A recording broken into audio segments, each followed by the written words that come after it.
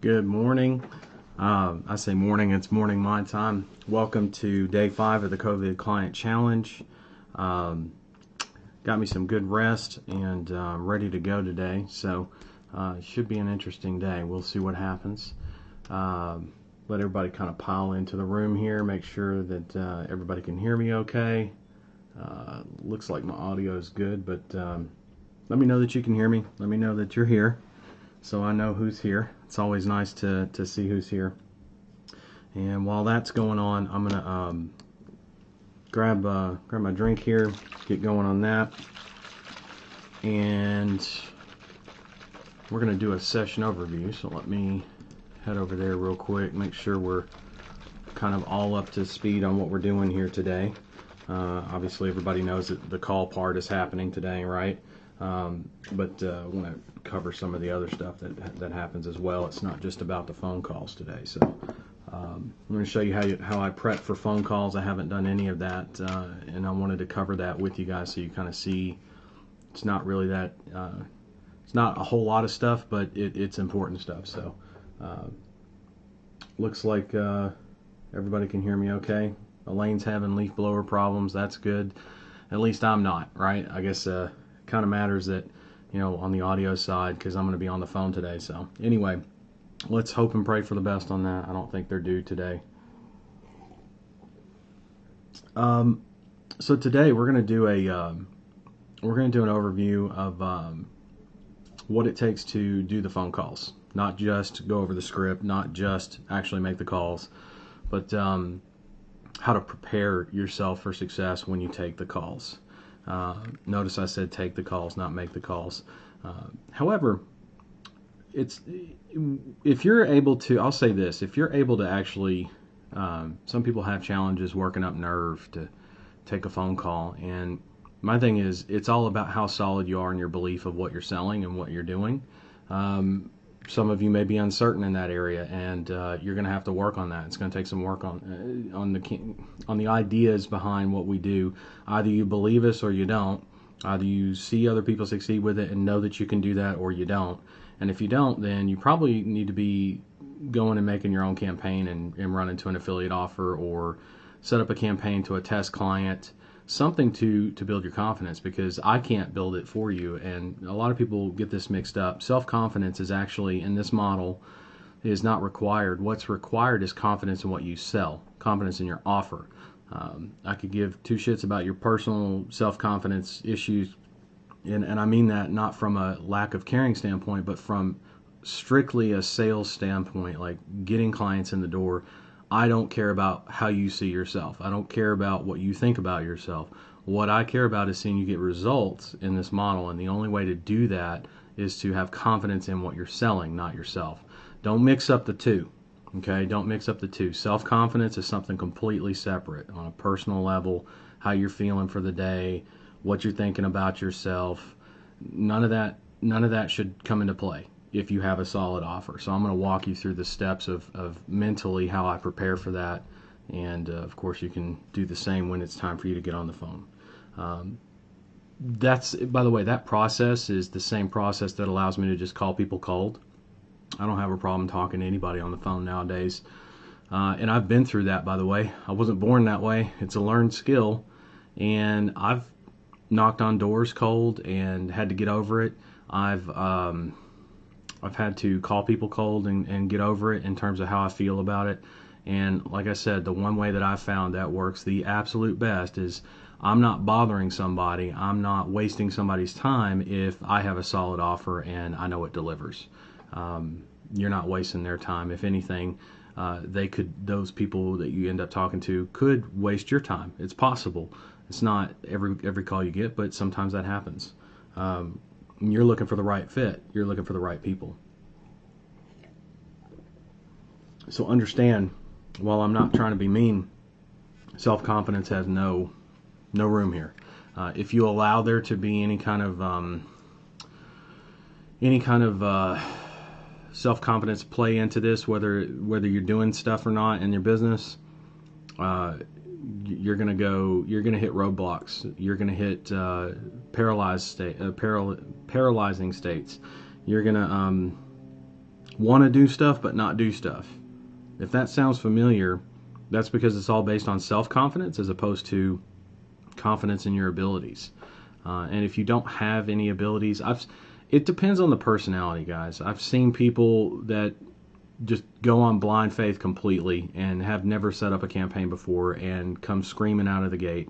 And because they did it, they did it, and then they learned as they did it.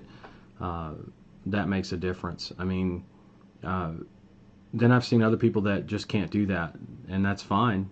There's just things that you're going to need to do instead to help you build that confidence up in what you're doing, what you're selling. And that's usually running a campaign, driving a qualified phone call. Like the second you drive a call, you can now say that you can drive phone calls because it's true. Worry about expanding on that as you go, right? And usually that's the type A personality, the A to Zers. I actually, for rapid start, like if you want fast growth, I recommend trusting us a little bit more. And trusting yourself a little bit more than maybe what you're doing, because that's how do I say this? Everybody wants like amazing growth, but they don't want to sacrifice what they need to sacrifice. They don't want to contribute what they need to contribute, and there's ways to still work with that. However, the growth is going to be a little bit different of a curve. It's not going to be slow or anything by any means, but it's going to be a different path. It's going to be a little bit of a different process, and then you end up on the same road once you have your confidence in what you're doing built up. Okay, all right.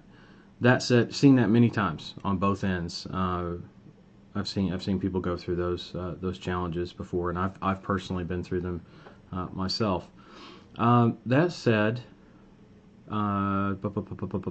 let's see.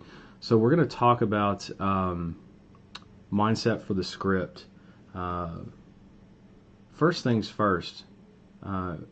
Remind yourself of what you're selling, what you're actually selling. You're selling what? Live exclusive phone calls, right? For whatever vertical you're in. Okay.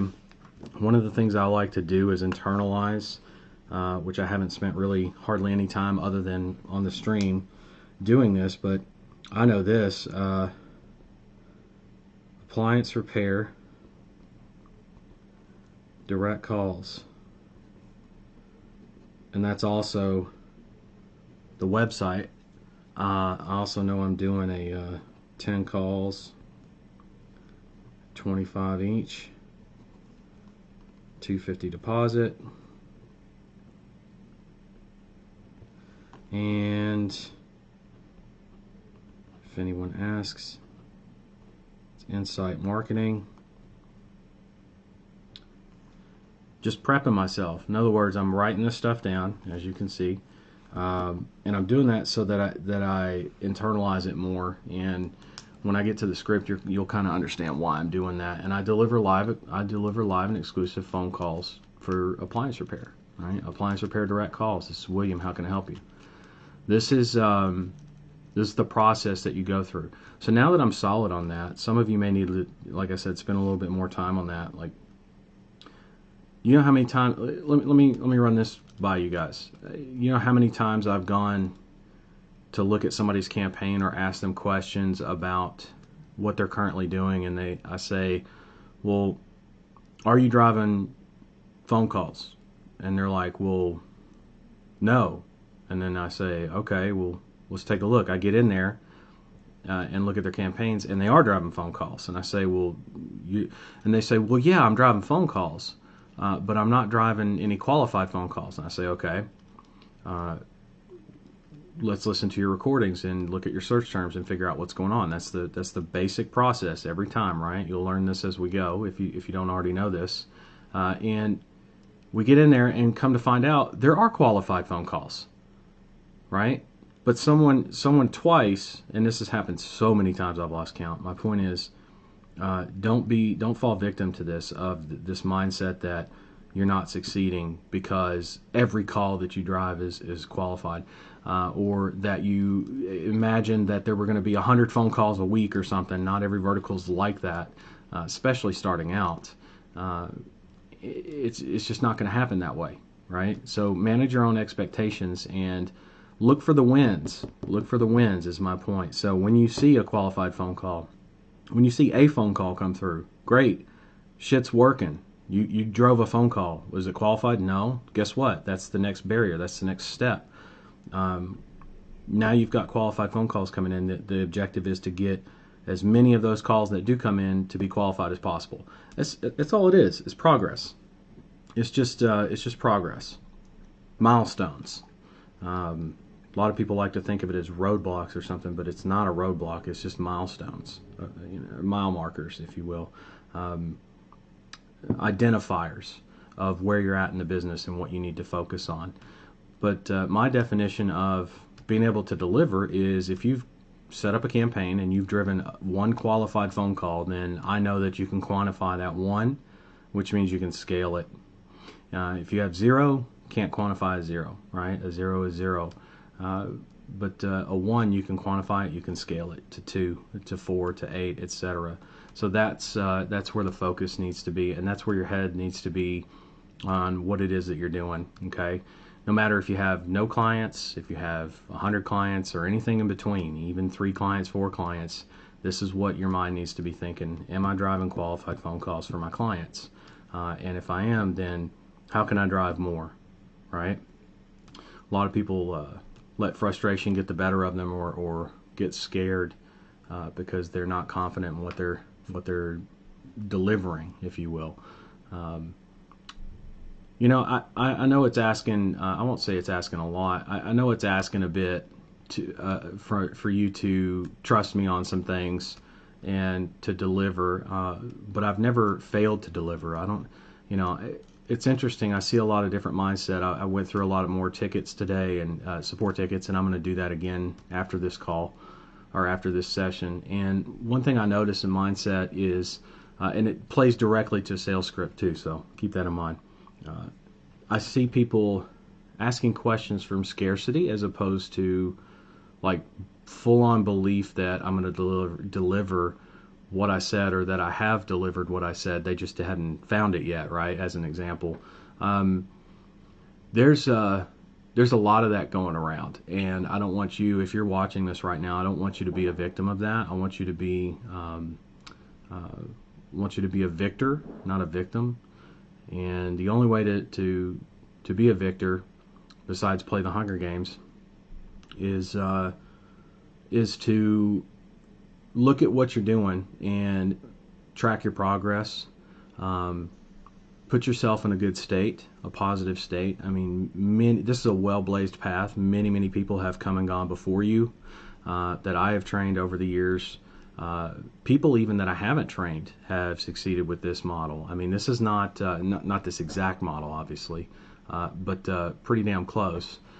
Something like it, let's say. And that's because of the sheer amount of opportunity in this market and what you're doing. So there's no room for that kind of thinking. Not for you and your business, right? Of course, I do my best to answer those questions and steer people in the right direction. That's my job, right? One of my jobs. But it's something I noticed that you've got to be able to take responsibility for that yourself. I can't do that for you. That's one thing I cannot do for you, is to help you with your mindset. And usually when people post things, I can tell where their mindset is almost immediately. Just if they post enough. I mean, one sentence might not be enough. It might be. But most times it takes a couple, 2, 3 sentences. But I'll pick up on where somebody's at mentally with things. I'll give you another example. Like, not that it's a bad thing, but I've seen a couple questions where people were asking about the favicon for ring ads and like the site title inside of the tabs for the browser tabs. And that's an update that's coming, right? That's an update that we're going to roll out. We don't currently have it. And here's the thing. Think about this for a second. With this platform, how many people have come and gone with clients, right? And I say come and gone, like come in, got clients, and took off with it. And I've never once, including people that have dozens and dozens of clients, ever had somebody come to me and say, clients are asking me a ton of questions. Why, what's ring ads, this and that. Nobody's ever asked. Nobody cares. You know what your clients care about? This is where your focus, the people that are asking that question, the focus is so off. Because like I said, we've covered the fact that we're going to update that many, many times. And we are going to update that. But in the meantime, don't let that stop you from getting clients. I can hear in people's voices, in their tone, in their tonal patterns, that they're frustrated with that, and that they feel like that's what's keeping them from getting the clients. Guys, gals, a favicon and a site title has absolutely shit to do with whether you get clients or not, and whether you keep them or not. They're not going to come. What are they going to come to me?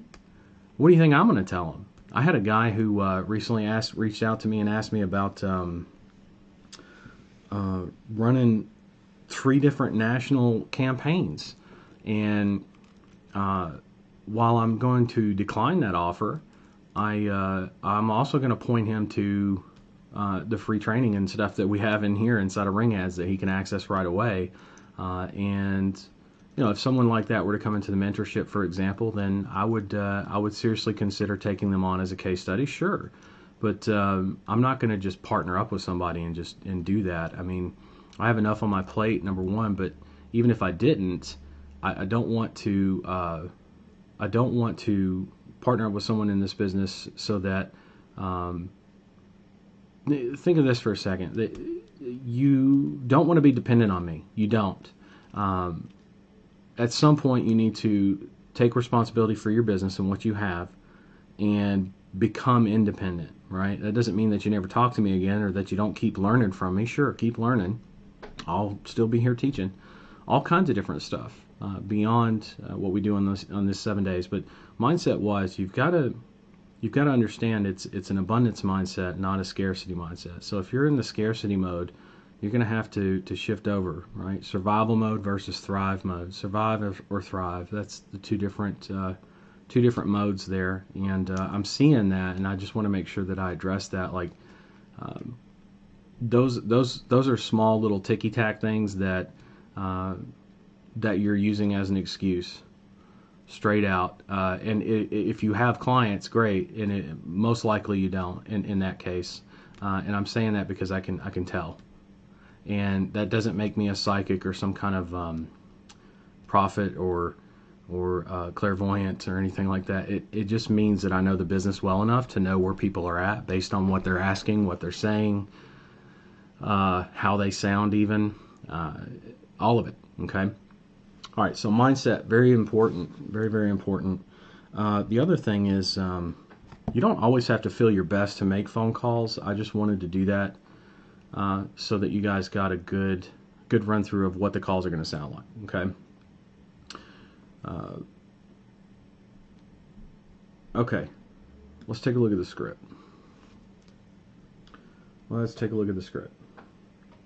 So hopefully everybody can see that. We've got some notes here where there's basically you don't read this. You read it, but you don't say it, excuse me. But these are important. I mean, and at times you'll notice at the end of the day, this becomes much more challenging.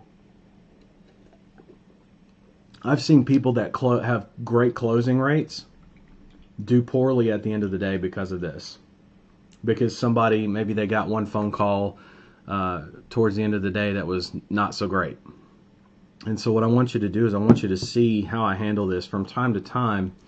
You're going to see where maybe I'm slouching or a little too comfortable, right? And you're going to see me take a deep breath or take deep breaths. You're going to hear that. I may even stand up. I'm going to take a couple more breaks this time around than I did maybe the last few sessions because it's required. You got to keep the blood flowing. And normally, by the way, folks, I'm walking, I'm pacing. I seriously considered just turning the camera off and taking phone calls while I'm standing. I may even do that. It just depends on how I feel. I don't like making phone calls while I'm sitting down. Even when I'm talking to someone shooting the shit, I usually am not standing in one place.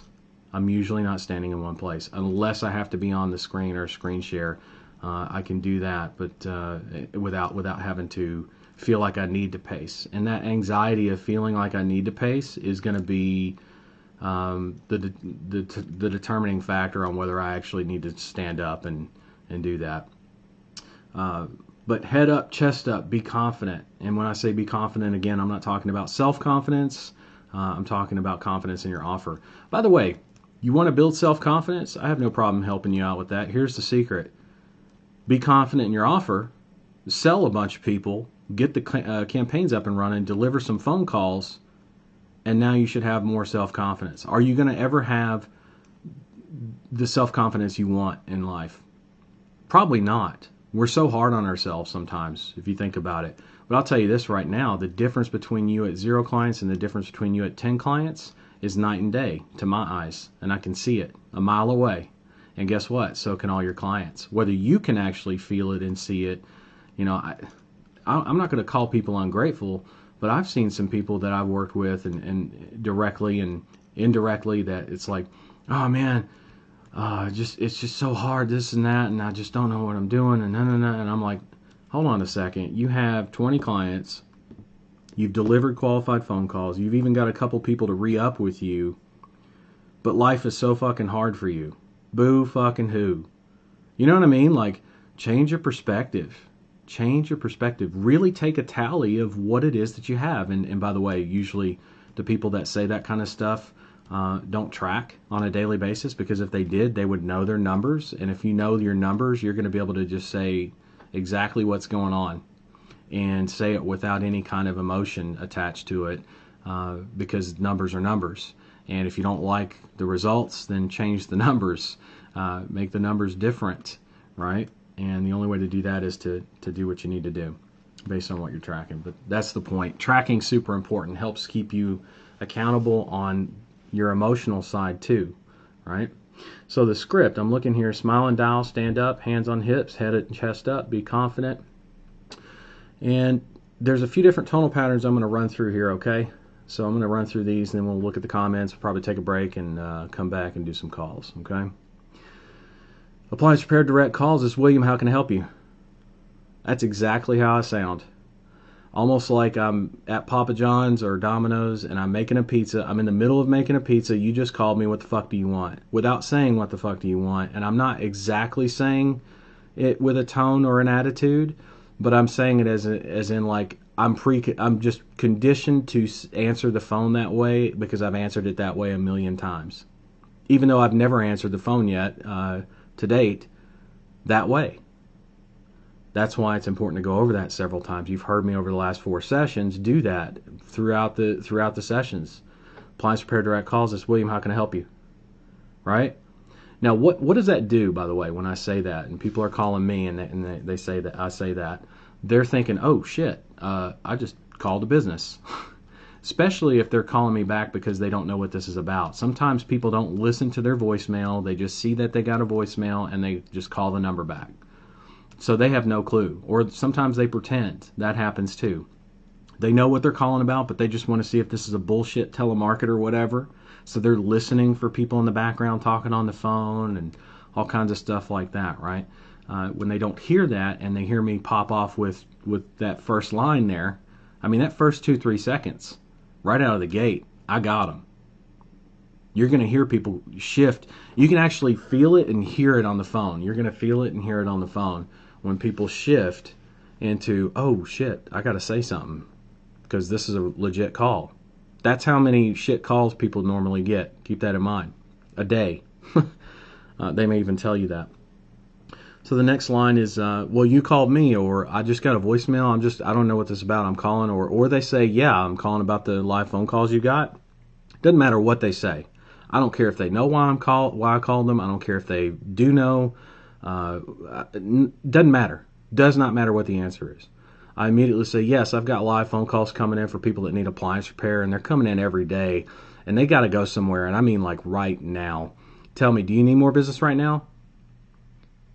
That's it.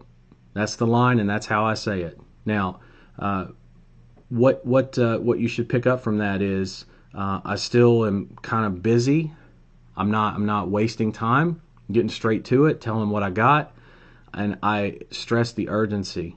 The urgency is not theirs. The urgency is mine. I got calls coming in every day. They got to go somewhere, and they got to go somewhere right now. Tell me, do you need more business right now? That's more of like a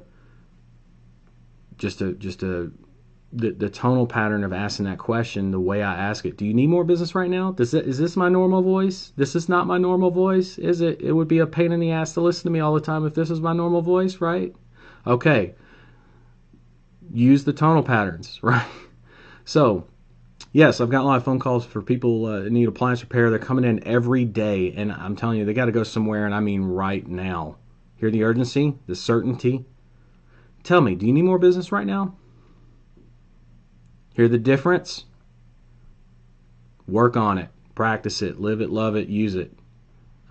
You start fucking this up, I'm going to tell you straight out, the script will work for you, but not as well as it should, okay? The first 2 to 3 seconds are the absolute most important. But look at this. The first 2 sentences here, first 3 sentences here of this entire script, there's 3 tonal patterns. Just like that. Got to have them. Got to have the tonality. And you got to know what the differences are, right, between them. All right. When they say, yeah, I could always use more business, or sometimes they laugh, or they get, they're trying to be a smart ass, sometimes that happens, especially with blue collar. Like they almost feel like you're wasting their time, even though you're not, and they know it. That's why they just laugh. It's a defense mechanism. No matter what they say, if they say yes, if they say no, I say thank you for your time, have a great day. Click. I'm done. That's it. Because I'm not trying to talk to anybody or waste time talking to somebody who needs to be convinced that they need more business right now. If you don't need more business right now, then you're clearly not someone that I want to work with. I've delivered way back in the day. I ran a division of an agency that dealt with proposals, which I fucking hate proposals. I hate contracts, hate proposals. I use contracts for big deals, definitely, but I'm not a fan of using them in terms of having to go through all that, right? However, they're very beneficial. I will say this. When I did that, there were clients that I would talk to, potential clients and clients that I would talk to that some would be at 100,000 and they want to go to $500,000. And some would be at $1 million but want to go to 2.5, right, as an example. And I've never seen anything like someone that says, well, I'm actually already, I want to think about this because I'm doing all right. I mean, I got $1 million a year or $1 million a month. It doesn't matter. I'm doing okay, right? I'm like, well, that's not in question, right? Whether you're doing okay or not is none of my concern. I mean, that's a you thing, not a me thing. Not to be mean or anything, but I'm just shooting you straight. Like, this is probably stuff other people won't tell you because they want your business so bad. Let me tell you straight out. You told me you want to go from $1 million to $2.5 million. This plan that I have for you is going to do that, and then some. So you're either in or you're out because you either want to get to the $2.5 million really badly or you don't. So time to think about it. You've had time to think about it. You thought about it before we even talked. Otherwise, I wouldn't have drafted a proposal and spent my time like that on this. That's how serious we are. And we're ready to match you on commitment. So are you in or are you out? Straight up, right? So same kind of concept here, only it's a little bit more direct, right? Tell me, do you need more business right now? If they say no, bye. If they say yes, great. Just a couple quick questions for you. Just like that, real quick. Great, just a couple quick questions for you. And then I ask my qualifying questions. Okay, so qualifying questions. This is where things get interesting. This comes from your market research. For me, my qualifying questions are going to be: how many techs do you have? How big is your service area? What areas do you cover? I'm going to find out if they have a dedicated person answering the phone. How many calls do they think they can handle a day? That's probably what I'm going to roll with, because I've got enough, let's say, experience with the industry and market research to be able to handle or field anything that might come my way. Okay. Sometimes you're going to get people that are straight up just being an asshole because they feel like you might waste, that you might waste their time. How much are they? Right? You never avoid the answer to a question. You always answer the question, even if you think it's going to be an answer that's not good. I mean, I'm going to say it's $25 a call. And they're going to be like, I've never heard of that, or that's too much, or no, we get our calls for $12. And I'm like, okay, from who? If you don't mind me asking, right? Notice how less combative or defensive that sounds if I say, if you don't mind me asking. I also use phrases like share with me, tell me a little bit about. Same thing as the market research for the qualifying questions, right? Does everybody follow? It's the same concept there. It's why your market research really helps you get this right, okay? This part. All right, so once I've qualified somebody, I'm happy with what I'm listening to. In other words, they've got techs in the field. They can handle, at least 5 to 10 calls a day. And they've got someone that can answer the phone. They work good hours. Then they're qualified. I've just qualified them, right? Pre-qualified, let's say. There's still a qualifying process that happens throughout them actually being a client, whether you're going to keep them as a client. And mostly that comes down to if they're answering the phone the way they need to, if they're taking your training for their salespeople, well and improving on how they handle the phone calls. Because usually most every business handles the phone calls like shit. I'm not talking shit. I'm just saying straight out. There's hardly ever been a business that had their shit together enough when you were delivering phone calls to them that knew how to handle the phone calls. And it's not because they're phone calls from you. Guys, these people get phone calls all day, every day, right? They should know how to answer the phone. The problem is they put a front desk person in the place of what should have been a salesperson or someone that has at least been trained in how to actually properly answer the phone, okay? And when I say properly answer the phone, I mean answer the phone in a sales way, okay? And apparently my dog's having doggy dreams, so that's kind of funny. So if you hear that, just laugh it off. Okay, so qualifying questions. Once they're qualified, I move down to the bottom of the script here, okay? She's having a go at it. Goodness. Get that rabbit. Get it. Get it. Okay. I say, okay, great. I say, okay, great. Based on what we've covered so far, I think you'll be able to take very good care of these live phone calls for people that need appliance repair. So let's do this. Hear how my certainty changes, or my tone changes to back to certainty. So I go from like not super excited, like I go, okay, great. That's to keep me from getting too excited. To, okay, great. Based on what we've covered so far, I think you'll be able to take very good care of these live phone calls for people that need appliance repair. So let's do this. You've probably even heard me say that before and just don't realize it, or maybe you do, and I always joke about this because I end up doing that. When I've made a decision or when I think I've got the answer, I always say, so let's do this, right? Or how about this, right? I always say, so let's do this. Let's start small, and let's do, does everybody hear that? Let's do like I'm thinking about it, like I haven't thought of the answer. Does everybody follow? Like I'm creating it out of thin air. So let's do this. Let's start small and let's do 10 calls at $25 each. And that's going to give us a chance to try each other out, see if we can do business together over the next 20 to 30 years. What do you say? Okay, so we go from certainty, so let's do this, to let's start small, and the do, that's the thinking do. And then we label our calls $10, $25 each. This will give us a chance to try each other out and see if we can do business together over the next 20 to 30 years, or business over the next 20, 30 years together. That is a back to like the okay, great tone. That's just like the not super excited tone, but like looking forward to it kind of, right? That kind of thing. And then what do you say is called the reasonable man tone.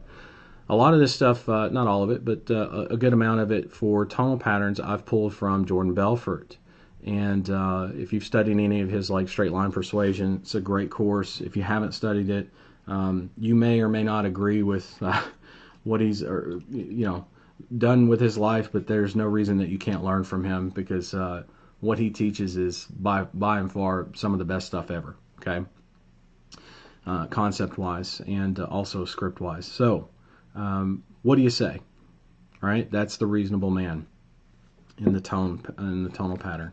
All right, so this is the, by the way, this isn't even, look at this. This is like what, just over half a page, and I'm doing what? Asking for the money. I'm asking for the money. What do I expect them to say? Do I expect them to say yes? Does anyone expect these people to say yes? Who expects these people to say yes? That's what I want to know in the comments. Let me know.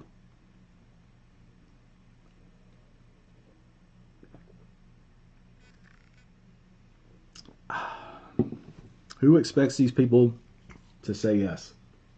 That's what I want to know. There's no wrong answer here, by the way.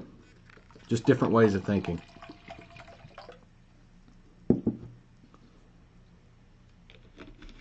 So let me know in the comments. Let me know in the comments. Dang, guys. Not very talkative this morning.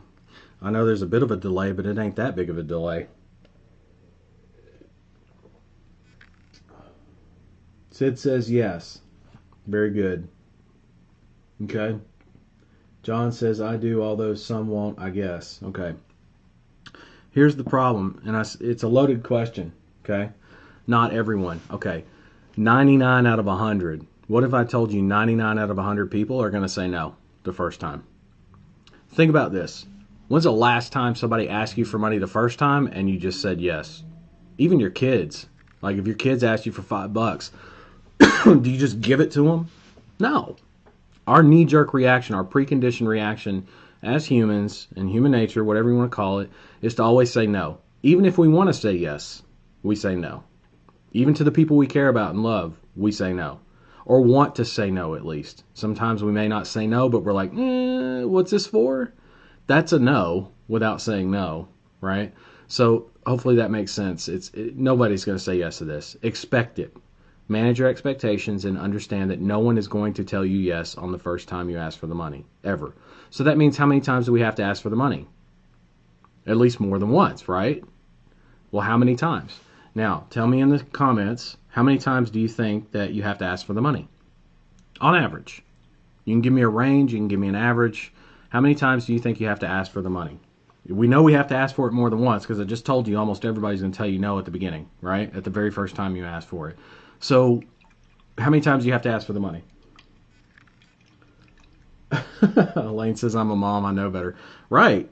You don't just give them the money, you got to ask, right? And asking is a form of you saying maybe, but not saying maybe, and also saying no, but not saying no, because you want to know what the money's for. So, Jen says 3, Elaine says 3, Jeff says 4, Sid says 5,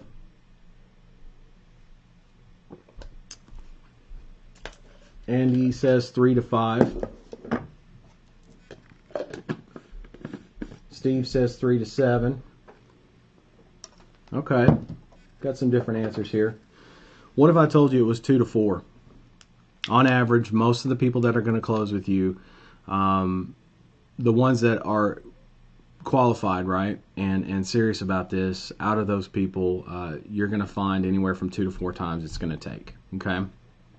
Matter of fact, you're going to see me do a few things that on the calls that maybe you didn't expect in terms of tracking. I'll show you what I track and why. There's also something I like to keep count of, which I don't have to, but I do, is how many times I've asked for the money. Okay, so we'll do some calls, and then you'll actually hear how many times I ask for the money or have to ask for the money. And you'll actually hear where people start to not loosen up, but start to get with the program. Like, okay, this guy's for real. He's not calling me from some basement office, in a cubicle kind of a setup or anything like that. He's legit. He's going to deliver, right? Okay. Now, objections. That means if we have to ask for the money more than once, then let me come back to my screen. We're actually going to take the objections, and notice that they're all scattered throughout here. Okay, I'll do my best. Keep in mind, I'll be on the phone. Normally when I'm on the phone, I'm pacing. Normally when I'm on the phone, I have the script in my hands, which actually you can see right here. Okay, everybody see this? This is my script. It's exactly what you're looking at on the screen here in a second, or what we've been looking at. It's the same script with all the objections and everything. It's the same thing. Okay, so I like to have that in my hand as I'm going through it. So it's going to be more challenging for me to be on the phone with that in the hand and be able to scroll to what objections I'm at. Okay, so you should be able to come in here, download this if you don't already have it, and follow along yourself on your own screen.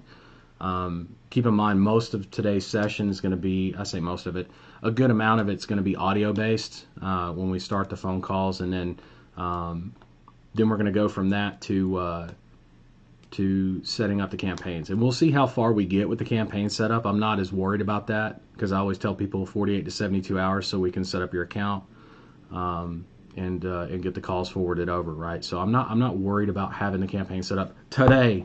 Okay, I can spend time on that tomorrow too. And remember, like I said, once that first campaign is set up, being able to duplicate for the other clients is going to be snappy. Okay, very, very easy for me to do. So even if I ended up with 5 clients today or something crazy, I'd still be able to get them all done, because the first one's going to take the most time. Okay, especially since I have to kind of explain how I'm doing things from scratch. Okay, all right. Okay, back to the screen. So we've got some objections here. We've got a general objection. That's why I just labeled it objection. And you'll notice that there's the 5 reasons why somebody should do business with you, and that is live, number 1, exclusive, number 2, phone calls, for people that desperately need help with appliance repair, okay, back office, number 3, that you can log in and listen to the call recordings and review dispute, number 4, process quality of the call, and this is all we do, number 5. All we do is this is all we do, number 5. And we're all about appliance repair, live phone calls to appliance repair companies that can take care of the customer. We're looking for the best appliance repair company in your area that's going to be able to work, that we're going to be able to work with for the next 20 to 30 years. And again, notice I loop back and ask for the money. I ask for the money. So let's do this. Let's start with 20 calls. We'll go from there, or 10 calls. We'll go from there. And if these calls do even half as well as our other appliance repair companies are going to do, you're going to be very, very impressed. Sound fair enough? Notice there's a few tonal patterns. Certainty, so let's do this. If these calls do even half as well, notice I emphasize half. You're going to be very, very impressed. That's certainty. Sound fair enough? Reasonable man, right? Back to the same thing. And you'll notice, price objection. This is one of my favorites. I love when people tell me shit's too expensive, because it's too expensive. Compared to what? Just asking, but compared to what? They're going to give me an answer, and whatever their bullshit answer is, I'm going to be like, exactly. I'm agreeing with them, exactly. Our live phone calls are exclusive to you. They're not resold to anyone else like other services do. Our calls come from people who are desperately in need of appliance repair. We have a back office that you can log into. Notice I'm going through the same, even if they just talked to me about, for example, what if they said something about, I don't know you. Well, that's why we start small. I'll run them through the 5 reasons. I ask for the money, and then they pop off with, I don't know. It's kind of expensive. I'm gonna say, really, compared to what? And they're gonna say, well, blah blah blah blah blah. And I'm gonna say exactly, and I'm gonna say the same thing pretty much. It's almost exactly the same. It's worded a little bit differently so that it's not extremely repetitive. But here's why we do this. Here's why we do the 5 reasons, okay? Over and over and over again. If I were to give you a series of 5 numbers, like phone numbers, how many phone numbers would you remember the first time I give you those 5 phone numbers? How many of those numbers would you remember? Maybe 1, right? Maybe 1. If I were to give them to you a second time, how many would you remember? If you're lucky, maybe 2, right? What about if I were to give you What if I were about to run through it a third time, right? You starting to get the picture here, third, fourth, fifth time. If I go through it enough times, are you going to be able to pick up all the 5 different reasons why they should be doing business with me? Yes. Yes. It doesn't mean I have to go through it 20 times, because these are actually much simpler than a series of 5 phone numbers. 5 phone numbers, that's kind of difficult compared to, unless you're really good with numbers, compared to the 5 reasons why somebody should do business with you, especially if it's written out for you. All you have to do is do what we call naturalize it, meaning you need to know it, but you don't have to have it memorized. And even if you do like I do, and still have it in front of you the entire time you're reading through it. That's all there is to it. Okay. So price objection, there's price objection 2.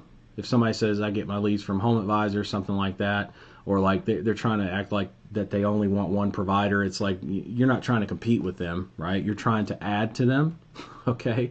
So even if they love HomeAdvisor, then you still say this, right?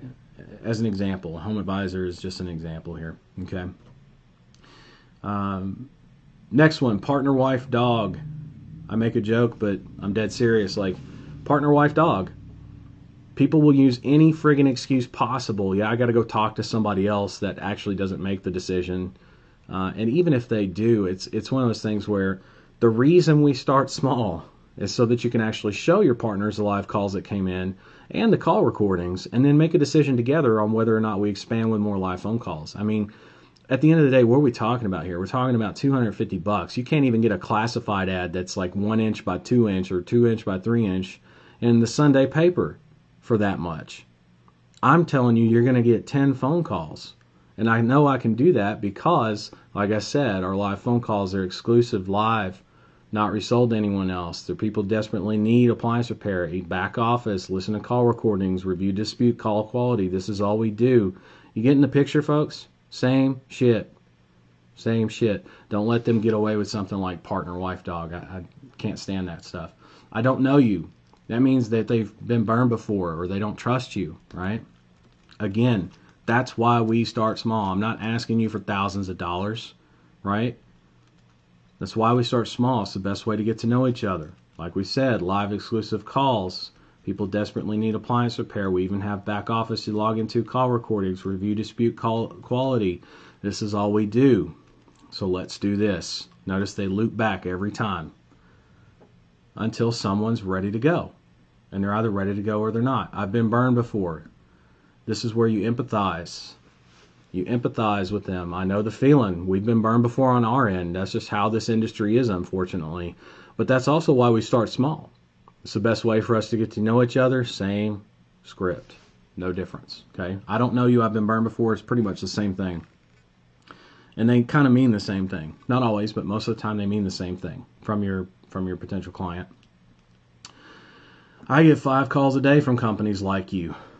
Well, that's why we start small. That's I don't know you, by the way, just in a different form. That's why we start small. It's the best way for us to get to know each other. Like we said, live phone calls exclusive. Same stuff. I should not have to repeat that over and over and over again. I will for you, but keep in mind it's very simple. And notice I say use PayPal link. It's the website. Just send them to the website. Okay, I'm ready to do this. What do we got to do? Great, you in front of your computer? No. Oh, well, you got your smartphone on you. Yeah. Okay, go to appliancerepairdirectcalls.com. That's my site. And I'll wait, and then I'll wait. I go on mute, which with you guys, I don't have a mute button, so I'm just going to have to sit there quietly, do my best to sit there quietly. I love a mute button because I can breathe. I can, without people hearing me, I can wait. I can type stuff out. I can write stuff without having... You get the point. So I don't have a mute button. So we're going to have to kind of adjust with that. But I always go on mute and come right back off. I'm like a mute... Man, you know that, oh, I forgot I was on mute? That's not me. Right? I have that challenge with the stream because I actually have to go and click something. Whereas when I'm on the phone and I'm walking around pacing, I got the phone in one hand and I got the script in the other. And my thumb is like beefed up. This is like the most worked out thumb ever because I mute, unmute, mute, unmute. Like I'm just on it. and off it. That way they don't hear any background noise. They don't hear anything they don't need to hear, like me breathing or doing, like that. There's times where I want to do that kind of a breath just to get it out or whatever it is, and I don't want them hearing that. So this is going to be kind of interesting to do this this time around with no breathing. I'll just have to do the breathing in between phone calls, see how that goes. Anyway, that's the script.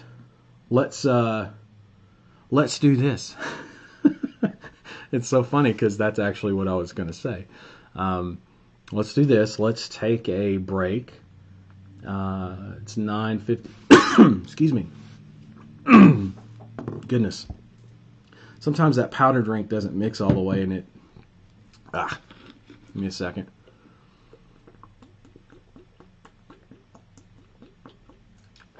Okay. Whew. Okay. Let's take a break. We'll come back at 10:05, and I'll answer some questions. I'll set the dialer up, and I say set it up, not fully. It's already set up. The campaign's set up. I just got to go in and turn a couple things, turn a couple switches, basically, and we'll start running some calls. We'll run some calls for, I don't know, a couple, 2-3 hours, something like that. Just depends on how I feel. I'll be honest with you. But I'm going to run a bunch of calls, see what happens. And from there, I'll probably take another break somewhere in between those calls, take another break at the end of the calls, and then we'll start on campaign setup, or we'll start talking about it. So a lot of stuff to cover today. It's going to be a very busy day, but should be a lot of fun. So let's take a break. We're going to come back at, like I said, 10:05, which is 10 minutes from now, 11 minutes, whatever. And we'll jump right into answering questions, turning the dialer on, go make some calls, okay? All right. So if you have questions, by the way, now would be the time. Take a pee break, get something to drink, tell the leaf blowers to screw off, whatever it is you got to do, and get back here in 10 minutes, and then I'll look at your questions, okay? So I will answer questions. Please ask away. I have no problems helping you guys out, okay? All right. Talk to you soon. I'll see you in about 10 minutes.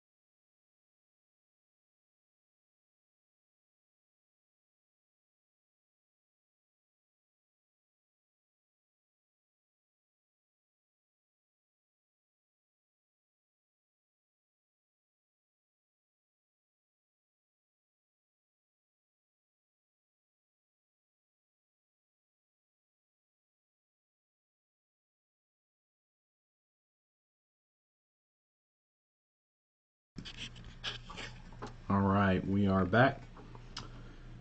Let's take a look at some of the comments here. If there's anything, don't know. Let's see.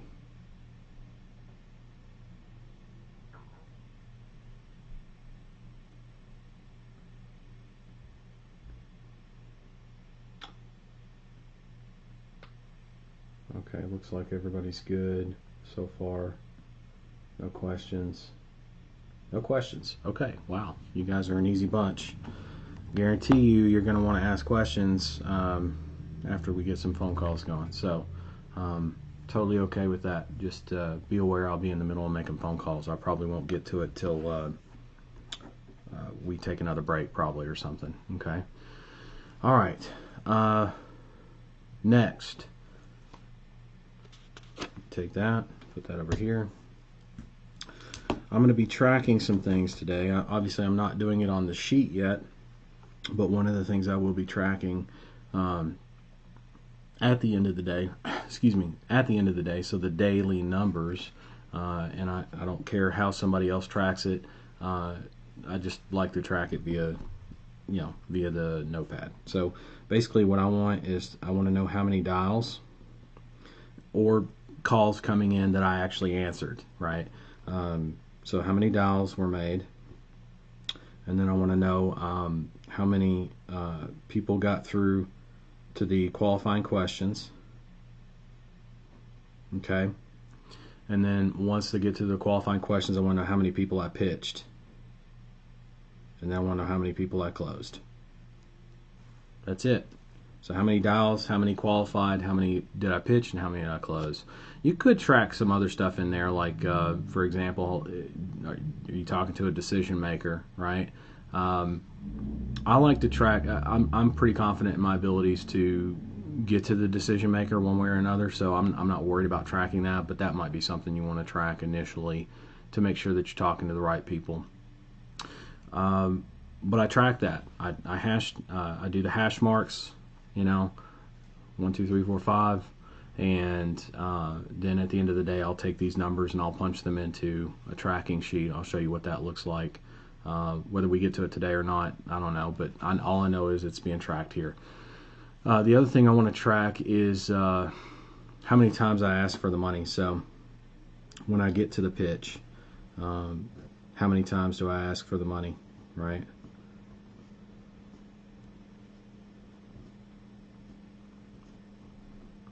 And what I'm doing is I'm listing out like 10 pitches basically. So if I have 10 pitches, then I'll know how many times I asked for the money, just straight down the line there. Okay. You can't see that. Hold on. There you go.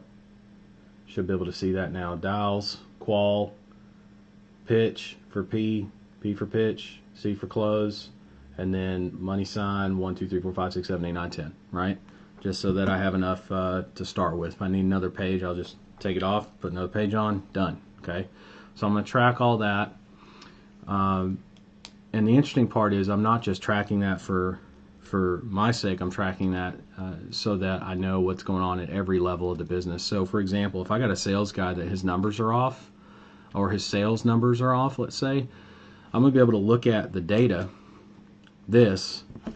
which will be on a sheet for the daily numbers, and I'm going to know exactly where the problems are and what to listen for in the recordings. For example, if he's having a problem with the pitch, I'm going to tell that he's not getting to the pitch enough, which means he's having a problem qualifying people and getting them to the pitch. If he's got tons of pitches but no closes, I know that the problem is in him asking for the money, right? Now, there's two main things at the end of a call. I say at the end, but like during the pitch of a call that make a big difference, and that's reassurance, okay, and urgency. Right? You've got the urgency. You've already heard that a couple times, but remember, they probably didn't pick up on it the first time, or they probably don't remember it because they've already gone over a bunch of different information with you, right? So that's going to have to be reminded. I guess they're going to have to be reminded. They're going to have to be reminded. That's the best way to say that. So definitely urgency and reassurance. And what do I mean by reassurance? I mean reassurance is in like that give us a shot. Let us show you what we can do, right? If you do even half as well, that whole statement, you're going to be very, very impressed. Those are all reassurance, right? Like, let's get going, right? The only way to know is to know. And just like jumping off a cliff into, cliff diving into water, or jumping off a high board or something into the water, into a pool, if you've never done it before, you don't know what it's like until you know, right? In other words, you just don't know until you know. And the only way to know is to do. So we're encouraging people to make that leap with us, right? And have faith that the water's there, that we're telling them is there, okay? That's one of the reasons why I say the confidence in your offer is super important. By the way, if you don't have confidence, are you going to be able to convince somebody to jump off a cliff? No. I mean, if you're not at that level of thinking, you've got some work to do. But the good news is it's easy enough. It's easy enough for you to go back and do that stuff. Some of you have already started doing it. You already knew that you were that type of person, and that's great. That means you know yourself really well. You're in tune with what you're going to need out of this thing in order to make it work, and you went and made it happen. So good on you for that. All right. Okay, so I'm connected. All I need to do now is test out the audio. Give me 1 second. I'm going to do that.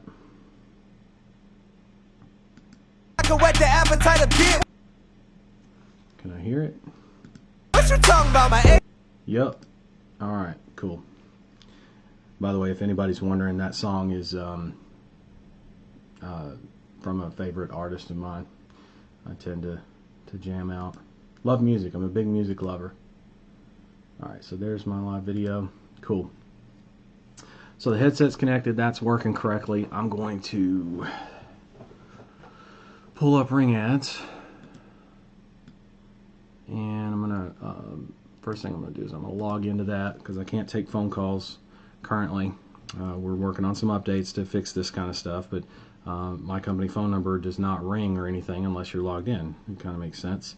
And it doesn't forward anywhere yet because that's not been developed yet. But it is in the books. It is on the books, excuse me. It's in the works, on the books. Actually, where's my, there we go. Don't worry about not being able to see the screen yet. You're not going to fucking miss anything. Calm down. In case that's you. I'm just logging into my dashboard on Ring Ads, okay? And I'm going to go to, oh, I don't have to go anywhere. I've got the dial pad right there. Should be no issue. Alright, so I'm going to leave that up. And I'm going to open up the dialer and start up the campaign.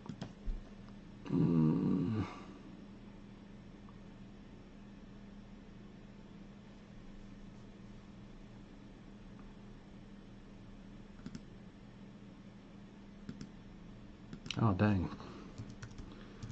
Usually it remembers me.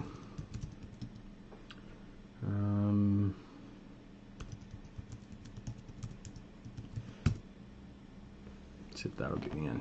Yup.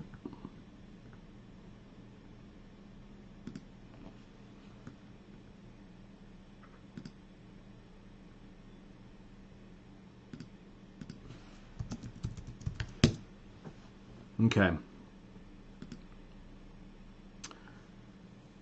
So, appliance repair. Paused. Open that campaign up. Change the dates to today.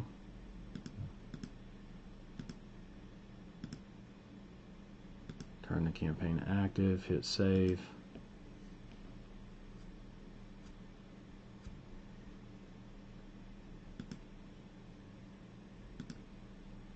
Let's go back. Alright, so it's active.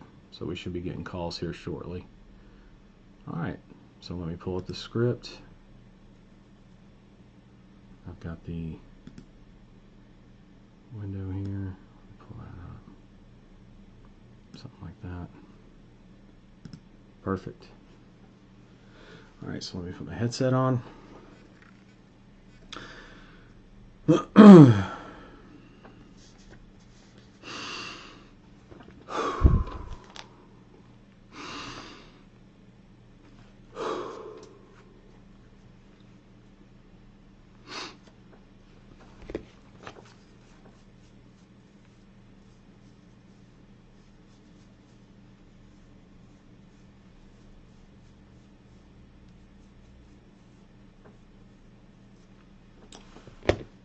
All right.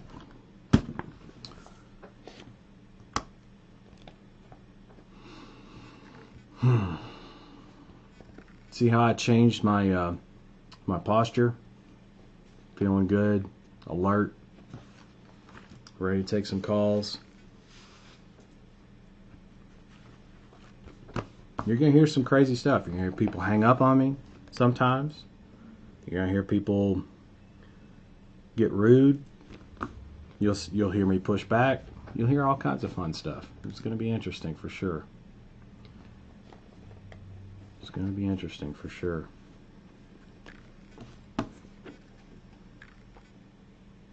Man, y'all are just either dead or super tuned into what's going on. Said you're breathing with me. That's good. I almost feel like a news reporter, like, tonight, a local Wisconsin man. Yeah, you know. I just like having the script on hand here.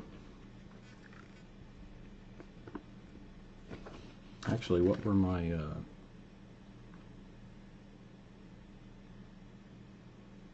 service area text?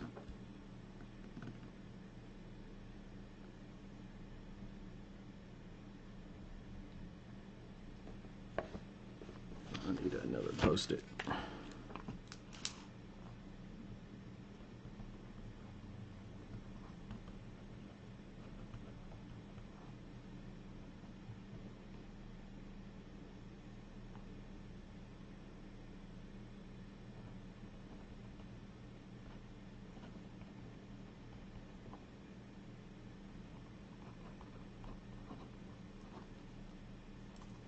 Alright, still waiting on a call to come through. It's okay, it takes time for it to kind of do its thing. It's been running a few minutes though.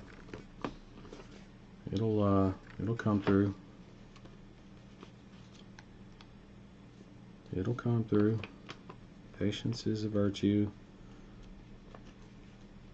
Said no businessman ever. I'm just as impatient as you guys are sometimes. It's crazy because some people are like, man, don't you want things as fast as we want them? What do you think? Absolutely. If not faster. If not faster. Alright, so there's that. Let me put this back here.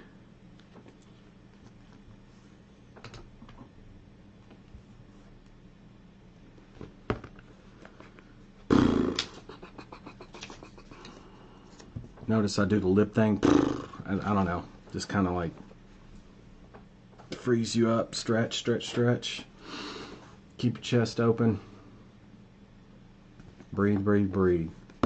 Notice, like, I don't like to stop moving because I'm already sitting down. So, like, I'm gonna look like I've got Parkinson's. I'm not making fun of anybody that has Parkinson's by any means. Just understand, like, I'm constantly moving because I'm waiting on that phone to ring, and sometimes you can get anxious. Notice that that's not a you thing. That's an everybody thing. How do you deal with it though? You breathe. Right? If that's all you did, you'd probably do very well, but breathing, maybe a little bit slower than that even. I'm not very much of a meditator, so it's not really my thing. But I like to do deep breaths in and out, and I like to pick up the script, hold it.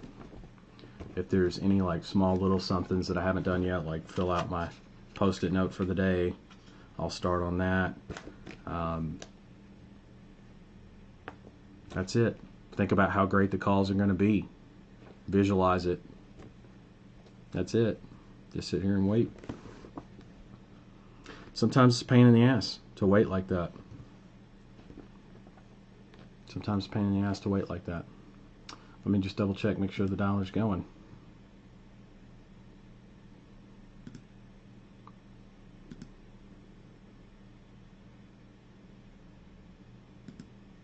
It says status initiating, so it's not initiated yet.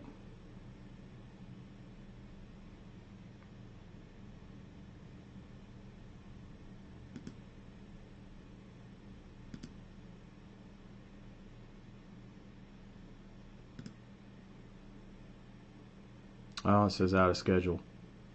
Why does it say out of schedule? Doesn't make sense.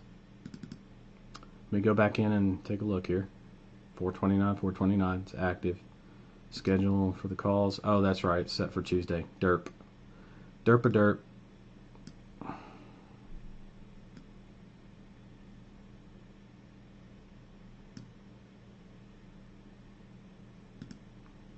me set for Wednesday here. We're going to go till probably no more than 1. Alright, let me set this. Pacific. Save. Hit back. Alright, so it should not be out of schedule now. Advanced campaigns surveys. Okay. It's dialing. Alright, there we go. I just had the wrong day selected in the dialer. Oh well. That's why you go and check every now and again. You'll be golden, right?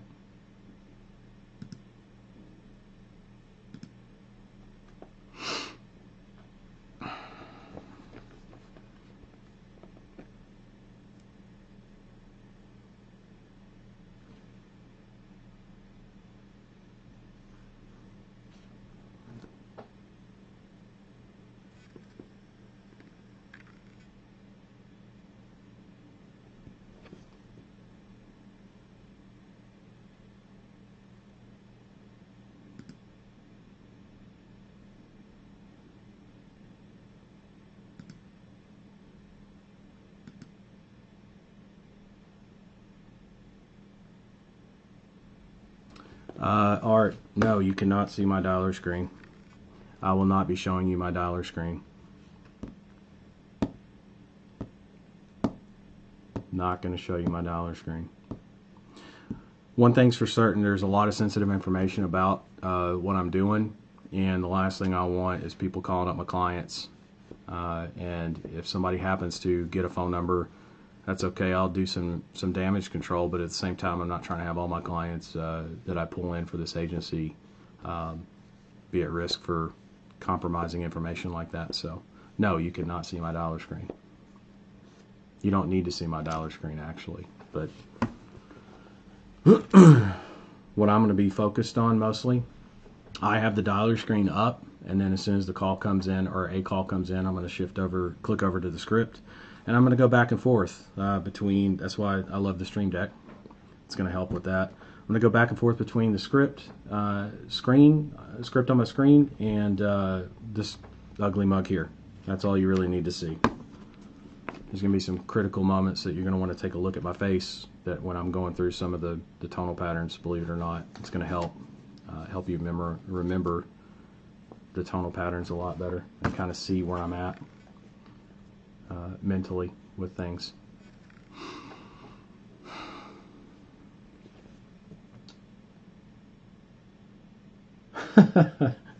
My pulse rate has gone up. That's what it takes. You got to relax, slow things down a little bit. Trust me, they'll flow just nice when you get on the phone. Think about calling. You know, one way I used to warm up, I used to do this a lot whenever I didn't enjoy being on the phone, until I figured out I needed to have confidence in my offer. Guys, I sell live exclusive phone calls for appliance repair. All right, I deliver live exclusive phone calls for appliance repair. I deliver live calls that are exclusive for appliance repair. Live and exclusive phone calls for appliance repair. I don't care how many times you guys say it over and over and over again. If you need to call a friend or two, call a friend or two. Get in the habit of actually picking up the phone and being on the phone, so that when you're on the phone with someone you don't know, it feels a little bit more natural instead of just completely unnatural. For me, this is a little bit nerve-wracking, I'll admit, straight up, because it's I'm calling through a dialer so you guys can hear the phone calls. I mean, that's not something I normally do. Normally it's my cell phone, right, which is actually charging right now. Normally it's my cell phone, and I pick it up and I dial. Or it's an auto dialer where I have a headset like this and it's a completely different screen. So yeah, it's definitely can be nerve-wracking if you're not used to that in any shape or form, making these phone calls and receiving these phone calls, either or. But it's yet another reason why the market research calls help out, for sure. They're very helpful.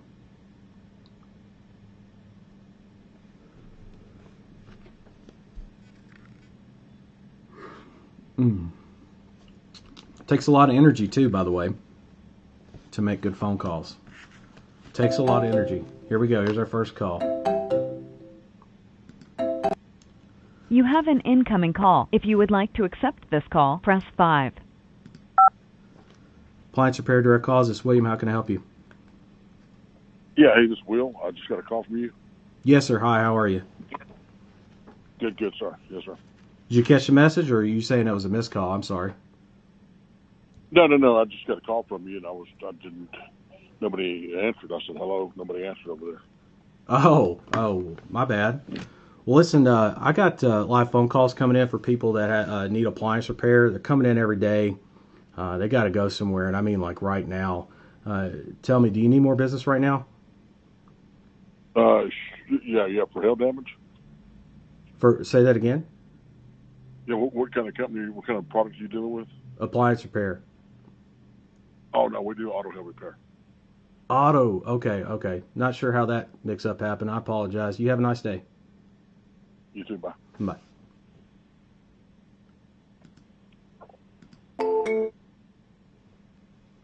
Auto repair. Auto dent repair.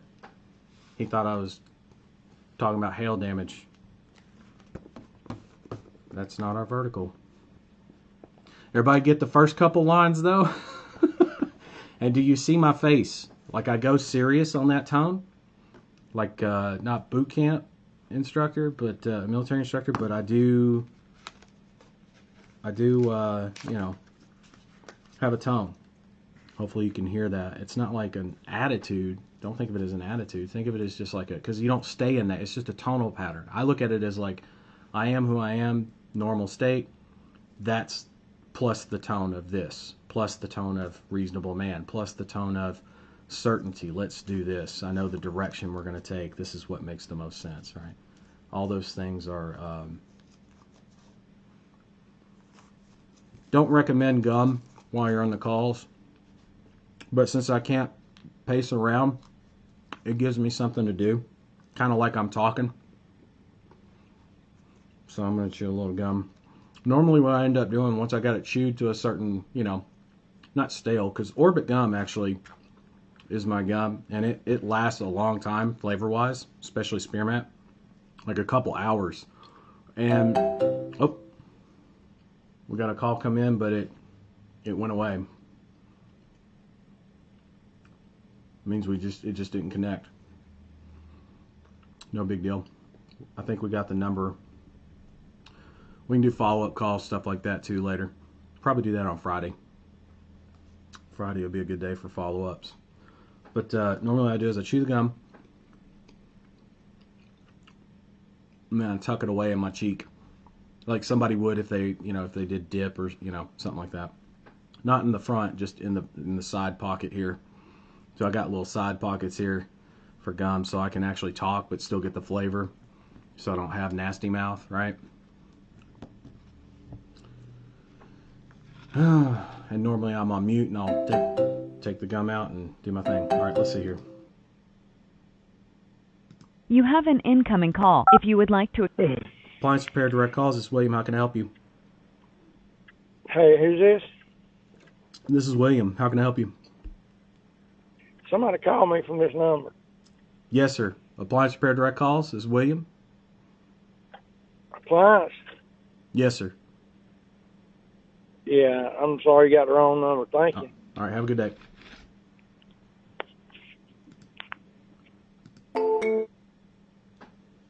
Okay, wrong number.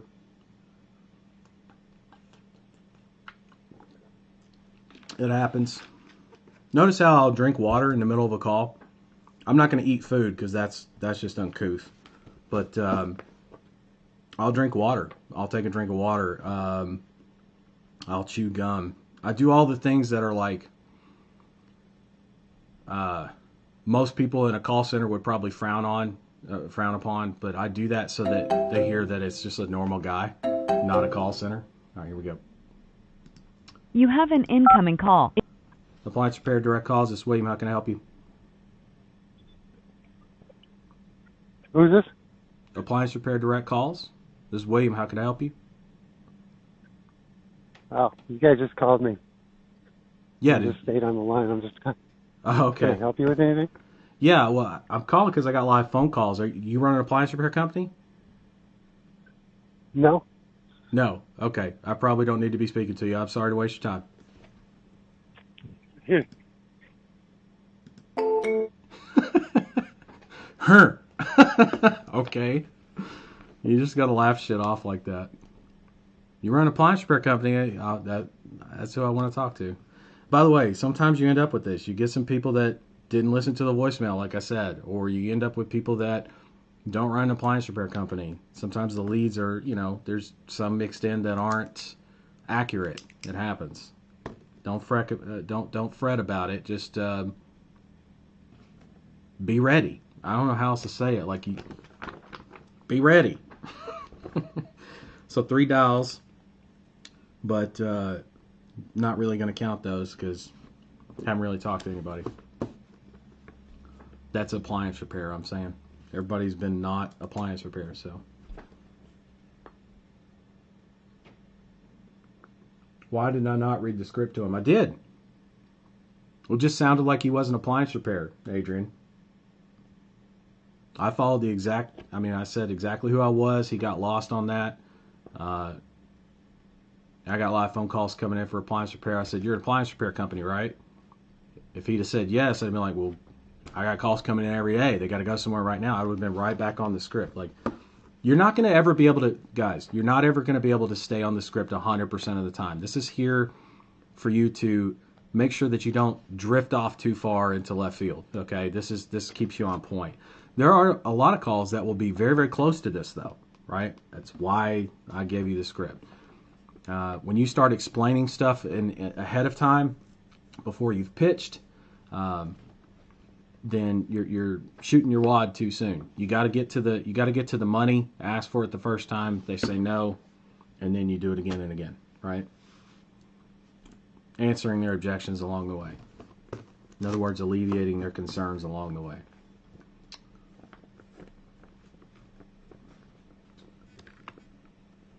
Hey, John Tovar's here. Welcome, bud. I saw your support ticket come through, and hopefully I gave you a good enough answer there on where to find stuff. We're still working on some updates and stuff, but we're pumped to have you too. So welcome.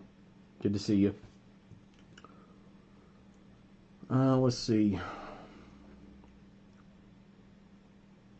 Do I ever suggest that I'm going to do 5 calls at $25 a call, 10 call minimum? And that's not for everybody. That's not every vertical. Some verticals is, a couple calls, like 2 or 3. I like to keep the deposits small, like $500 and under.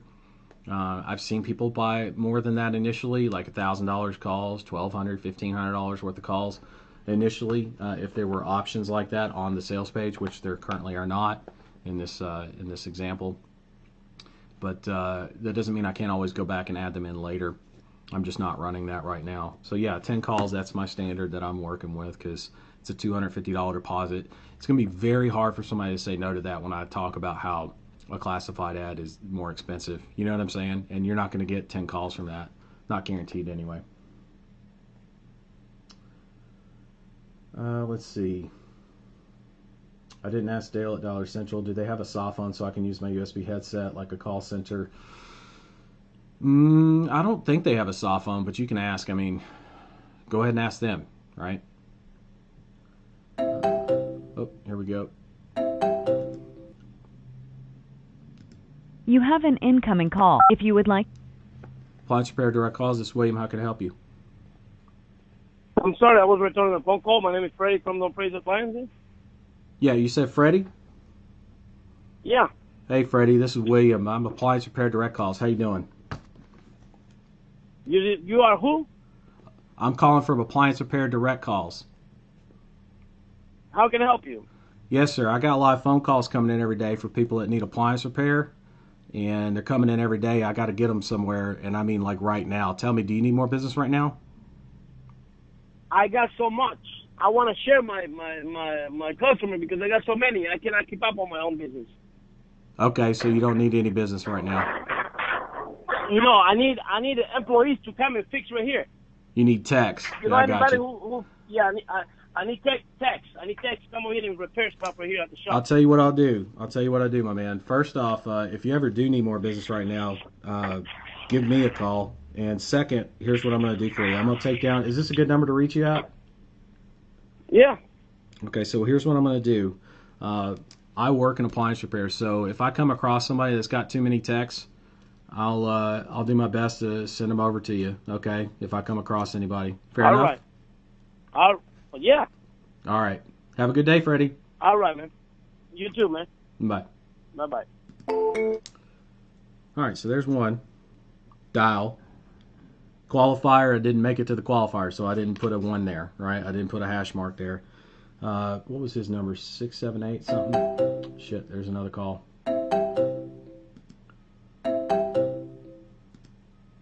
Why is that not connecting?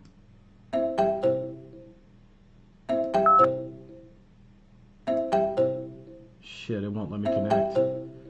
It lost the connection. That's so weird. It's still ringing though. My browser lost its connection. Phone number's not valid. Okay. Well, hopefully they'll call back. 678 558.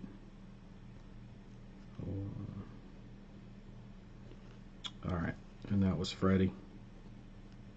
Cool. So I will. He needs text.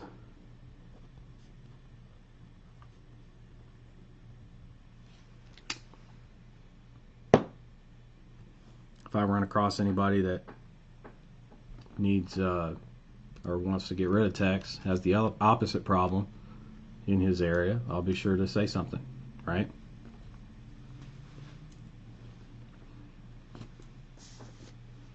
What we got here? Oh, another call. You have an incoming call. If you would like to accept this call, press 5. Appliance Repair Direct Calls. This is William. How can I help you? Yeah, somebody just called me. I don't know who called me. It was probably me. It was probably me. Who is this? My name is William. I'm with Appliance Repair Direct Calls. Do you run an appliance repair company? What? Super company for what he is?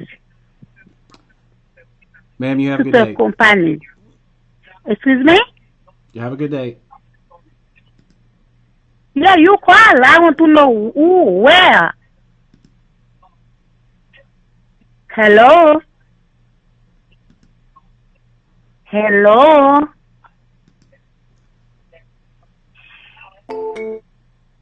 Okay. I had no hang up button. Couldn't hang up. Clearly she wasn't understanding me. English is not the first language, no big deal, but I'm not trying to take that call, right? All right, here we go.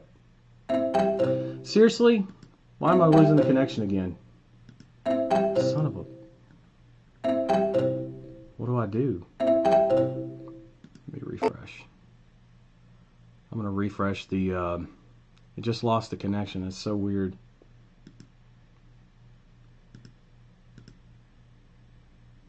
Alright. Have to wait on the next call.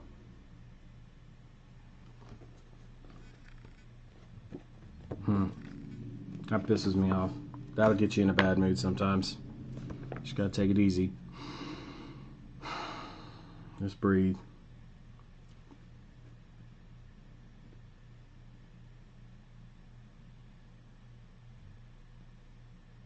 funny, we've only been going, what, 20 minutes? Feels like it's been 2 hours. I haven't even talked to anybody meaningful yet. Takes the piss out of you sometimes, especially if you don't take a break. So probably in the next, I don't know, 20, 30 minutes, and that varies depending on how many calls are coming in, what kind of calls I got going on when I take the break, but I don't want to totally run out of energy either. So I'm just waiting to find that. Notice the calls are quick, and I'm just sitting here waiting for the next call to come through. All right. This one's going to go. You have an Cool. incoming call. If you would Here we like go. to accept this call, press. Appliance Repair Direct Calls. This is William. How can I help you? Hi, this is Robert, West Coast Air. Hi, how are you? Good. I don't know if we got a bad connection. You just tried calling? Yeah, I'm calling because I got live phone calls for people that need appliance repair. They're coming in every day and they got to go somewhere like right now. You said I'm not interested. Are you selling something or are you trying to have service? Do you want service on an air conditioner? Or No, are you absolutely not. No, absolutely not. Have a good day. You don't even waste your time. He's air conditioning anyway. It's not an appliance repair. It's not the same thing. See what I'm saying about the attitude? Sometimes you get people that are being shitty. It's just going to happen that way. It's okay. There's no skin off my ass. On to the next one.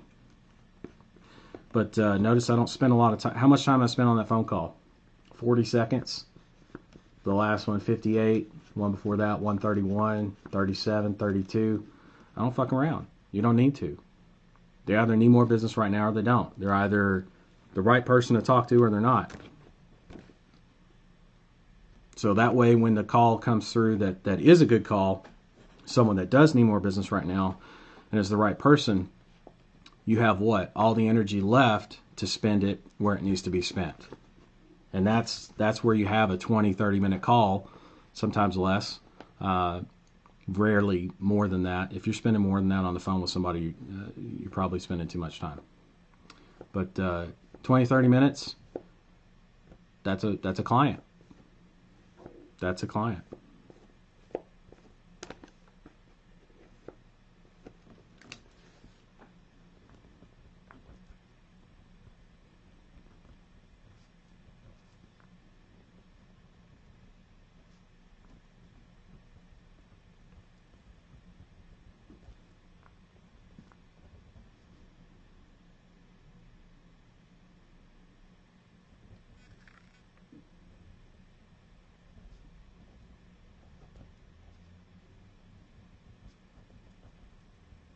I'm still here.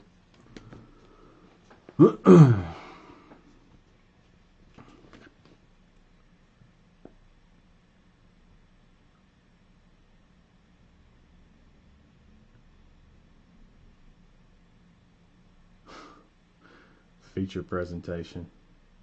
All right. I guess that's one way to look at it. It's either going to be a comedy or it's going to be a tragedy. Comedy or a tragedy. It's not really an action flick here. You're just looking at my ugly mug and the script from time to time. That's it. I mean, and waiting on phone calls to come in. I mean, short of that, it's not really much to do. Except look at each other lovingly. That's about it. That's about all we got, folks. Until the phone rings.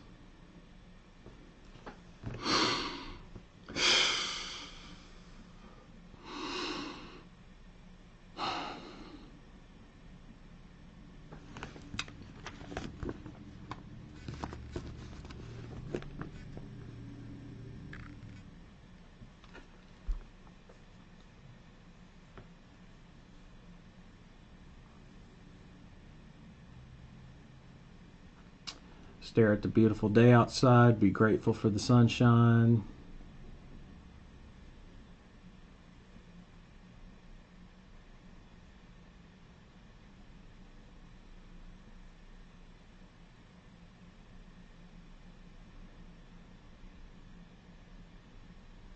Remember what it was like to be outside.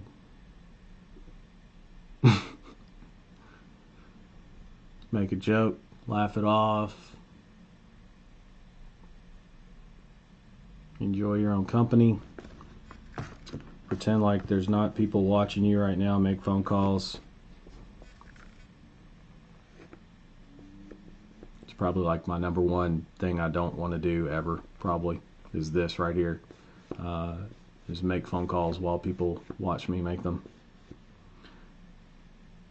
100% transparency there.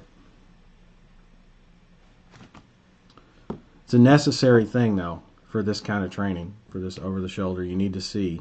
You need to know what it's about. You need to understand there's going to be mistakes. You need to understand there's going to be phone calls that come through that are absolute shit, and then there's going to be some that are just absolute winners. Where did they come from? Why can't you find 100 more like them right now? That is the name of the game, folks. Just like if you were walking down the street, you got a bunch of different people. You got a bunch of different people that you're reaching out to here. It's no different. Some of those people are going to say yes. Some of those people are going to say no. Some of them aren't even going to respond. Some aren't even going to speak your language. Some are going to have attitudes. Some are going to be cool as hell. You kind of already heard some of that, right, in the market research. Not every call could be like that. God almighty, if every call was like that, everybody would have a phone surgically attached, like built into their skin, you know. But not every phone call is like that. Not every phone call is like that. I wish there was an app that would detect stress levels and hormones and just turn your phone on Do Not Disturb, or have an option to turn it on Do Not Disturb if you're all freaked out or upset about something, so that way people don't fucking call you. That'd be great. Because then you never have to worry about having a shit phone call if somebody's having an attitude problem or an issue. Your call has been disconnected. Your hormone levels are out of whack. That'd be great.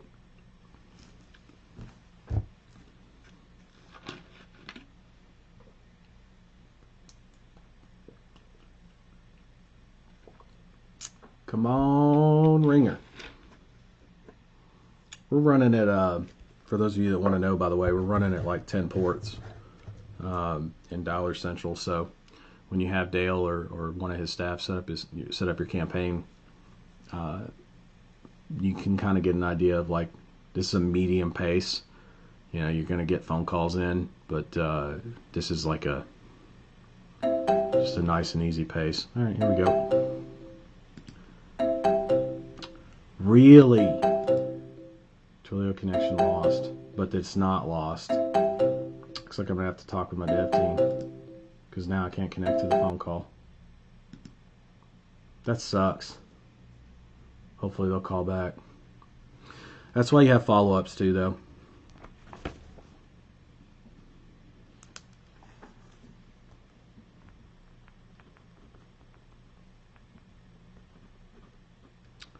Right in the middle of the call. I'm taking notes on this for my dev team, obviously, so I can have them take a look at that.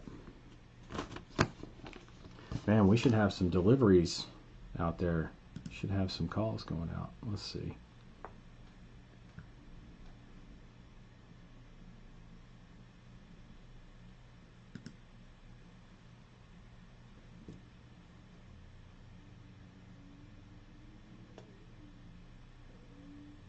Okay. 7 connections. 6 connections. Something like that. Is that transfers? No, 4. Oh, that's connections, excuse me. Transfers. No transfer over. So all those were callbacks from Ringo's voicemails. I'm running both right now, actually, which is interesting. There's a way to do both and run them in series, in tandem, I should say, where you're running a voice broadcasting campaign for transfer overs, but you also have Ringo's voicemail being dropped as it goes in case it runs into a message machine. And I don't have any transfer overs, meaning all the calls have just come in from people checking their voicemail or seeing that they had a missed call and calling me back. That's what that means.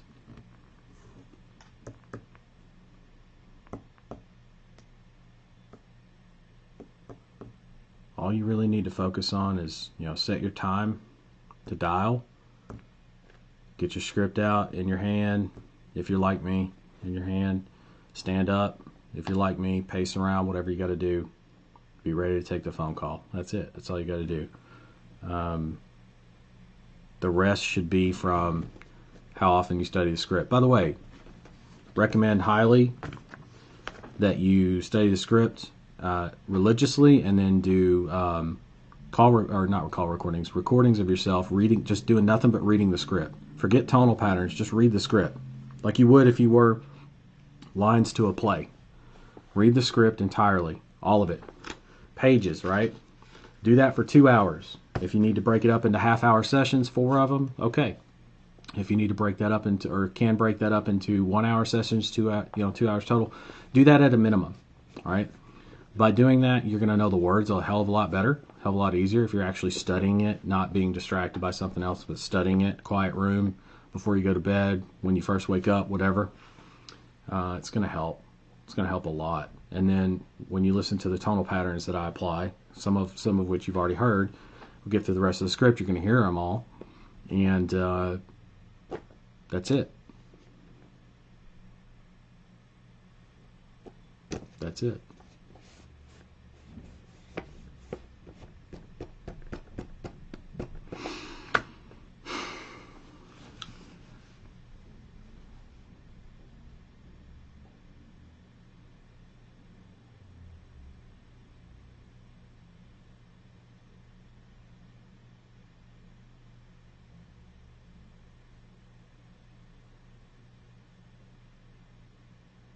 I'm willing to bet things get pretty crazy here in a minute, because it stacks up. That's another thing. Your warm up, even if you were to put a bunch of ports, you'd have people to talk to out of the gate, but you'll see calls will start pouring in, and I'll be like, oh, I can't keep up with it. A lot of people get overwhelmed by it. All you gotta do is just, the numbers are recorded automatically, call them back. Same thing on your cell phone. Numbers are recorded automatically, just call them back. That's all you got to do. You got the number, call him back. Yeah, but I didn't talk to him. Yeah, you didn't talk to him the first time either. Call them back. You got their number, they called you, so clearly there's a person on the other end of that line. Are they a business owner in that industry, and do they need more business right now?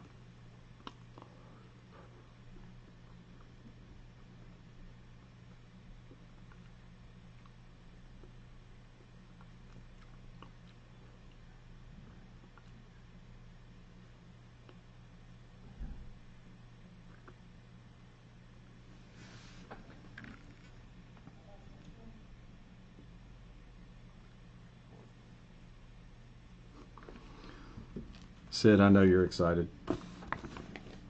It's good to see. Man, this whole series, I knew I was going to be, vulnerable at some points, especially this one. I just didn't expect to be this vulnerable, exposed. Not that like I'm doing something bad. I mean exposed as in feeling exposed, feeling naked. I've never felt more uncomfortable, probably, I wouldn't say in my life. I did knock on doors cold. That was pretty uncomfortable. But this is pretty close to that for me. It's just something, live streams I do for you guys, not for me. I can promise you that. If I ever jump on stage again, notice I don't do like a lot of speaking gigs. Not because I don't want to, kind of don't, but I don't see the need. Because usually, unless I'm there to teach something. If I'm there to teach something, that's a different story. If I'm there to like speak on stage, like Toastmasters, I was in Toastmasters for a little while. I just couldn't get behind the idea of completely ad-libbing topics that didn't make sense to my daily life. So some of it I was able to pull from for sure, because it's actually a great program. I'm not dogging it at all. Toastmasters is pretty good if you're afraid of public speaking or something like that. I didn't take it to get over public speaking. I actually I figured out the secret to public speaking, at least for me, is have something super important that you care about to talk about. And Toastmasters taught me a lot for sure in terms of connecting with the audience, which when you connect with people, like I do with you guys on the engagement and stuff, it makes me much more comfortable. So that's probably why you guys are like, man, I just don't see why he doesn't like doing it, or I don't. He seems like he enjoys it, or there are moments of the teaching aspect that I enjoy, which come through on stuff like this, like the live streams. But guys, can you imagine somebody listening in on all your phone calls? Jesus, like you guys might not never make another phone call again. Some of you, and I get that. I get that feeling because that's. I have momentary thoughts of that even right now, where too much time to think, waiting on a phone call to come in. And when a phone call comes in, I'll take it and run with it, right? Breathe. Can you feel that I was built up when I was talking about that? Even just talking about that made me feel like, just breathe, stretch. Stretch it out. There we go. Feeling loose now. I feel like I just stood up, even though I didn't stand up. Can you tell the difference? Can you hear like a more relaxed tone? See what that does? Sitting up straight. I'm at the edge of my chair, by the way. I'm not sitting back, right? I'm not leaning back. I could, but I'd sound like shit. I'd sound like I'm half awake, even though if I'm fully awake, I still sound half awake. I maybe even sound like I'm laying down at times, right? So, anyway, kind of vulnerable. Just sitting here on screen, waiting on phone calls to come through. Waiting on my leads. Maybe I don't have enough ports going, but I think 10 would be plenty. We'll just keep it going.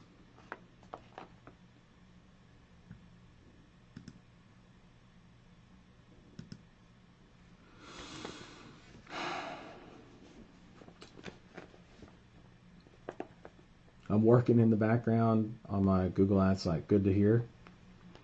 It's good to see the good and the bad of the process. Yeah, I agree. Elaine says this is helpful. That's good. So helpful. Excuse me. I did not mean to misquote you. Oh, here we go. Phone call. Call. Why do You have an incoming call. Goes. If you would like to accept this call, press 5. Appliance Repair Direct Calls. This is William. How can I help you? Who you with? Appliance Repair Direct Calls. And why would you be calling my phone number and leaving a message? Are you not an appliance repair company? No, I'm not. Okay, I'm I apologize. a diesel repair company. I just don't know why. All right. Yeah, it's just a mix-up. Sorry about that. See, hung up before even hearing me say sorry about that. People are assholes sometimes. Nothing you can do about it except to answer the next phone call, right? Oh, come on. It's not letting me do the thing again. Seriously? It's not going to do it. Wow, that is something that has to get fixed. Maybe it's my browser or something. It's possible. But the connection between the microphone using on the browser is not on some of the calls. It's not connecting, obviously, and I have to just I can't. Once I hit retry connection, in order to see the buttons, they don't pop back up.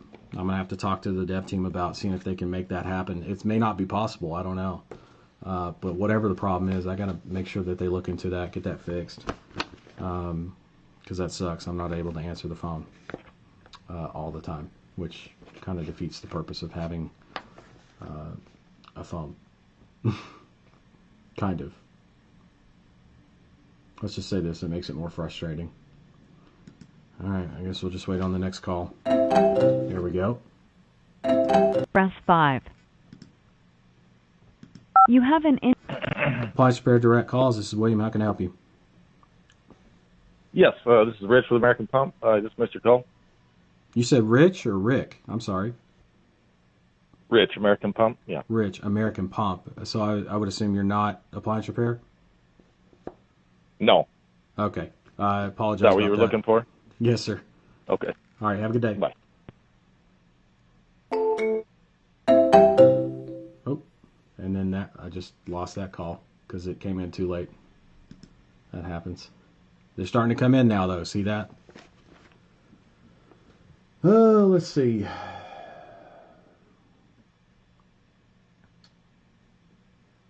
What I love about this is that it's live, real, and realistic. That's about as real as it'll get, because it's real. I spent 2 years cold calling to build my insurance agency, and this is what happened, although you're getting fewer swear words than I did to start. Yeah. Chomping at the bit. Hey. I know this is totally frustrating on your end, but this is really good for us to see and recognize what is happening between the highlights. That's good. Not bromance is here. I don't get it, but I know what a bromance is. I don't understand what that's in reference to. I might have missed it. Maybe I said something and don't remember it already. It's possible. Seriously. Not even being funny. Waiting on that next call. Come on, baby. Ring. Ring. Man, I got a few people calling that just ain't in the market, right? Let me go back and take a look.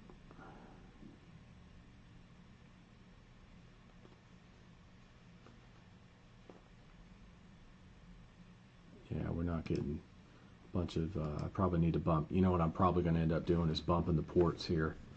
We'll probably take a break in a little while and bump the ports up so that more calls get delivered faster. That's what that means. One port in Dialer Central is equal to 35 calls an hour. So if you run 10 ports, that's 350 calls an hour, something like that. I think those are the numbers. Ask Dialer Central. Ask Dale at Dialer Central. Ask anybody over there. They're going to know what the ports are, but ports are just how many connections you have running on the dialer.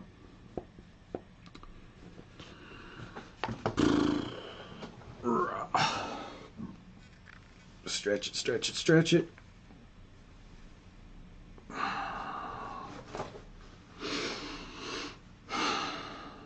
There we go. Right after I breathe. Seriously, with the... Man, I wish you guys could see this. It's just a retry connection. I've shown the error in the software, but it's not supposed to do that. There's another call. 5. There we go. Appliance Repair Direct Calls. This is William. How can I help you? Hello? Hello? I'm from Garaga. Hello? Wrong number, sorry. Wrong number. Wrong number, he said. Nice. That looked like I had 2 calls coming in. Maybe that's what's happening. The system's getting overloaded. It's possible. I doubt it.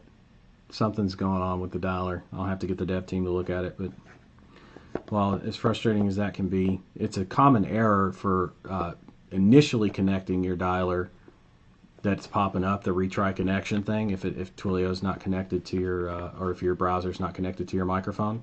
Maybe it's because I'm on Bluetooth. It's possible, but I've never seen that error come up for me personally. This is the first time I've ever had that come up like that. So that's interesting. It also could be because this is connected to the streaming. I don't know. It's a lot of shit's possible, but I've never had this as an issue, so I'll have them look into it at least, see if there's anything they can do, and if there is, then they'll do it, and if not, then it's probably just because I can't. I don't know. The headset's connected. However it's connected, I don't know. Just waiting on that next call.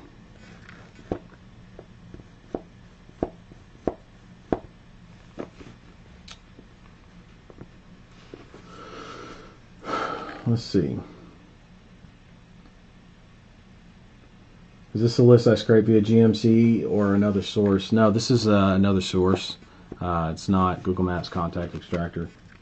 And no, I didn't clean the list. Could you spend time scrubbing it? Sure. Sometimes you end up with lists that are, with companies that are named different, different under different categories that they don't actually service.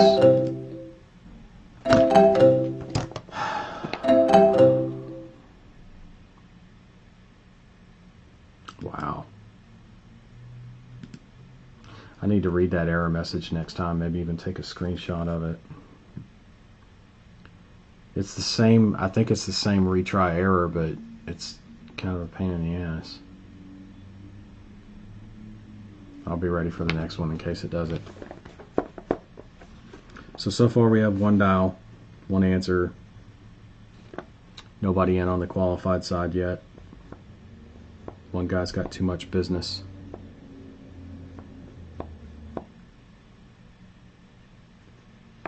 Which, by the way, is most likely not a bullshit answer. Most of the time when they say that, you'll know right away if they're telling the truth or not.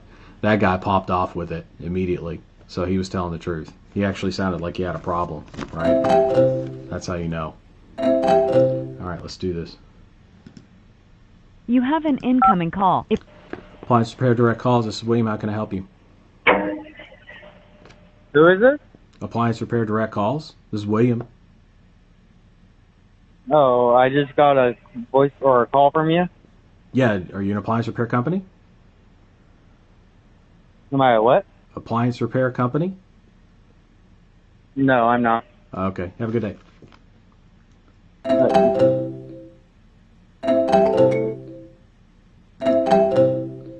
Shoot.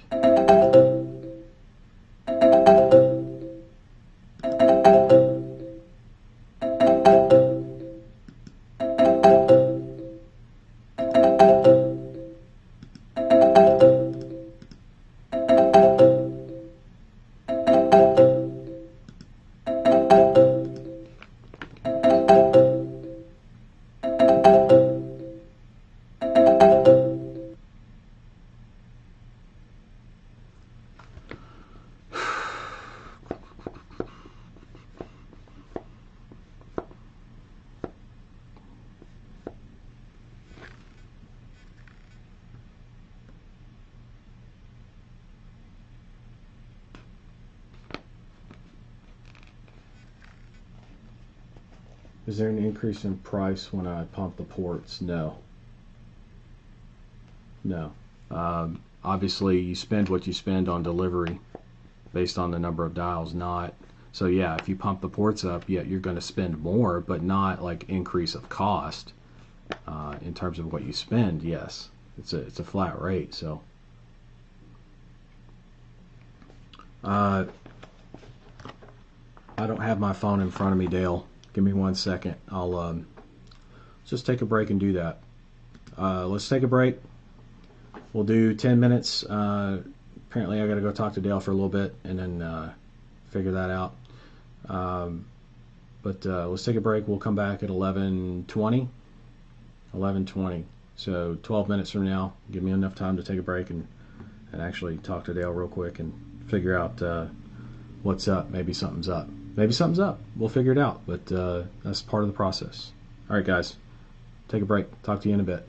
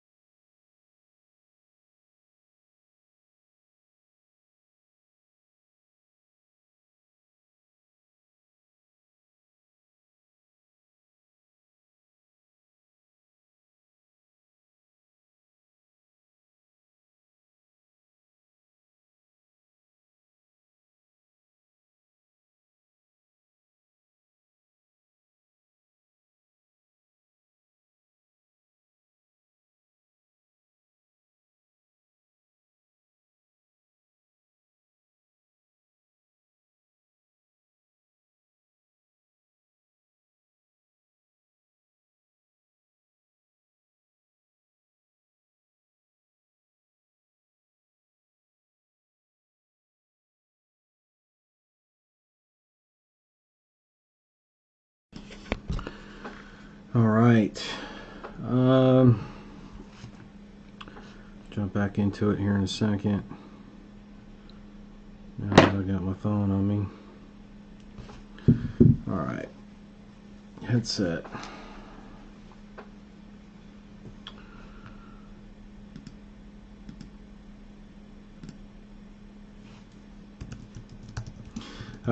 Talk to Dale. We're going to bump the ports up to 20 from 10. See if we can get some more call volume that way. And we'll see what that does. Small tweaks and adjustments, folks. That's what it takes sometimes, right?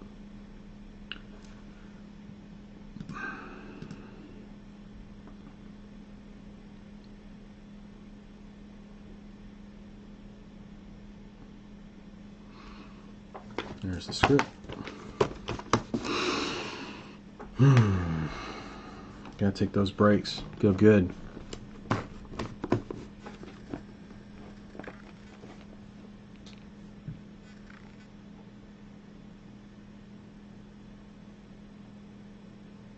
All right.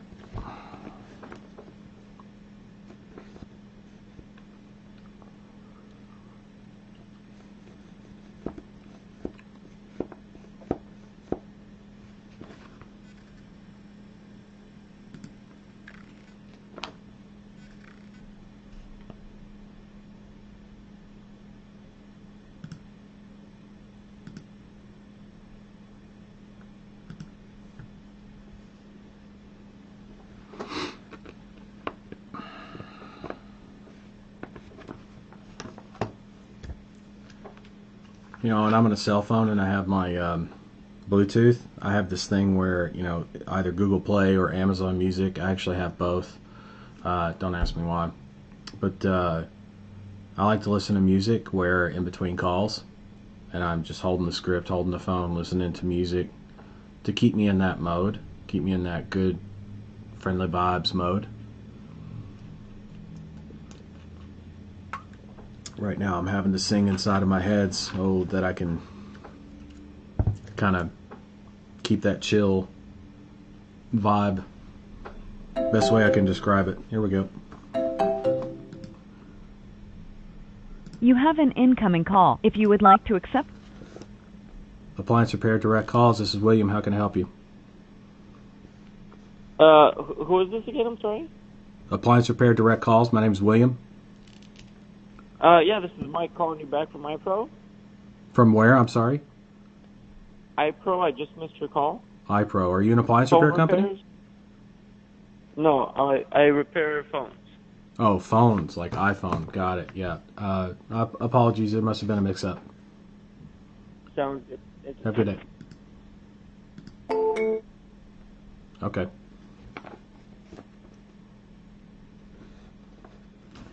Waiting on one of those appliance repair companies. Good news is that list is huge, so it should take us a while to power through that. No way we're doing it in 3 days. I know that much. Not even close.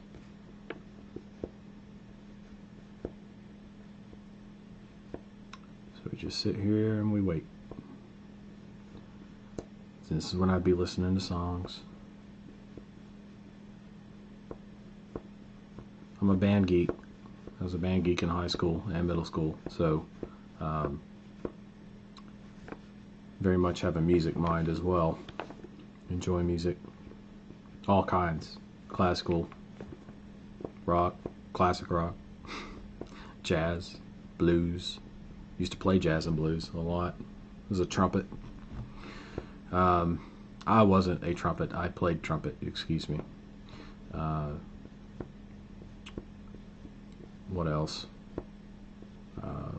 For some reason, when I'm jamming on stuff like documents, documentation, uploading files, whatever, anything like that, I'm in the rap game. I'm in the rap game all of a sudden. A lot of people might laugh at me. Usually don't listen to country unless it's like classic country or anything kind of bluegrass. I'll listen to that. Classical music I do listen to. There's a site actually I use a lot when I'm not.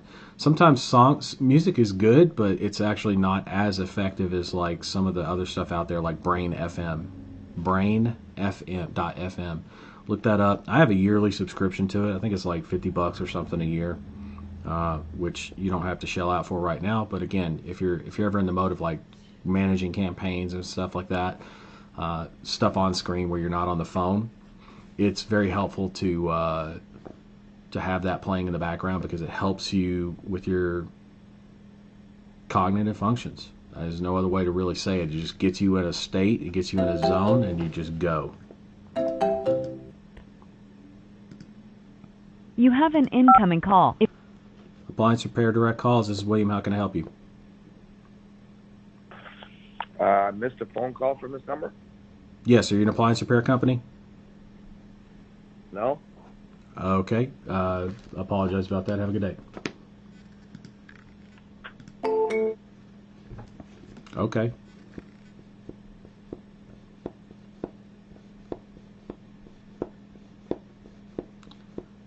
You guys are going to laugh when the right call comes through.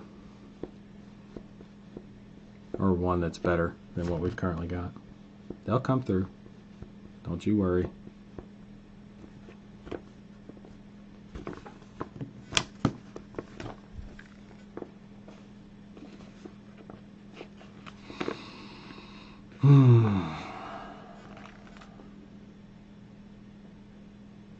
Why so much bad data? I don't know. I didn't do the lists. I just downloaded them. Don't know what to tell you. Sometimes people will just lie to you. And by the way, is that somebody I want to work with? No, it's not. I'm answering the phone in a completely different way. There's no background noise and stuff like that. People on phones. It's not call center sounding. In other words, there's no reason for them to be shitty and lie. So if that's what they're going to do, then I don't want them as a client. Some of those people are doing that. Not all of them. You have an incoming call. If you would like to... Appliance Repair Direct Calls. This is William. How can I help you? Who is this, Wayne? William. Yeah, I received a call from you. Yeah, so you run an appliance repair company? Do I own a appliance repair company? Yeah, do you run one? No, I do not. Okay, have a good day.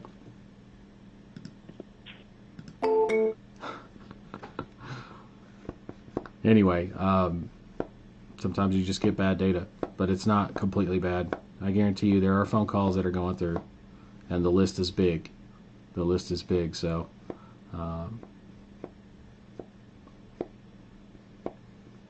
just got to wait on the right ones.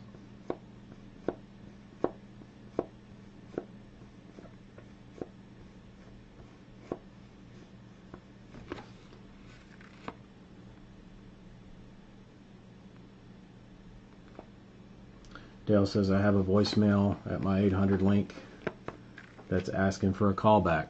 Okay, that's good. So I've got one person I can follow up with that's specifically asking for a callback. Sounds like that's our first lead. I'm not gonna call that person back right now. I'm gonna call them back when I'm done incoming calls for the day. That'll be one of the last calls I probably make. Not because I want to put it off or something, but I want to not miss the calls that are currently that I'm currently dialing for. Right? I want to make the most out of that. That guy left a voicemail, so we're probably going to play tag a little bit because I remember the system left him a voicemail, right? He left me a voicemail, so that's tag. You're it already. Just keep the focus on what it is that you need to do, which right now is have the script in your hand, wait on the calls to come through, answer them, and jam.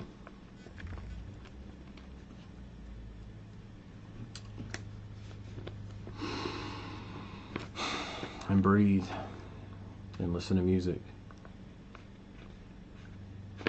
and enjoy the day. That's how you do stuff that's not enjoyable. If it's not enjoyable to you. I'm not saying the phone's not enjoyable to me. I do enjoy it somewhat, just like anybody else would and wouldn't on the other side of that coin. But in order to keep my mind off of that, I keep focused. I'm ready to go at a moment's notice, stare off into space, and not just empty space, but like outside, and be like, man, it's not too breezy. I know it's got up to like 90 degrees the last few days here. Cool. Your environment makes a difference, by the way, in how well you do. You have an incoming call. If you would like to accept... Appliance Repair Direct Calls. This is William. How can I help you? Who is this? This is William with Appliance Repair Direct Calls. Oh. No, I didn't call you. Wow, I love that. They hang up. No shit, you didn't call me. I called you. Oh, man. People. Here we go. Retry connection. A lot of calls already in session. Oh, okay. This can also happen if network connectivity is poor. Maybe it's my network connectivity, but it also says the call's already in session. That maybe that's the challenge. Here's another call. And again, same thing. Retry connection. Seems like too many calls are coming in. This call, press 5. Here we go. Appliance Repair Direct Calls. This is William. How can I help you? Who is this? Appliance Repair Direct Calls. This is William. How can I help you? Hey, you have called me Appliance Direct. I don't know why somebody called me from this number. Are you an appliance repair company? Yeah. Am I? No. You're not. You called me by accident. Huh? Oh, okay. Apologies. Have a nice day. Okay. All right. Bye. You just bye.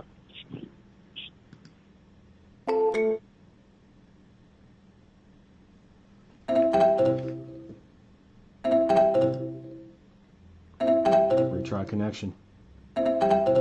Just having some challenges here. Nothing I can do. I can't even get back to the screen to hang up on that. Isn't that crazy? Now I got 2 calls coming in that I can't answer.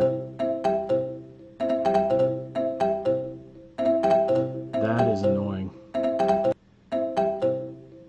I can't answer either one of them because of the way the system's working. This system's not designed for that kind of shit. That's what it is, straight up.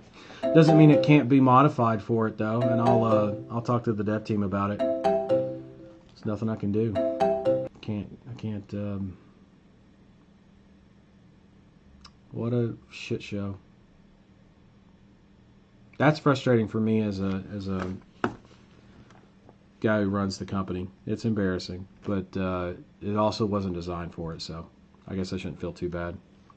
And I should feel good about the fact that we're going to make it work with it.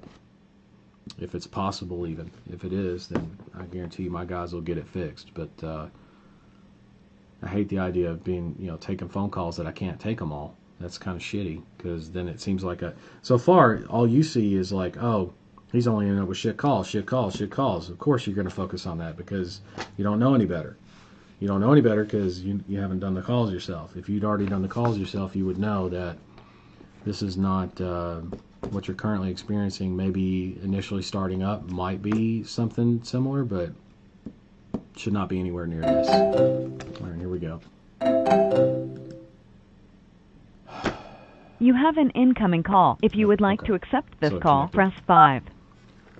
Appliance Repair Direct Calls. This is William. How can I help you? Sí, me llamaron de este número. Hello? Sí, llamaron de ese número. I'm sorry.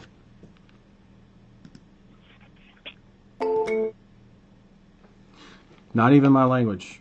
Not even going to waste my time. I speak a little Spanish, but not enough. Not enough to do business. Took a year in high school, spent a few years abroad, living mostly in South and Central America. So I have some Spanish experience, but it's not my first language by any means. And it's nowhere good enough. It's good enough to navigate, good enough to get around, order food, small talk. That's about it. That's about it. That's not good enough. So any calls that I get like that, I'm not gonna It's as good as a wrong number for me. For those of you that do speak Spanish, maybe not so much.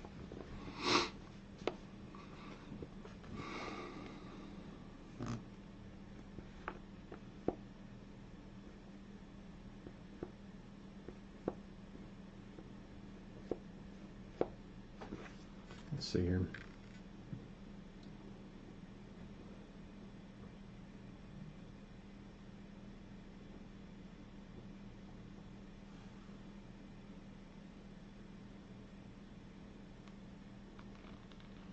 Yeah, there's a reason, Sid, why I'm using voice broadcasting and then leaving messages with a form of ringless voicemail, basically. It's not a direct ringless voicemail campaign. It's not. I'm running one campaign that's voice broadcasting, but we'll drop a message, right? It will drop a message. So it's kind of nice to have both run.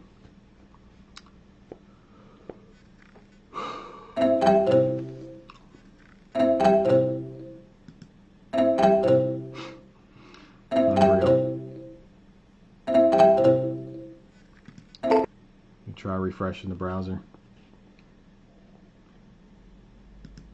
Will that do it? Nope. Let's hope for the best here, folks. Having connectivity issues.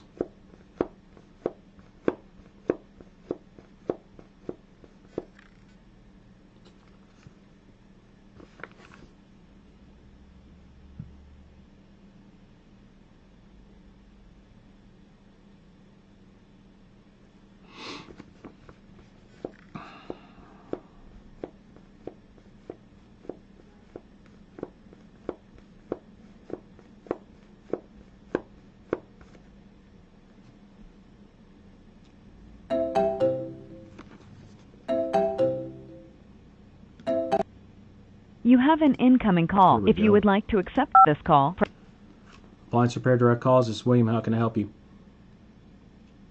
Yes, somebody just called me from the phone number. This is John Johnson. Can I help you? Are you an appliance repair company? No, sir. We are remodeling and handyman services. Oh, okay. Who am I calling? Yeah, I'm William with Appliance Repair Direct Calls. I deal in appliance repair. Sounds like I just made a mistake on the dial. Apologies. No problem. Have a good day. No problem. And faith in humanity is restored temporarily. Wrong number, but can you tell the difference in person? 100%. Totally nice guy. Reminds you why you're doing this shit, right? But you can't get to guys like that and the right guys in appliance repair, for example, if you don't go through shitty ones. It's just not possible. You have to take the good with the bad. It's not an option. Good news is I can guarantee you that there are appliance repair companies that do want to speak to you. You just got to find them. You got to dig through and find them. When have you ever earned something worth earning and didn't have to do something to separate that, or to separate yourself from the pack, or you get the idea. Wheat. Separate the chaff from the wheat. Wheat is not just wheat. Wheat comes out with the chaff on it. You got to separate the chaff from the wheat. Corn from the corn stalks. It doesn't come out just a corn cob, right? So it comes out on a stalk. It has to be taken off the stalk. That's it's just a way of life, all the way through nature. Matter of fact, this is no different. It's no different. You want good calls, you're gonna have to go through some bad ones. I will say this: I didn't expect a bunch of them to be up front like that.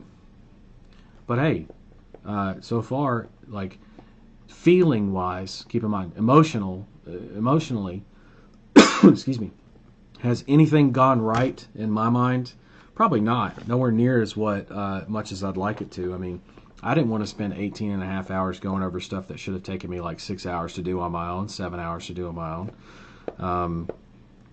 but at the same time, we covered so much value. I remind myself I did that because of the value and what you guys learn from it and streamline your business. And 18 hours for you guys, if you follow along, might be streamlined for you compared to times I've seen people take 2 weeks to do that stuff or 2 months to do that kind of stuff, right?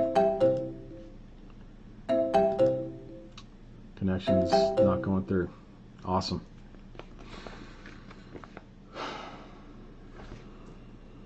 Sucks. Oh well. It's pretty interesting, I think, how people expect to just have a bunch of winning calls out of the gate. I didn't expect to have a bunch of winning calls out of the gate. I thought I'd have more than this, but we bumped the ports up, so we should have more calls going out, which is good. And maybe that's not enough. Should be. I would think so. 20 ports. You have an incoming call. If you would like to accept... Appliance Repair Direct Calls. This is William. How can I help you?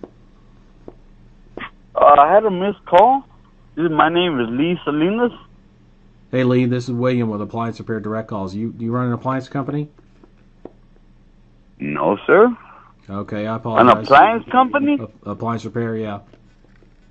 No, sir. You got the wrong number. All right, that's all right. Have a good day. Thank you.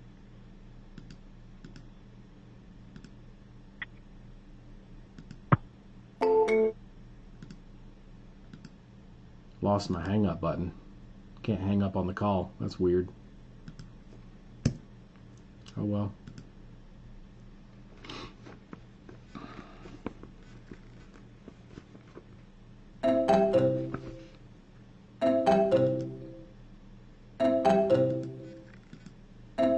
It's not connecting.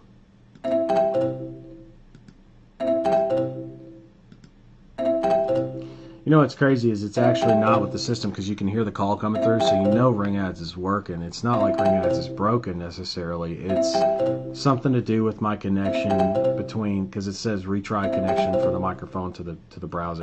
It's probably just me and the fact that I'm doing it on the stream. But some of the calls are going through, so I'm going to keep doing it until I find somebody that's worth a shit to talk to. Otherwise, like, what am I doing here making all these calls? I mean, you might be wondering, well, at this rate, are we going to get to 10 clients? Are we even going to get to 1? Yeah, we'll get the clients. But at the end of the day, as long as I keep doing what I need to do, does it really matter? No, because I'm here. I showed up. That's 80%. The other part is I'm prepared on top of that, and I know what I'm doing.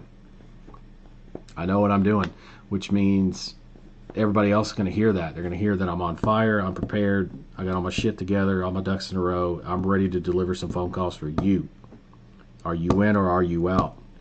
It's not a very long conversation at that point, unless people have reservations. And sometimes people do. And that's totally okay. You walk them through it. They either come on board or they don't. They either believe you or they don't. They either believe you or they don't. All right, let's try it now. Yep. Connected. Sweet. Appliance Repair Direct Calls. This is William. How can I help you? Hello. Hey, this is was Ace Appliance Repair and Accident. We got a phone call here a while ago. Yes, ma'am.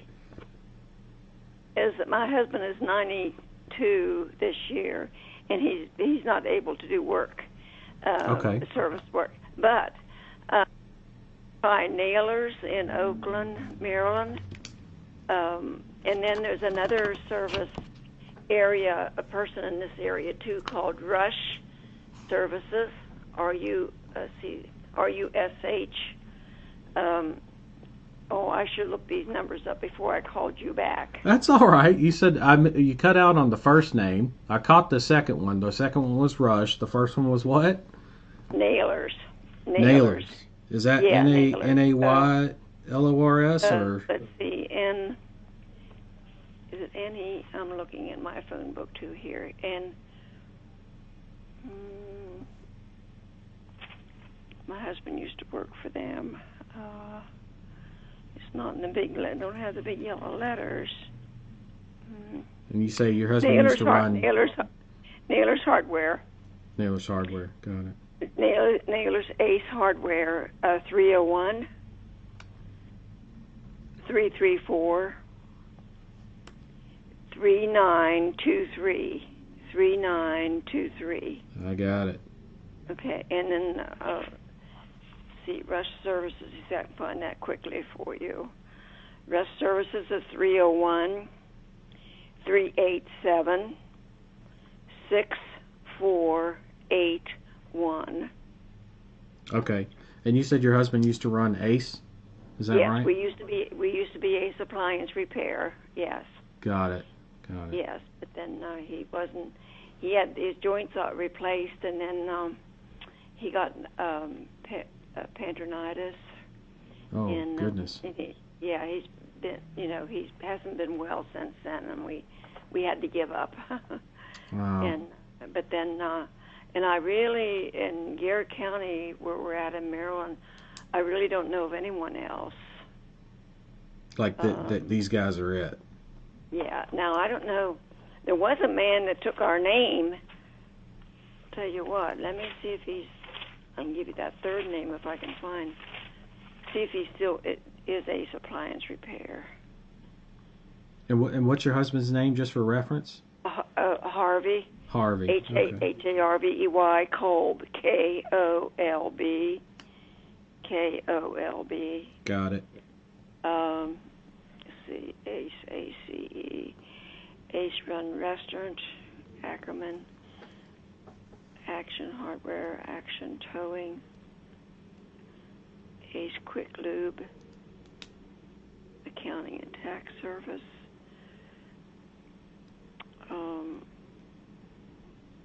Can't find Ace. That's okay. Yeah, that's okay. I just thought maybe I could. We wonder why he took our name, the same name, and but I didn't know how it was working out. But I don't see it. The only Aces is Ace Run Restaurant and Pub, and Ace Quick Lube. Yeah, that wouldn't be it. Well, that maybe wouldn't be it. Maybe you don't have his number because it ain't working out for him. I don't know. I don't know either. And then you know how it is when we live like 20 miles from Oakland, and of course I don't know what's going on out in the world, especially now. You know. Okay. I can't find any other Ace that third person. That's okay. I appreciate the help. See if that works out for you. Yes, ma'am. Thank you so much. And you're welcome. Have a good day. Bye. Bye.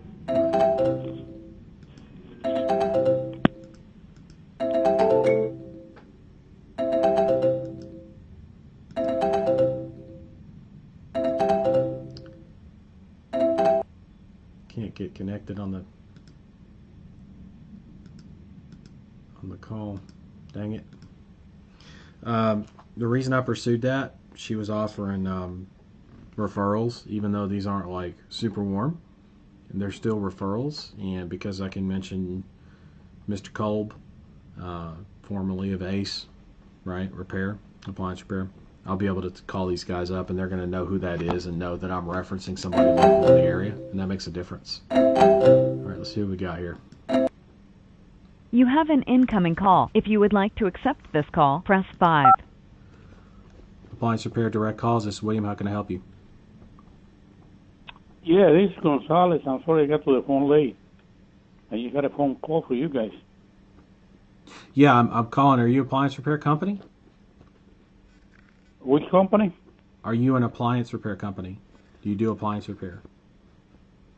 Oh, no, sir. No, okay. All right, my mistake. Have a good day. Thank you. You too.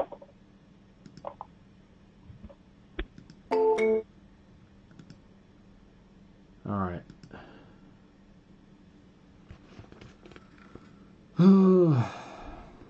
Anyway, I was pulling that information because a referral is a referral, and it's always going to close better. And because I can reference people, it makes things much easier.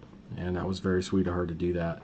Plus, helps me get like a nice conversation under the belt. So that was what, 2 dials, right? 2 so far. Can't do the connection.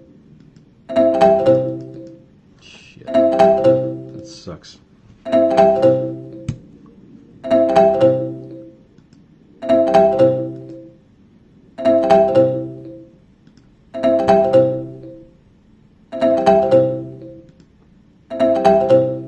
Nothing I can do about it.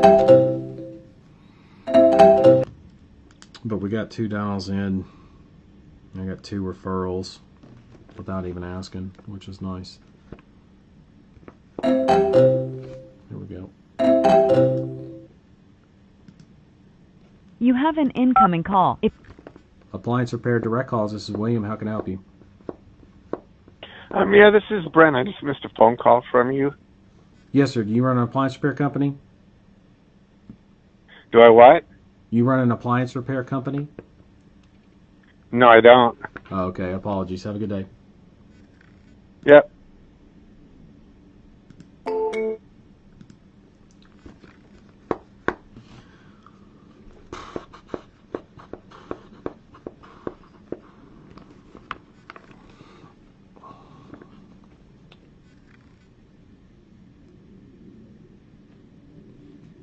Maybe it's the shitty part of the list. Who knows? It's all good. It's a big list, so maybe it takes a lot of running to get to the right. I don't think so. The numbers are the numbers usually. Maybe between that and the connection issues I'm having, maybe that's why. Like some of those calls that are calling are probably good. I mean, Dale told me I had a voicemail for somebody telling them to call back. There's no reason for them to tell me to call them back unless they know exactly what it's for. Almost every time. It's not 100% guaranteed, but almost every time. That's the deal. Oh, what happened? Did I accidentally hit the button? I'm sorry. There we go. Sorry about that.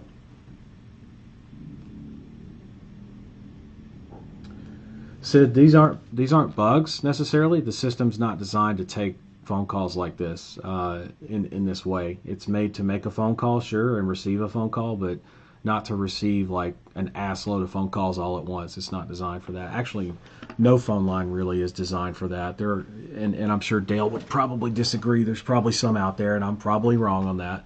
But in terms of like what we have and what we know and what we use, no, there's not. Like for this business. So keep in mind, like if you had a cell phone, you'd have call waiting. Both calls would come through no problem.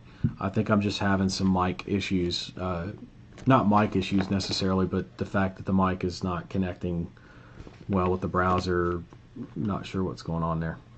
Because every time I go to hit the button to connect, it tells me that I've got a microphone issue, retry the connection for the microphone.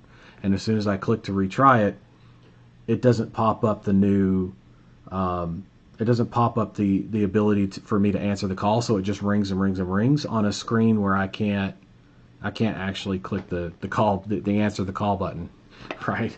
That's kind of a pain in the ass. Maybe that's something that could be fixed, like after you do the retry connection, show me the freaking call again so I can click on the button. But in terms of it being buggy, no, that's not the case. It's just not designed for this kind of heavy duty stuff. Ring of Swift Voice Broadcasting yet?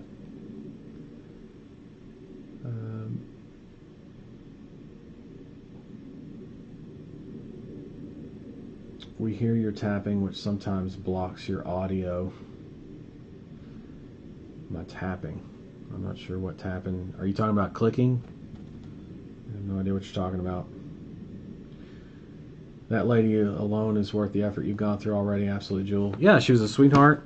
2 referrals. Got the name of the guy who would be referring them. I know all about him. He's 92. He has joint replacement. I'm writing this down just for fun. Joint replacement, and also, what did she say? What was it? Not bronchitis, but brunitis? I'll have to look it up. I'm not a fucking doctor. I don't know what that is. Sometimes I do, but not in this case. think I've heard it all till I hear that. Anyway, whatever it is, being 92, there's going to be health complications with that. I guarantee you. So that makes sense why he can't do the work anymore. But I'll just say I was referred over by Mr. Kolb's husband or wife, excuse me, and she said I should give you a call. So here I am. Do you need more business right now? But the fact that I know and have spoken with somebody like Harvey's wife, right, that it makes a difference. It does. And you're right, it was worth it. To have that call and have her be so sweet, it does make a difference. The nice people make a difference, you know. You guys think nice messages and like that goes for the support desk too for me. Like you think we don't notice the nice messages? I treasure them. Sometimes I even keep them. Sometimes I keep them. I assign them to me so that I can see them like in a folder, and if ever I'm feeling pretty shitty about something that somebody said, whether it's true or not, doesn't matter. Sometimes it still hurts my feelings that somebody could think that or be that way or whatever. Actually, I had that happen to me yesterday. I went through and had some messages to deal with that were just people that clearly have their own challenges, their own issues.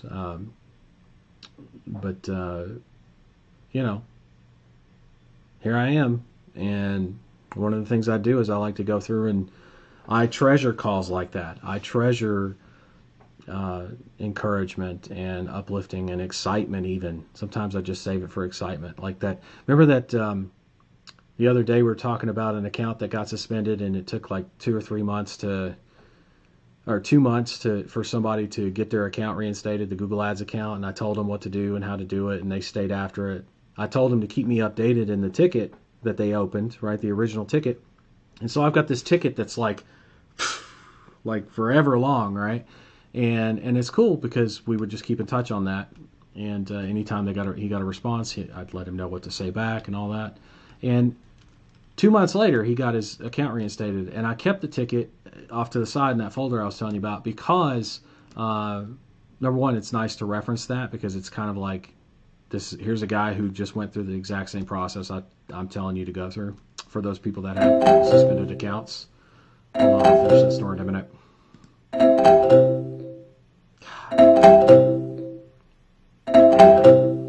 That sucks. I mean, yeah, that sucks. Where was I? Lost my train of thought. We were talking about. Oh yeah. So I keep emails like that or messages like that because I'll never forget reading it for the first time. I read it the other day, and it still puts a smile on my face, even just talking about it now.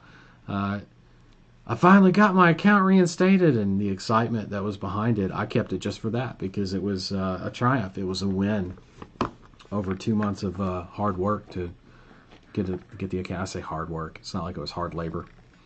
But 2 months of back and forth and waiting mostly to get their account back. But it happened. In the middle of COVID, by the way, going on, it happened. That's pretty cool. It started before COVID really became a big thing. It was kind of big, but not in the U.S. by any means at that time, like early January, right? Mid-January. I think we had our first case, towards the end of January? Is that right? I could be wrong. Anyway, in other words, not everybody in the world was freaking out about it. There were a few people freaking out for sure, a few countries for sure. And then it spread, and then, everybody started shutting down for sure. And in the middle of the shutdown, March 16th, that's like shutdown city. Or March 14th, or whatever it was in the date, he got his account turned back on. You have an incoming call. If you would like to accept this call, press... Appliance Repair Direct Calls. This is William. How can I help you?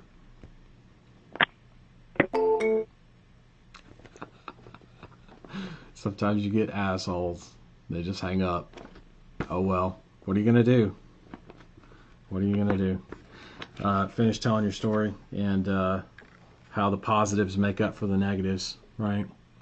By the way, if you were to assess the world and not to be gruff about it, but gotta be kidding me. It's a 480. That's Arizona.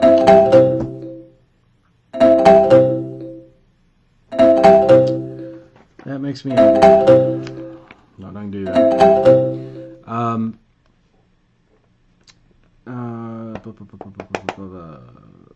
Oh, if you were to look at the world, not to be like, maybe I just have to stop talking. That one You have an incoming call. If you would like to accept this call, press Appliance Repair Direct Calls. This is William. How can I help you? Who's speaking? Excuse me. Appliance Repair Direct Calls. This is William. How can I help you?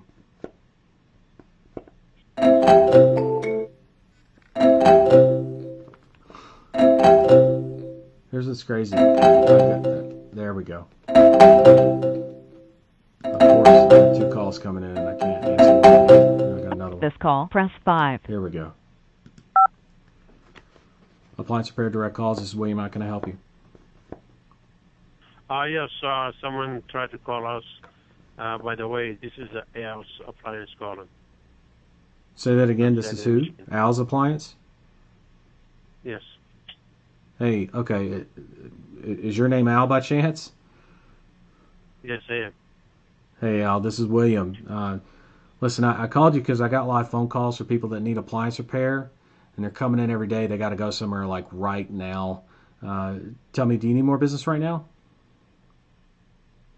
Sometimes, but not all the time, Sometimes, but not all the time. Okay. Well, great. I guess just a couple quick questions for you. How big, just a ballpark, but how big is your service area?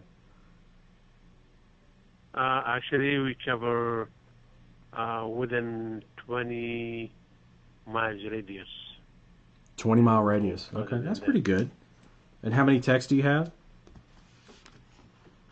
How many, I'm the only one right now. You're the only one. Okay. Yes. Got it. And 20-mile radius. Got it. Okay, very cool. And do you have someone that's dedicated to answering the phones, or is that you as well? We have, sometimes goes to the answer machine, sometimes goes to, to the secretary. You can take the call. Okay, so the answer machine would that be for like after hours then, or?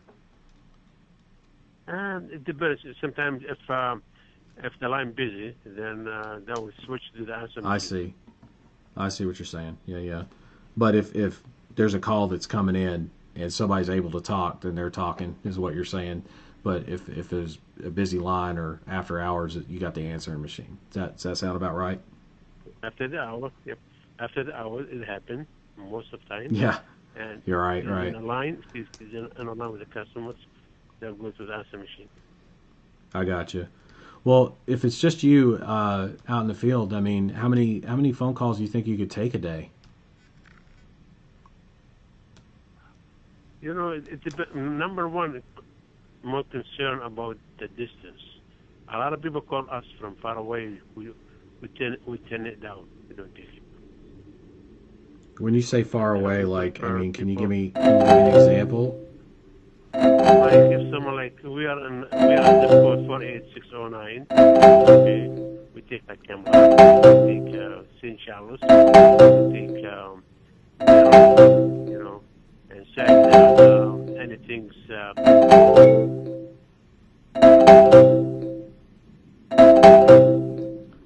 Hello.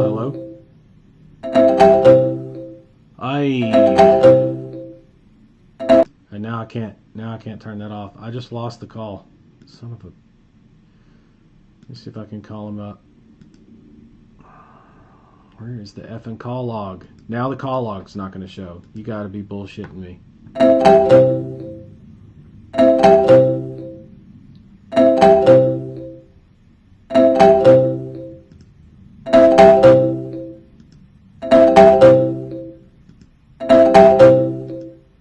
Press 5. You have an Appliance Repair Direct Calls. This is William. Hello? Hello? Yeah, somebody call me. What do you need?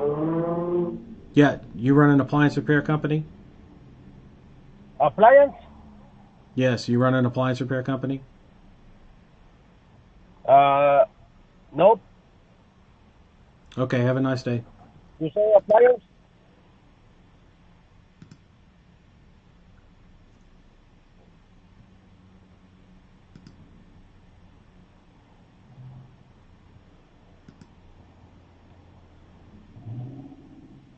You sell appliance? I'm sorry? Shit. That's weird. Not sure what happened. I don't have a hang up button, so if I can't hang up. Man, that was a good call. I wish I knew what that guy's number was. There's the call log. I was on the phone with that guy. There it is, 719-493-1296. Shouldn't have told y'all that, but I did. Whoopsie.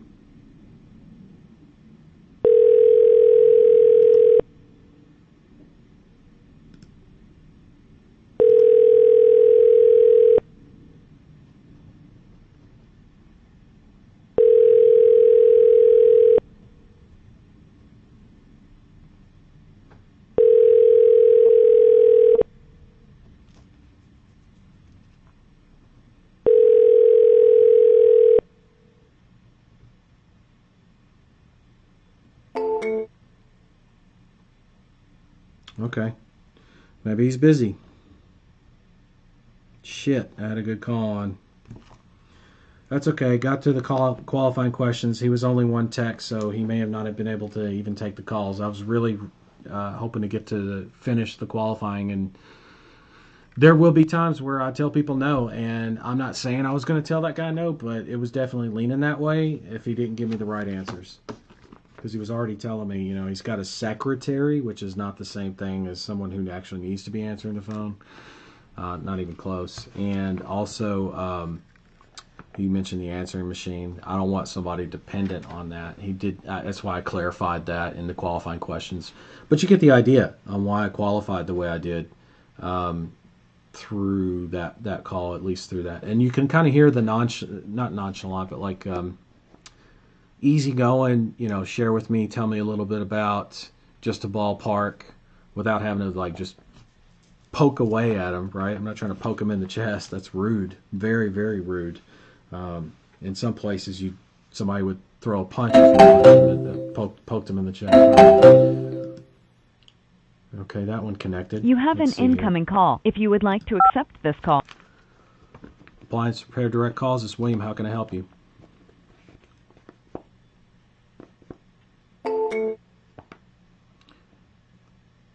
It happens. Anyway, yeah, that's somebody I can call back and follow up with. I took good notes. I know that happens to be Al. I got his phone number. I got some of the qualifying questions. We'll find out if he's 100% or not, but it depends on how many calls he can take a day. I don't know. I did not get to that question. I was right at that question. That was my last question to ask and clarify, and then I would move on to him trying us out. That's it. So we made it. We did not make it through the qualifying questions, but we did make it to the qualifying questions. I'm still taking notes there. See that? Let me pull back a little bit so you can see it a little bit easier. There you go. There we are. See there? All right. There we go.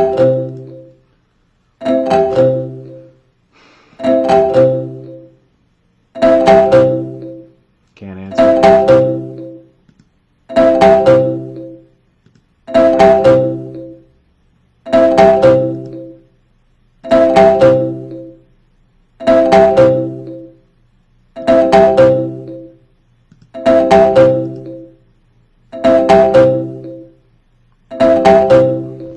Great. See what's going on over here.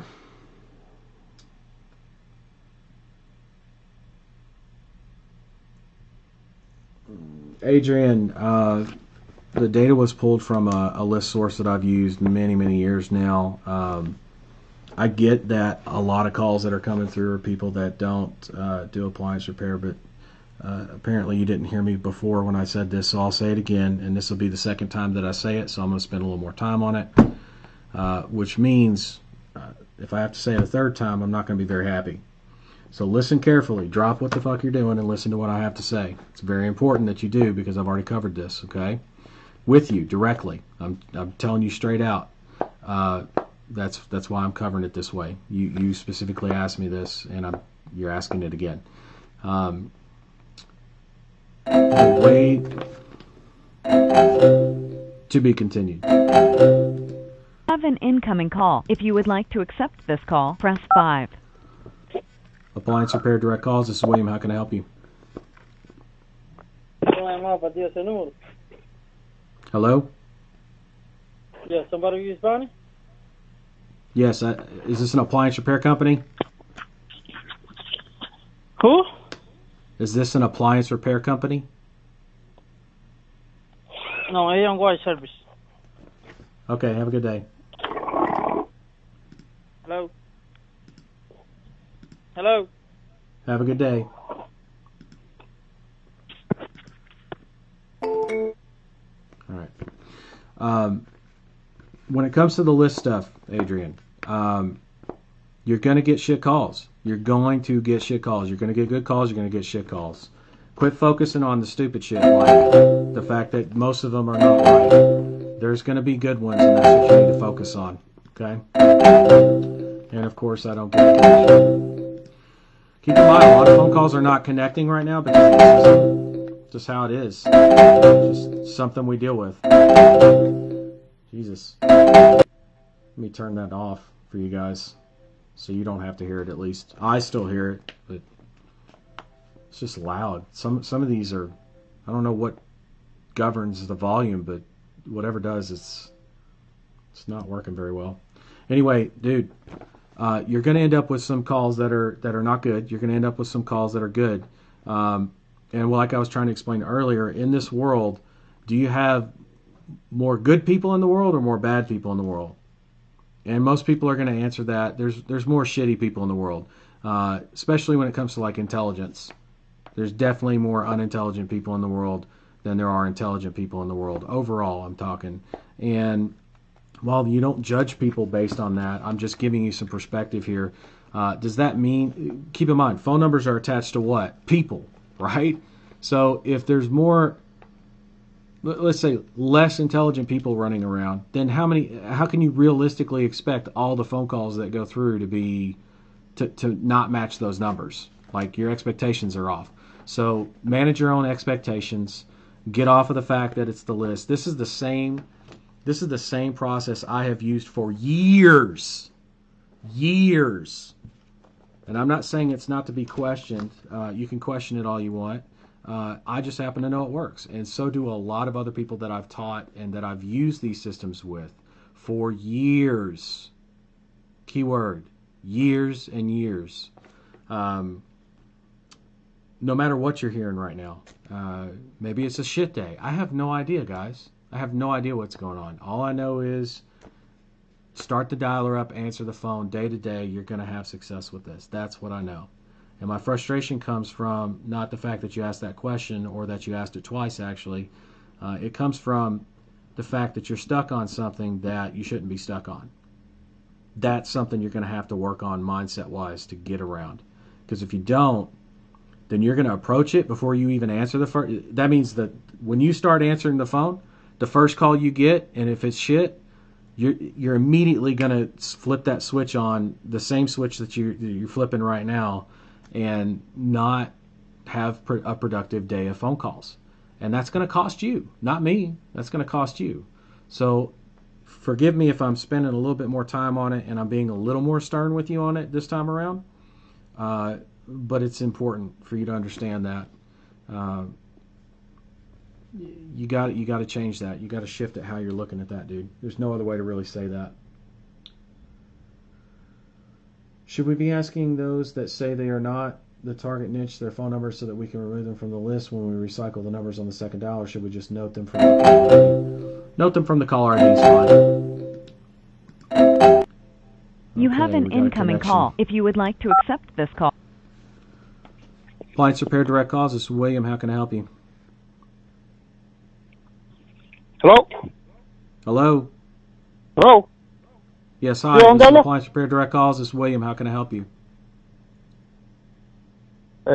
What am I calling? Appliance Repair Direct Calls. My name is William. How can I help you? Sorry, wrong number.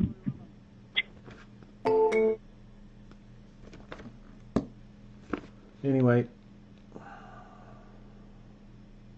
definitely note them from the caller ID. Just have them removed. No big deal. Perhaps say, do you run a company that fixes appliances? No, I'll just say appliance repair. I'm fine with that. Thank you for the suggestion, but no thank you. Alright folks, just sit here and wait. Probably going to go on break here in a minute. It's been an hour, and I can feel myself getting pissy and frustrated, so I'm going to have to go and do a couple state changes. No big deal. Come back, keep on it. Nothing else to do, just stay on the phone. There are 3 people I can follow up with. I have 2 referrals, actually 4 people. I've got 2 referrals, this guy named Al, and then I've got that I didn't finish the qualifying with, still want to follow up with him. And then I've got at least one voicemail over an 800 link that left a voicemail while I was on the other line. So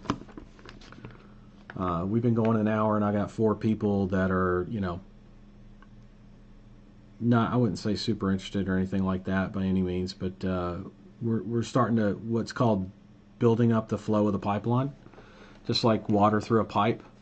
In order to get water pressure, you have to pump a lot of water through the pipe, number one. Max out the capacity of the pipe in order to get pressure of water out the other side. Otherwise, you just get water flowing, which is just trickle of water.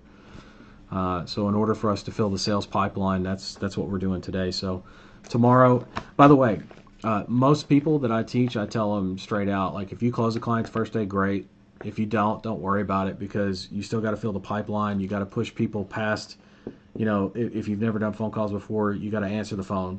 Then you got to walk people through the qualifying. And then once you start getting people through that, you're going to have pitches. And once you have pitches, enough pitches come through, then you're going to have closes come through.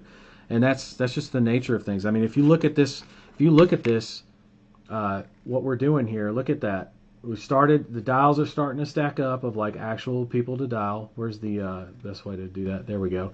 The dials are starting to stack up, and now we're just breaking into the qualifying. So by the end of the day, we should be at the pitches. And if we get a client, great. And if we don't, it's okay. We got tomorrow. We got Friday. I mean, this is not like I tried it for an hour thing. This is not a tried it for a few hours thing. This is not a does your list suck thing. No, the lists are fine. Yeah, there's some shit in there. I'm sure there is. But at the same time, what am I doing while the dollar's working? I mean, it's not like I'm blowing through a bunch of money. I mean, these are cents a piece, like pennies a piece, right? A couple pennies a piece. That's really not that big of a deal in the scheme of things. Matter of fact, I'll total up how much I spent on the dialer for the days that I used the dialer. So I'll make sure that's in the expenses so that you can see that and know how much it costs. It's not going to be as much as you think. Here we go. So we can connect. Fuck. Can't connect. A lot of follow-up calls. I know that. Maybe what I do is take a break, run this till 1, and then do some follow-up calls. Because without clients, there's nothing else for us to really do except calls. So maybe I go till 3 today making calls. It's not exactly the most ideal thing for me to do, but, you know, whatever I need to do, I'll do. That's for sure. Excuse me, 5 messages, Dale's saying at 800 links. So now I've got 5 voice messages, and I would assume that those are of length. So that's good news. That's promising. So 5 plus 1, 2, 3. So we're talking 8. Talking 8 messages or 8 people to follow up with at least. There's a few other people I could follow up with. That's for sure. Nothing to do except just sit here and wait. Keep the energy up. Actually, you know what? I'm going to take a break. I did say I was going to do that, do a state change. So let's do that. And we'll come back. We'll come back in about, let's do,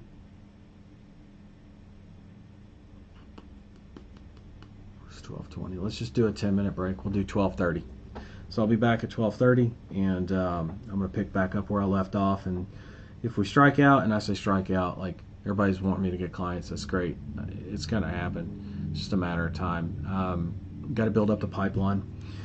But what I would say is, if I'm not seeing any more like love, then I'm gonna bounce over to doing some follow up with the 800 link. I'll just log in the 800 link and do some follow up with those people, and also these 2 referrals, and finish up with Al. So okay, I'm gonna do a 10-minute break. Be back. Actually, 9-minute break. Excuse me. 12:21. We'll make it a 10-minute. I'll be back at 12:31. 12:31. 10-minute break. I'll be back, and we'll make this thing happen. All right, guys.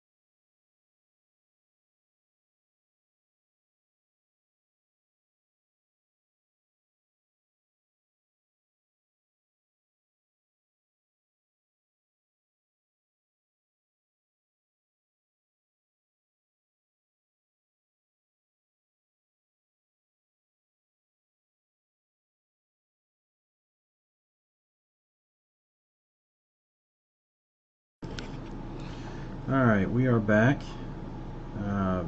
Ready to go for round 3 here. There we go. Cool. Real quick.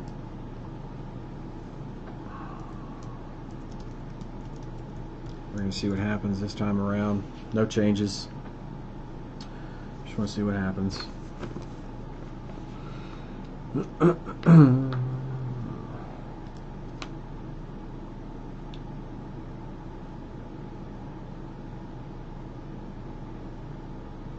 like we're good. Everybody can hear me. Cool.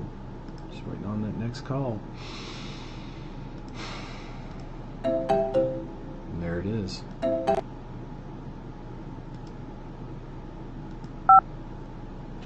Appliance Repair Direct Calls. This is William. How can I help you?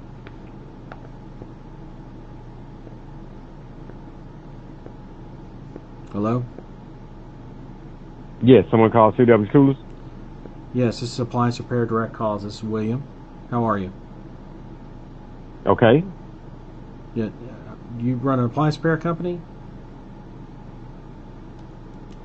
Say that again now? Do you run an appliance repair company? Oh, no, I don't repair appliances. I mean, I sell like the glass door coolers that be in the store. So I don't actually work on like appliances and stuff like that. Okay, no worries. Apologies. Okay, no problem. Have a good day. All right, do the same.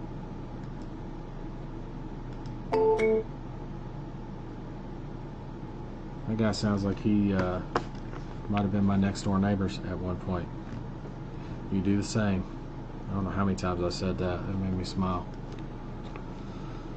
Amazing what one conversation will do, even that short and a wrong number. Just gotta keep your head up. Smile and dial. Talk to the right people. Got some follow-up calls to make here. So actually not a bad day, and you guys get training the whole time I'm doing it, so you get to see what it's like, you know, when it's not all roses. It's important for you to know that. I mean, it doesn't mean that the times that are great are any less great. The times that are great are phenomenally great. But there's still times, you know, there's still fertilizer, there's still shit for the roses. I mean, you know, there's no getting around that. And this is how you deal with it. Some people deal with it much better than I do. Some people deal with it much poorer than I do. And that call came in and stopped. That was weird.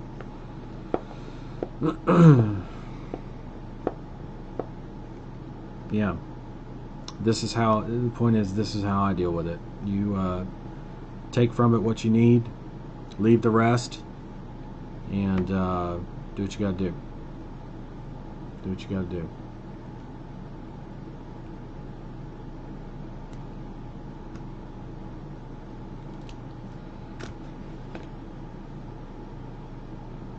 Sorry I asked that question earlier, William. I see you're getting annoyed at my question. Nope. And the fact that you said that tells me you totally didn't get what I was saying. It's to be continued here in a second, as soon as I answer this call. If you would like to accept this call, press 5. Appliance Repair Direct Calls. This is William. How can I help you? Somebody there tried to call me. Yes, sir. You're an appliance repair company, yeah? Yeah, we repair generators. You repair generators. Is that all you work on? Generators? Just generators. Just generators. Okay, I apologize. Have a nice day. You too. Nice guy. Adrian, the fact that you said that I'm getting annoyed at your question is completely inaccurate. And while I understand you might feel that way, I'm telling you straight out that I'm not annoyed at your question. The frustration that I have that you feel, which you call annoyance, is not being annoyed. It's frustration, and it's based on sorry, just got a message. It's based on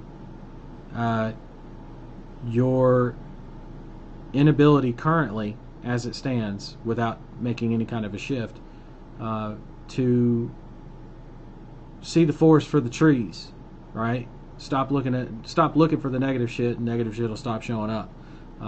Stop worrying about things like list quality. I'm not saying it's not important. I'm just saying what's most important is that you show up and that you do exactly what I'm doing, which is be on the phone, use the script, it works, get the information you need to get.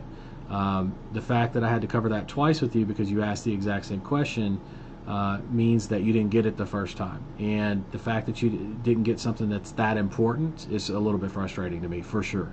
The question itself, or the fact that you are the one that's asking that question, has no relevance whatsoever to me. It's not related at all to me being annoyed, right? I'm not annoyed. I'm concerned, and the frustration is that you might still not have gotten it. And if you're saying that I'm annoyed by that question that you asked, you probably didn't. And so I'm gonna challenge you to go back and listen to what I say again, because I don't know if you got it or not.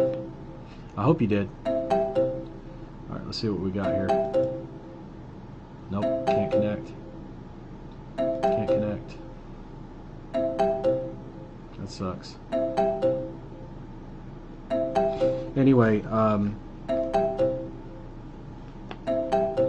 yeah, it's not me being annoyed with your question at all. I don't get annoyed by questions, even if somebody asks it a million times.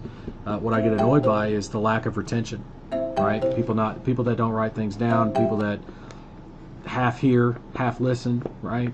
I covered that with you as to why I did that, why I'm doing what I'm doing, and the logic behind it. And this is my show, right? This is my show, meaning I'm the one running it, so I'm responsible for what happens, doesn't happen, and I'll act accordingly. Jesus Christ. Why am I getting messages?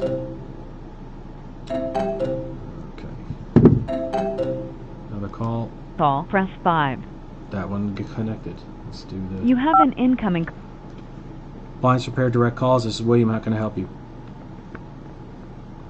I'm sorry, who is this? This is Appliance Repair Direct Calls. My name is William. How can I help you? Oh, I had just missed a call from this number. I'm with CDW Enterprises in Cortez, Colorado. I was just wondering if there was something I could help you with. You guys do appliance repair, right? Not really. No, we do commercial refrigeration.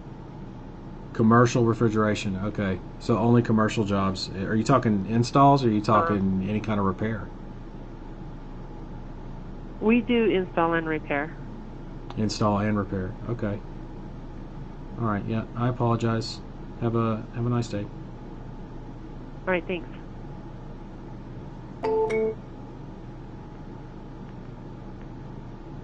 Commercial is not something I want to start with, but it's always good to come back to it. What was that number? There it is.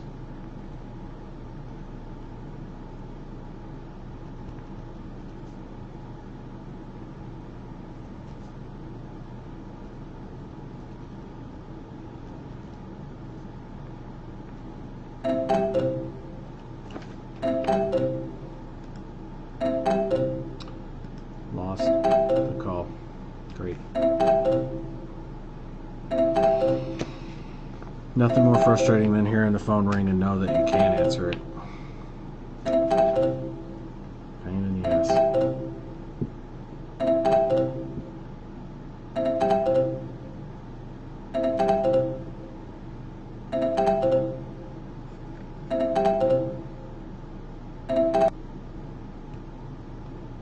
Nothing I can do. Not right now, anyway.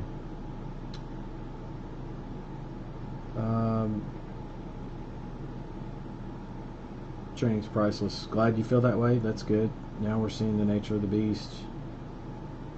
Yeah, you know, you're seeing the nature of the beast again, and said this is the second time you've brought this up.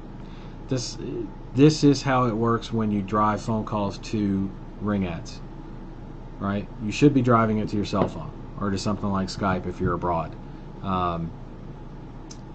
You're not going to have these issues, right, at all. You're going to be able to answer every phone call you get and have a call waiting on top of it, which is really nice. Testing my metal.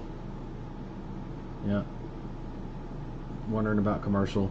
It's not, I mean, my preference is to not start with commercial. My preference is to start with residential and then out of the clients that I have, find the clients that also do commercial later and go back and offer that as like an additional, not necessarily upsell, but it is an upsell. Think of it as more of a cross-sell, right? If they do residential and commercial and I don't have them set up for commercial, then I set them up for commercial later down the road. But it gives me a chance to really dial things in on the campaign side, get more familiar with the industry if I'm not already, I'm saying. But I don't want to set a bad example and start with commercial. Commercial accounts, while they cost more, the call volume is usually significantly lower than residential. Think about it. How many businesses in the U.S.? 14 million if that. And not all of them have office space. A lot of them are at home. And how many homes? Over 100 million, or at 100 million homes, something like that, in the United States. And that's like seven and change, maybe 8 and change times more places that would have HVAC, for example, or appliances and stuff like that, right? So yeah. And yeah, I know there's restaurants and stuff like that, but again, 14 million businesses. That's it in the entire United States. So give or take. I mean, that fluctuates, but still, it's nowhere near the amount of homes that have appliances. And so that's the bigger market. Touch your teeth on the bigger market. All right, here we go. You have an incoming call. If you would like to accept this call, press 5. Appliance Repair Direct Calls. This is William. How can I help you? What are you doing? I'm Hello? sorry? Yeah. Hello? May I ask who I'm speaking to? Yes, you're speaking to William, Appliance Repair Direct Calls. How can I help? You called me. Yes, sir. Are you an appliance repair company? No, you got the wrong number. That's all right. Have a good day.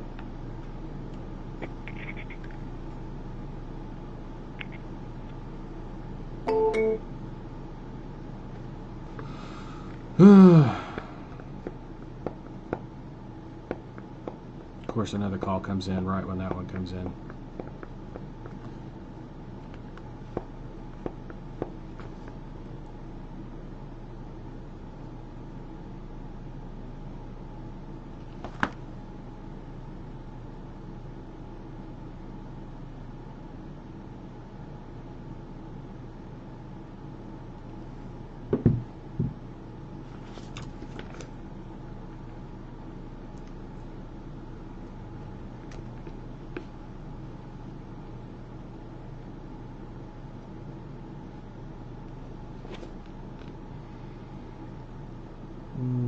Yeah, Art, the way they set up, the way Dollar Central sets up your 800 link account, the voicemails, if you ask them to set it up the way I have it set, voicemails are left on 800 link for you to follow up with. So if you want to do some follow-up, you can just log into your 800 link account and pull up the calls. Listen to voicemails, call back the people that you need to call back, that kind of thing. So yeah.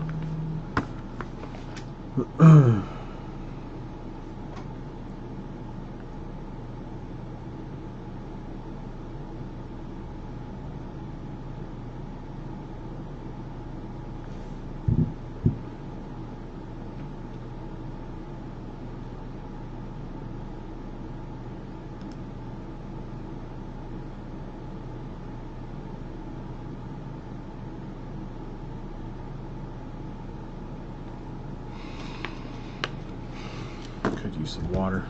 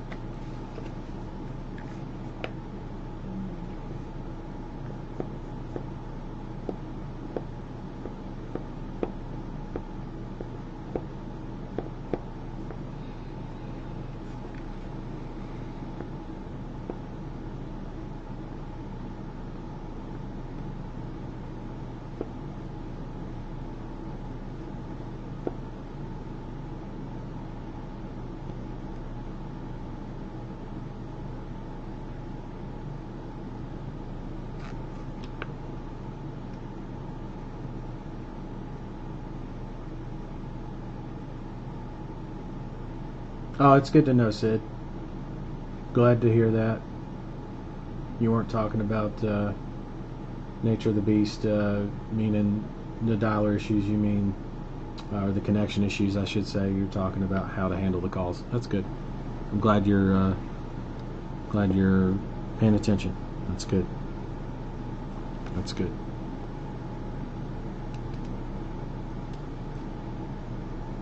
You also, I mean, guys, you're going to hear how, it's kind of interesting because you're going to hear how referral calls go. You're going to hear how follow-up calls go, not just the calls in, but how you dial out. You're going to hear, one second.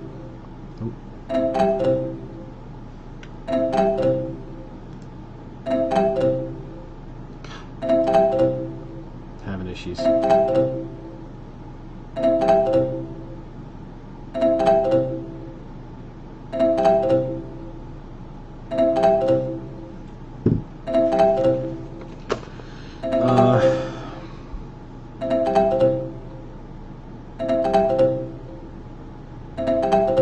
What was I saying? Yeah, whatever it was. If it's important, I'll remember it.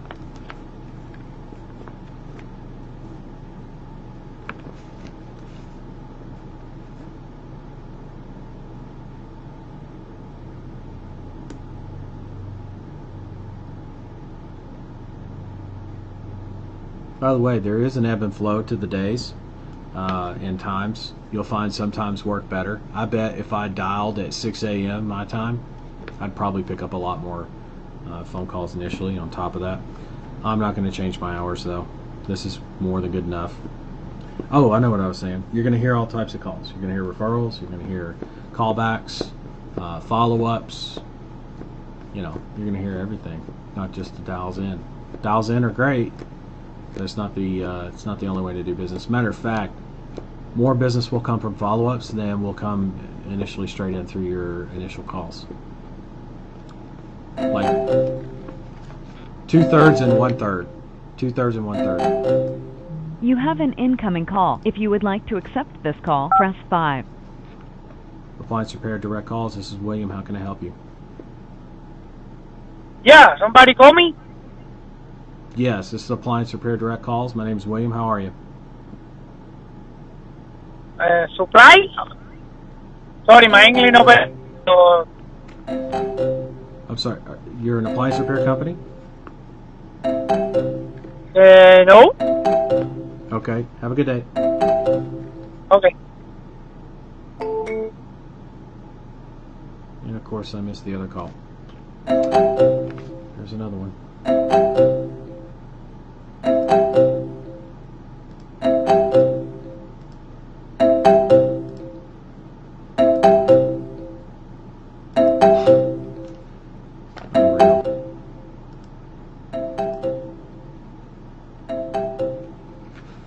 This sucks.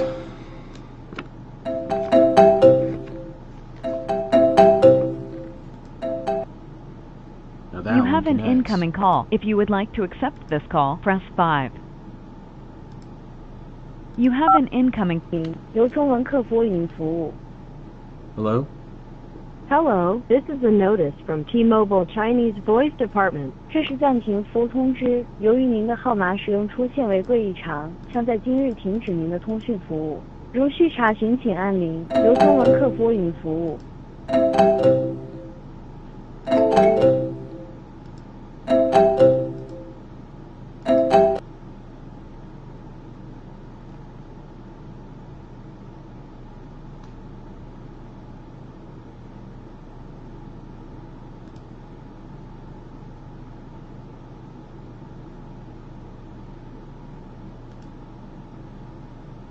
See if I can capture this on screen.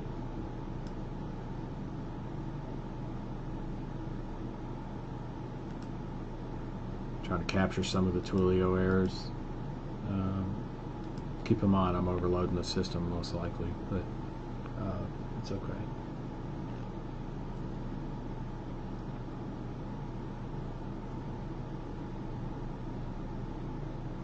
Okay. A lot of flurry of activity there and then nothing, so we'll see how it goes. coming up to the afternoon, evening on the East Coast.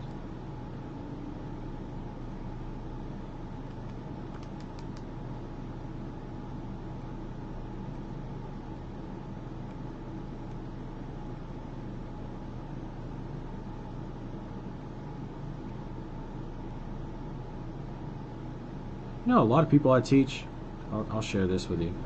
A lot of people I teach don't believe me when I say the first day most times you don't get clients. And they think that I'm special or something. And there's been plenty of days where expanding into a vertical the first day I've gotten clients. But I could give two shits if I get a client on the first day or not. It'd be nice to, but I don't have to. Incoming call. If you would like to accept this call, press 5. Appliance Repair Direct Calls. This is William. How can I help you? Yeah, this is Gary Harper. You just try to contact me. Yes, sir, I did. Okay, you got me. Yeah, I got you. you may sound like we're in a western or something. I got you. Yeah, I'm calling because I got live phone calls for people that need appliance repair, and they're coming in every day. They got to go somewhere. Tell me, do you need more business right now? I got more than I can do, really. You got more than you can handle. Man, it sounds like you need more techs in the field then. Yeah, that's exactly. I got more than I can do right now. I do. But Nothing wrong with that. Calling, though. No worries. Right. Have a nice day. That's a good thing. All right. Gary's a good old boy, if you couldn't tell. Anyway, more business than he can handle, which happens to be a dial, but he didn't say yes to the business. Trust me, there are hungry companies out there right now. If I could only talk to them. Can't believe this. Anyway. A lot of people don't believe that you can't get clients. A lot of people don't believe me that you can't get clients on the first day. And I say can't get clients, that you don't get clients on the first day. Most people don't. There are a small percentage that do. And you know what? If you look at it by the numbers, most don't, and the few that do, it's not because they were usually better prepared. I've seen cases where people were completely unprepared and still got clients the first day just by chance. And that doesn't mean that you're less prepared or more over prepared. It doesn't mean any of that. What you need to focus on here is more of a longer game. And I don't mean long as in like a month from now you should start closing clients all of a sudden. I mean, I've seen the overwhelming majority of people that don't close on the first day end up closing on the second day, a client, because they filled the pipeline. Okay, can't tell you how many times I've seen that, and we'll probably continue going on seeing that. And you need to be aware of that, manage your own expectations. And I wouldn't say don't expect a client on the first day, but it's like one of those things that if you get a client on the first day, bonus. What you're looking for is to fill this up. What you're looking for is to fill this up. Where's this at? Where's the good way to see that? Right there. Somewhere in there. What you're looking for is to fill this up. And when you fill this list up, then you know that a sale is inevitable. Okay? All right.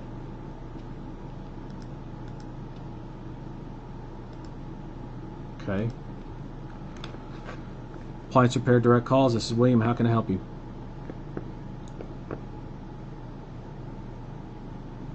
Hello? Call screeners, baby.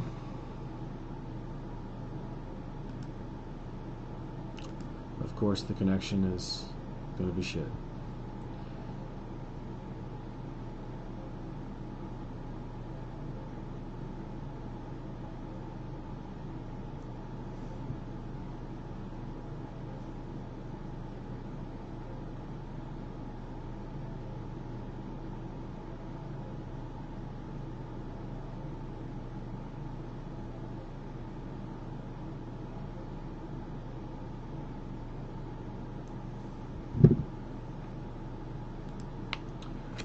catch the next one. 1, 2, 3,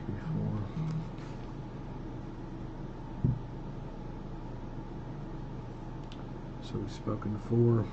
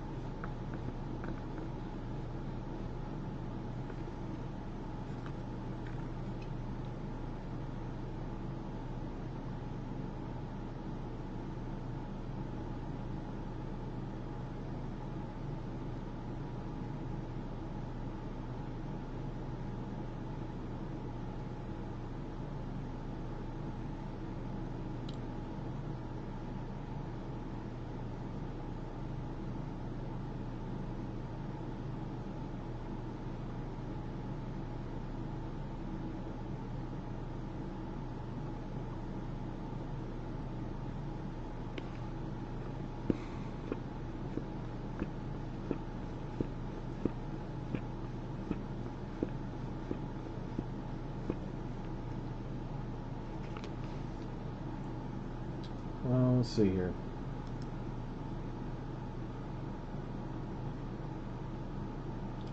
Art, I remember the past event with the VIP room. It works.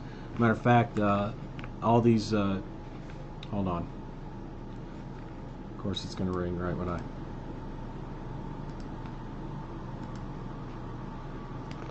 Appliance repair direct calls. This is William. How can I help you?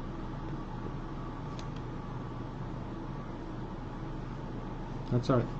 That was quick.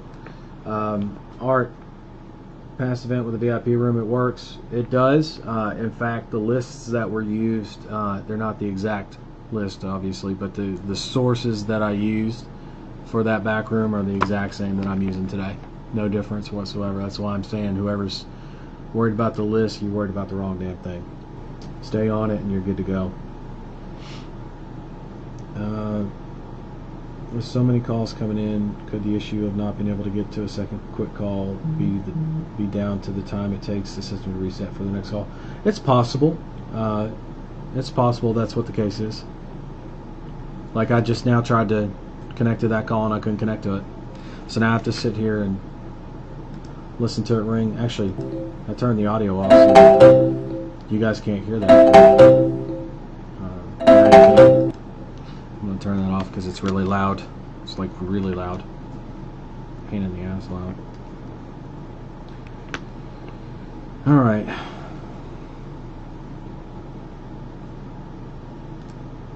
Turn the audio back on. That way calls come through, you'll hear it. So y'all probably didn't hear that last call that I took. You just heard me, which is fine.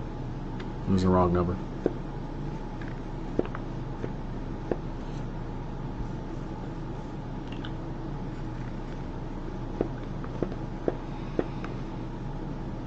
I'm going to run this for another 20 minutes or so, depending on what we pull.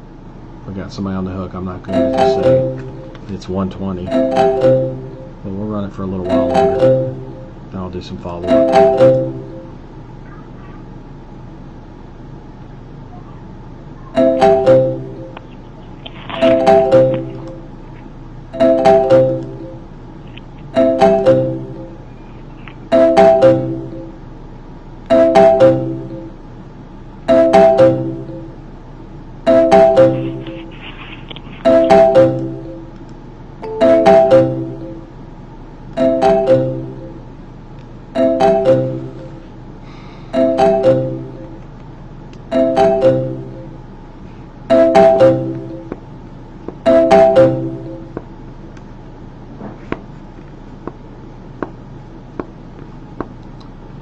Yeah, we'll run this for a little while and then we'll do our follow-ups. That's what I was trying to say before the phone rang.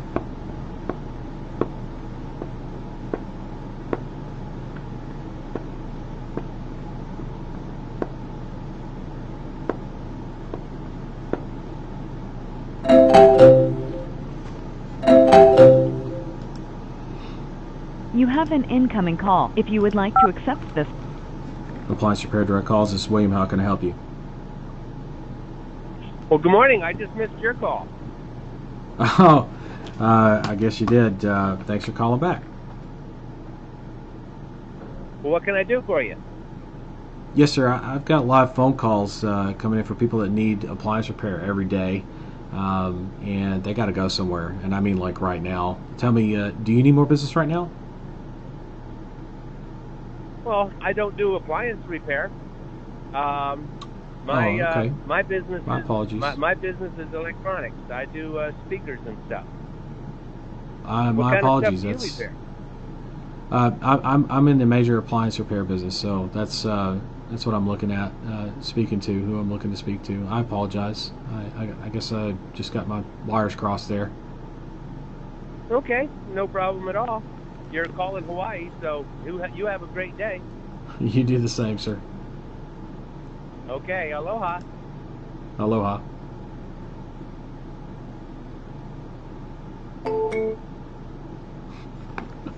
Aloha. I like it. Can't make this shit up, can you? You guys wouldn't believe me if I told you shit like that. You'd be like, no fucking way somebody says aloha at the end of a call. No, they do.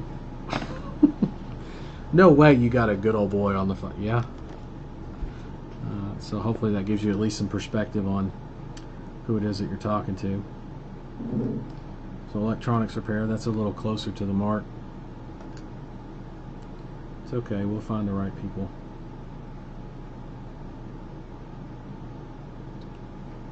We'll find the right people, one way or the other.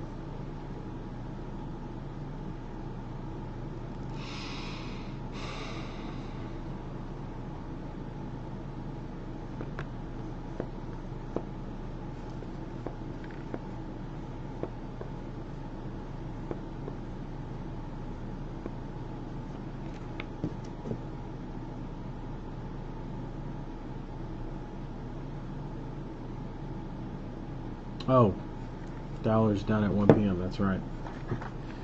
Oh, well, screw it. We'll just do follow-up calls. We'll shift over to follow-up calls and why call it a day? It is what it is, guys.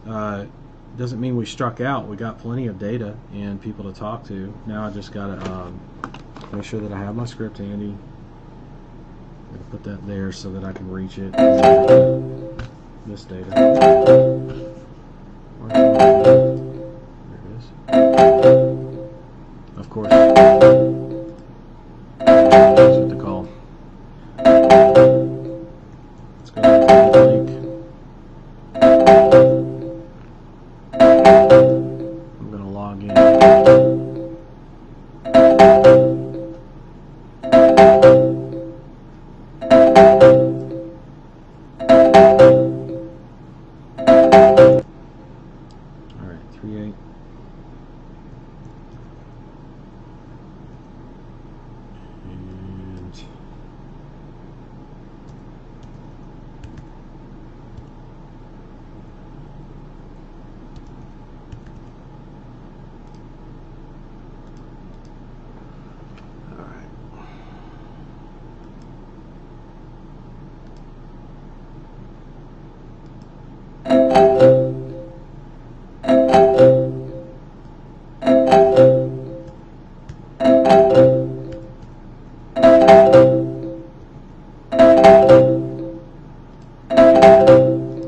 Call, press 5.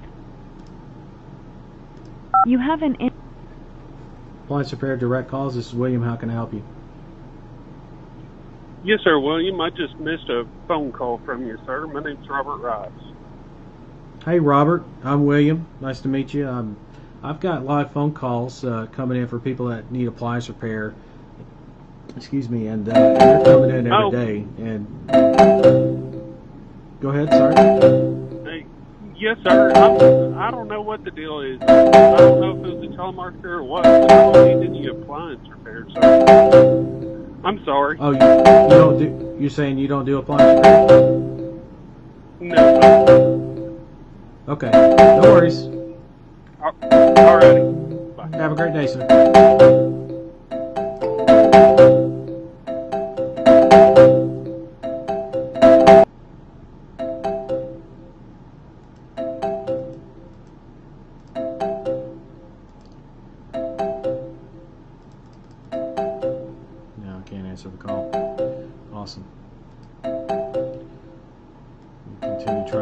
into 800 link here.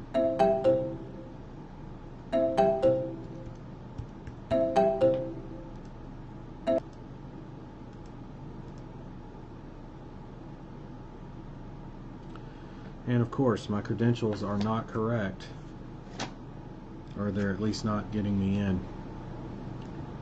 So let me try one more time.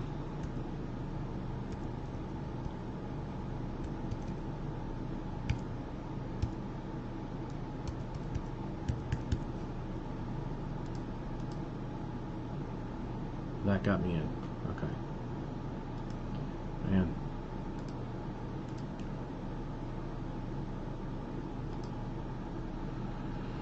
All right. Message center.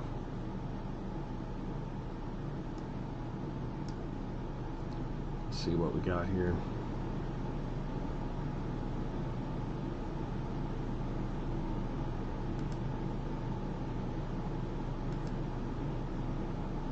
Yeah, this is Chris Benick. I'm calling. I had a phone call earlier.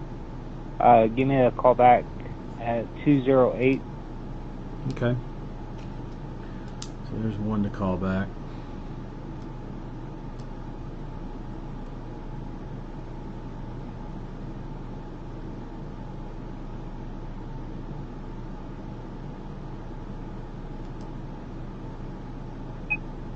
Hi, this is Morris with EC Appliances here. I'm just returning your.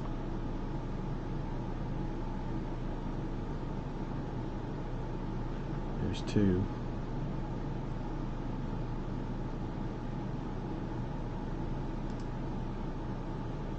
Hello, this is Tom Stady. I just missed your call while I was on the other line. You may call me back at any time.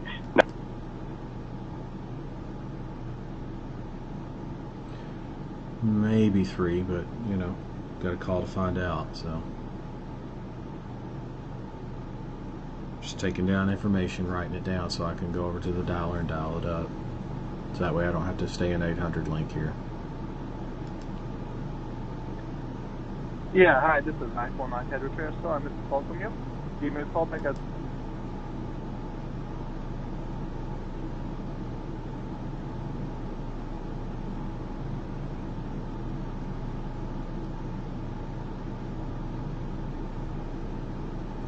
I didn't catch the first name on that, but that's okay. This is Robert with Island Breeze AC out of Cape Coral, Florida. 23. AC. That's probably no good. Take this fucking sales call and shove it up your ass, cocksucker. Oh man, that is that's about as good as it gets. That's about as good as it gets right there. Let's play that again just for the people at home, so you know I'm not making this up. Take this fucking sales call and shove it up your ass, cocksucker. Now, here's what you need to understand about people that get pissy with you, right? They're not actually upset with you. That's why you can't take it personal. That's why I don't understand people that take shit personal all the time. You gotta understand, people are coming from where they're coming from. It may not have anything to do with you at all. Maybe he's going through a real hard time because of coronavirus, you know. Maybe his wife's about to divorce him. Maybe he's just a miserable fuck. I mean, I hate saying that, but it's true. I mean, it's possible, right? The point is, a phone call should not, of any kind, even the bad ones, should not elicit that kind of a response, right? So we know it's not us. We just deal with it. That would be one to put on the do not call. And of course I can't answer the phone. Oh well. That might be fun to call that guy back just for the hell of it. I'm that kind of guy. Hi, sometimes. this is Mike Odie, 303-514-3594. And I didn't catch the name of the company you're message thing didn't leave it. But give me a call. Thanks. Okay. Call up Mike.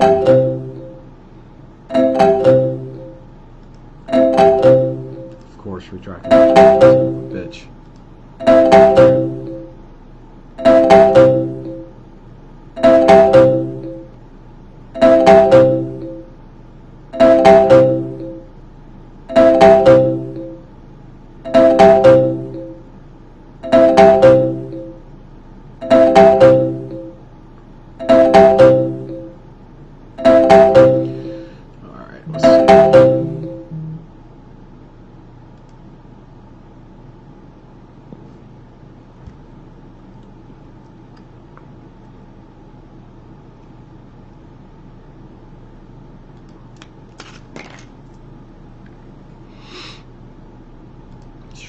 One.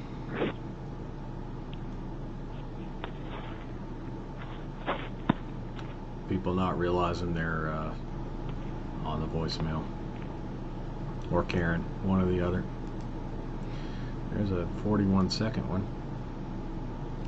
Andrew, I just called MasterCard, and you're right, it did work. However, they won't do what we want them to do now because they've changed the rules.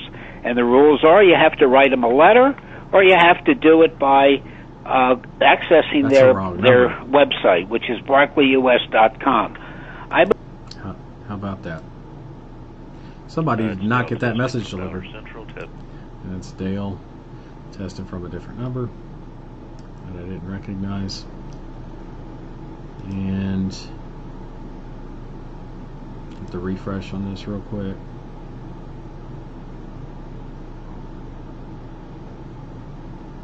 Looks like I got all of them.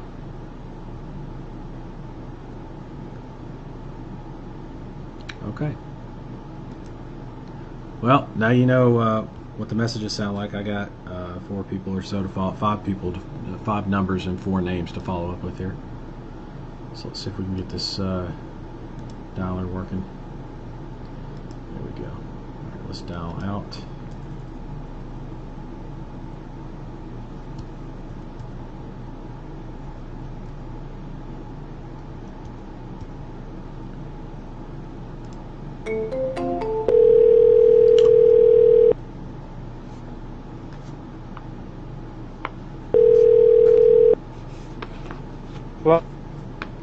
Hello, Chris?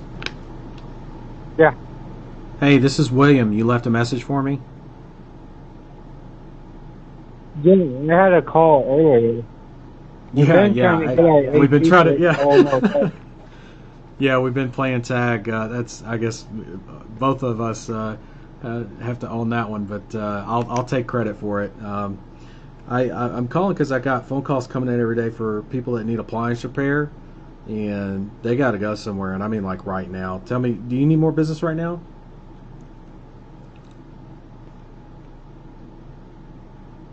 No, I'm trying to get my AC fixed. Oh, you're trying to get your AC fixed. Okay.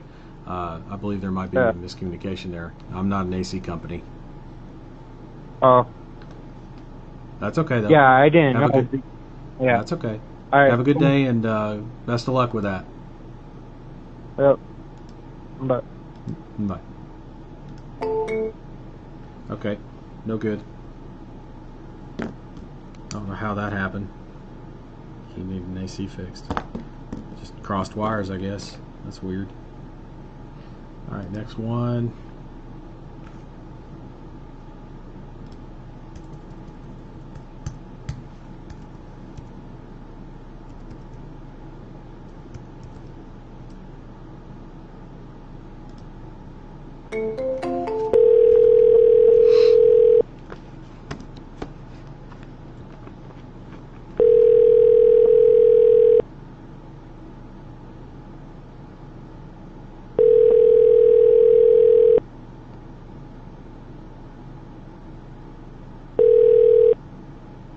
You've reached 1-925-230-9733.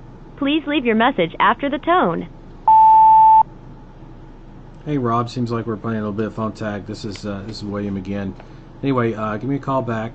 833 Ruh-roh.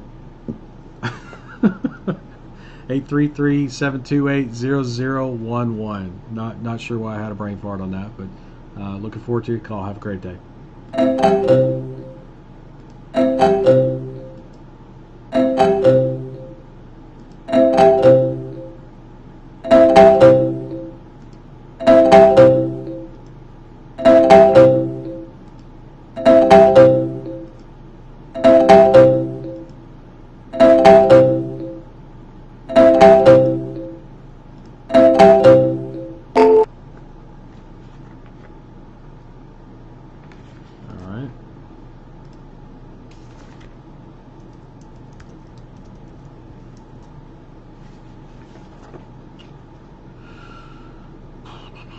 Next, see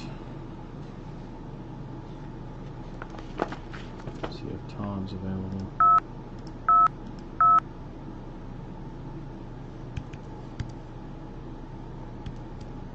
It's just easier to type it in on the keyboard. Of course, that's if you're clicked into the space that needs to be typed in.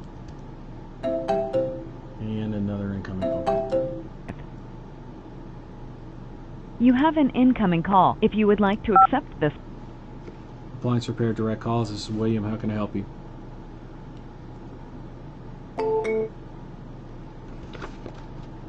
Have a nice day. Alright. Let's finish up this call with Tom here. Oop.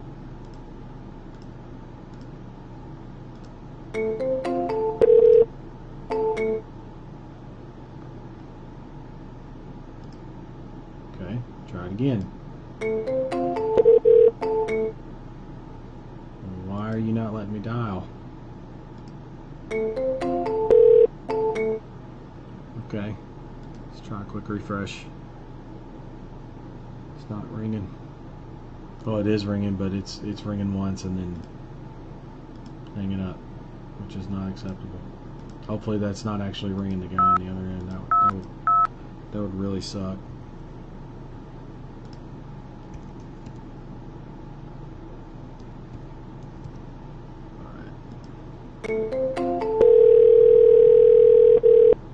That's more like it.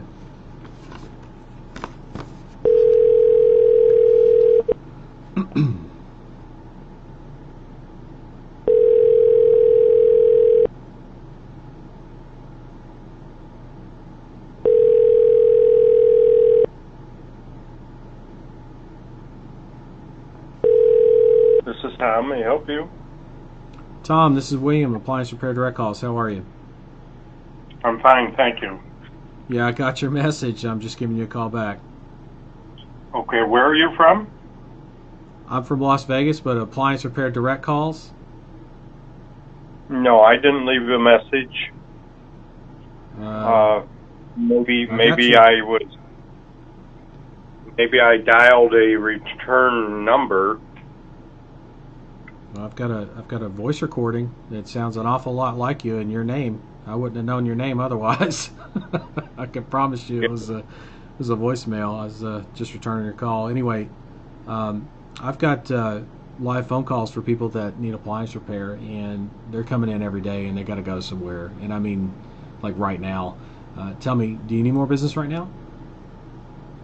We're using Home Advisor and Angie's List, and we've got all the work that we can handle. I'm thinking if you heard a voicemail, there's another guy here in El Paso that people get us confused. His name is Tom Valdez from Tom's Appliance. I got you. And I'm Tom Stady from Stady's Appliance. So you might, and I would give you his number if I had it, but I don't have it handy. But his company name is Tom's Appliance. Okay. No, I appreciate the help. Thank you so much. Okay, thank you. You're welcome. Bye. Well, we all know that was total horseshit because there's no way I pulled his name and number without listening to the same voicemail you guys heard. Matter of fact, I will go back to it and play it. What was his number?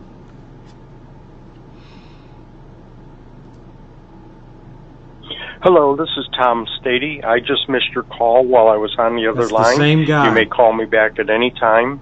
915-77. Same guy. Exact same guy. That's how forgetful people can be about when you called. And that's good for you because that means you can call them again and again. No big deal. Anyway, next phone call. This one I don't have a name for. We'll see how this goes.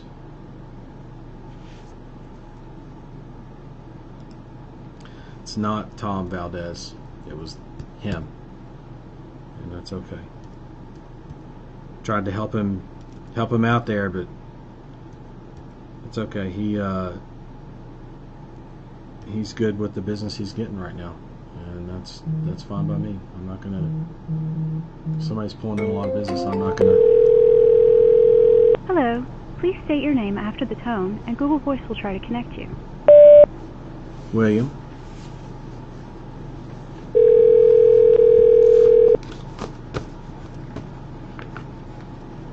iPhone repair, how may I help you? I'm sorry? This is iPhone repair, how may I help you? iPhone repair. Oh, I apologize. I think I got the wrong number. No problem. iPhone repair. I think that's the same guy we talked to. So somehow he left a voicemail. He must have called multiple times. That's what he was trying to say that I couldn't understand was iPhone repair. Because notice how he answers the phone almost exactly the same way as I do, just a different business. That's how you got to sound. iPhone repair. How can I help you? It's the same shit, right? No difference. All right, let's call up this last one I got. Shit. Gotta delete out those numbers, don't I?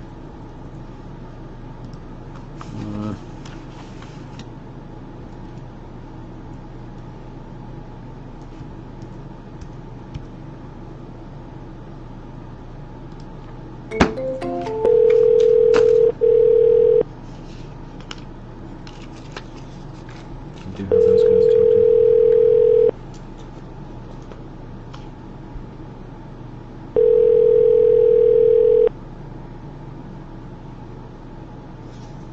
Hello? Hello? Hi. Hi. I'm giving you a call back. Is this Mike? Yes. Hey, Mike. I'm giving you a call back. You left a voicemail for me. Sorry I missed your call. I was on the other line. This is William from Appliance Repair Direct Calls. Okay, we didn't call for any appliance repair.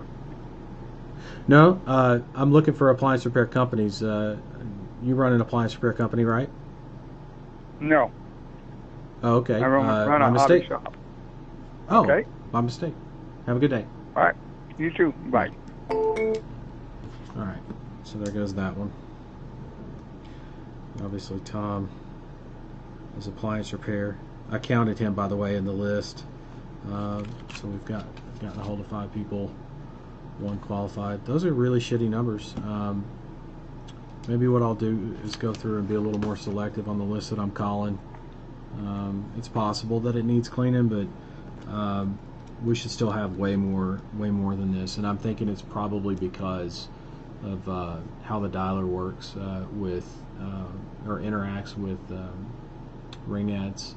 And it's not the dialer's fault. It's not ring-ad's fault. It's just not designed for that kind of phone calls, right? Clearly.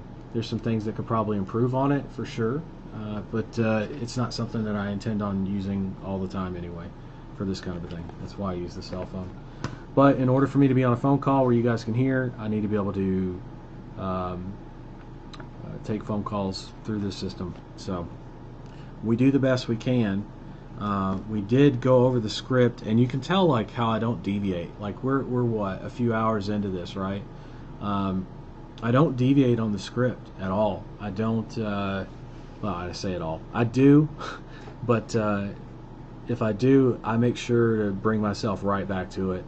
If you notice, even if I'm not looking at it, I may be looking off into the distance asking if someone needs more business right now, but I'm so used to saying it that I don't have to look at it. But just in case I have a brain fart or lose my place, because I am human, this makes me seem inhuman. Right, or like a robot, and not in a bad way, like a machine. In other words, a never-failing machine. Although machines do fail from time to time. The point is, makes me much more error-free, and even if I do have a stutter moment, because I don't know what I'm about to say next and I need to look at the script, I'm able to do that. Alright, here we go. Another call. You have an incoming call. If you would like to accept this call, press 5. Appliance Repair Direct Calls. This is William. How can I help you? Hello? Hello? Yeah, I got a missed call from this number. Yes, this is William from Appliance Repair Direct Calls.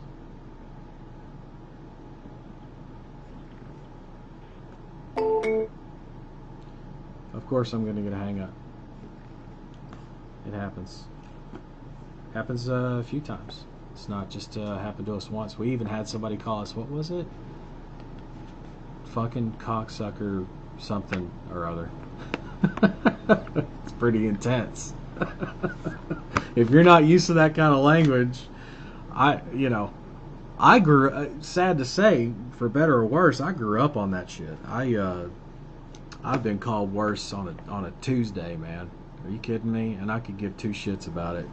At the end of the day, what I care the most about is being able to get in touch with the right people and being able to shake stuff like that off and laugh it off. Now, out of all the calls we took and all the friendly people we had, it seems like there were more nice people than bad people. It was almost half and half. I'd say it was about half and half, if you include the voice messages, voicemails that were left for us. It's about half and half. You know, had some hang-ups, had some assholes, had some just like downright, what are you still doing on Earth? Why are you not in hell right now? Moments. But it is what it is, right? The good news is that none of that stuff, I mean, temperament-wise breaks me. If you notice, I'm probably just more frustrated with the system. I thought this is gonna be a smoother experience. The good news is this: I'm not gonna let that deter me from the end goal. You guys know that. You've seen me deal with adversity before many times, even in the last 4 days session-wise, and today's no different. Today is no different whatsoever. Just nothing else to really say about that other than what it is. So I think what we do here is we regroup. Let me go take a look at some things. I'm probably going to jump on the phone with Dale and see what he thinks. Maybe there's some things we can do, and list-wise, maybe it's outdated or something. Shouldn't be. But anyway, the point is, there's things that we can do. I'll course correct on them, and then we'll go hard at it again tomorrow at 9 a.m. And since we're not really having to do any kind of script review, I can chime in, make sure everybody can hear me on the audio, and then we'll just jump right into phone calls and do the same thing we did today, with different results, obviously. We've got people to follow up with already, and we're going to have more. Since we delivered a bunch of phone calls, keep in mind, a lot of people may be out in the field, for example. You guys remember when we did market research, that was something that we found. If you call in the middle of the day, people are going to be out in the field. So guess what happens later tonight? People are going to call, they're going to leave messages, shit like that. We can follow up with them first thing in the morning. So yeah, it's going to be a good thing, no doubt. Notice that I'm not worried. I'm not like super pissed or upset. I'm not like, if you even look at my posture, I'm not like I'm trying to do it hunch over, blah, blah, blah.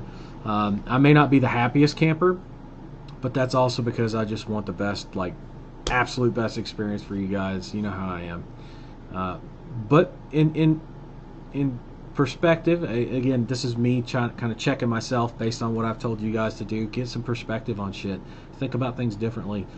This was a learning experience in many ways, and will continue to be a learning experience. I'm confident, and I promise you that calls will come in that we want, that we will get clients, that we will service those clients, and all the above. Just today turned out to be not as great a day in terms of what we were doing. No big deal. We'll just make some adjustments and move the fuck on. You know, and laugh about the guy who, what did he say? Goodness. Hold on a second. What did he say? Hold on. I gotta find the right message. I don't even remember which one it was.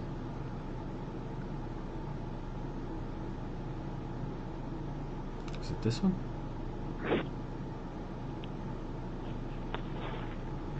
Nope. Was it this one? Nope.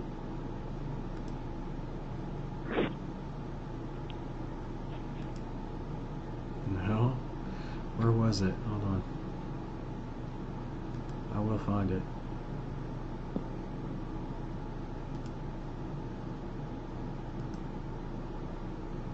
My number is 457-8964.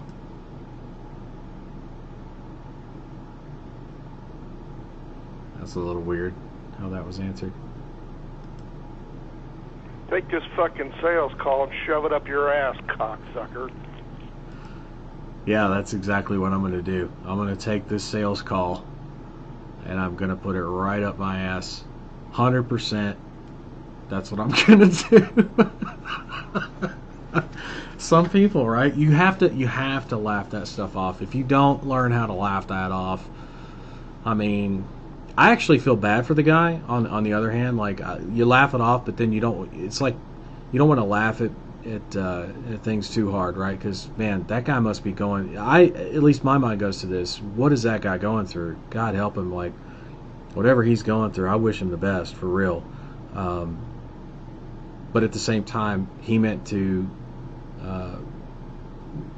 Even in a wounded state, let's say he lashed out, and you have to deal with the wound from that. And for some people, that's a pretty deep wound. You don't have thick skin; that's going to be a deep wound.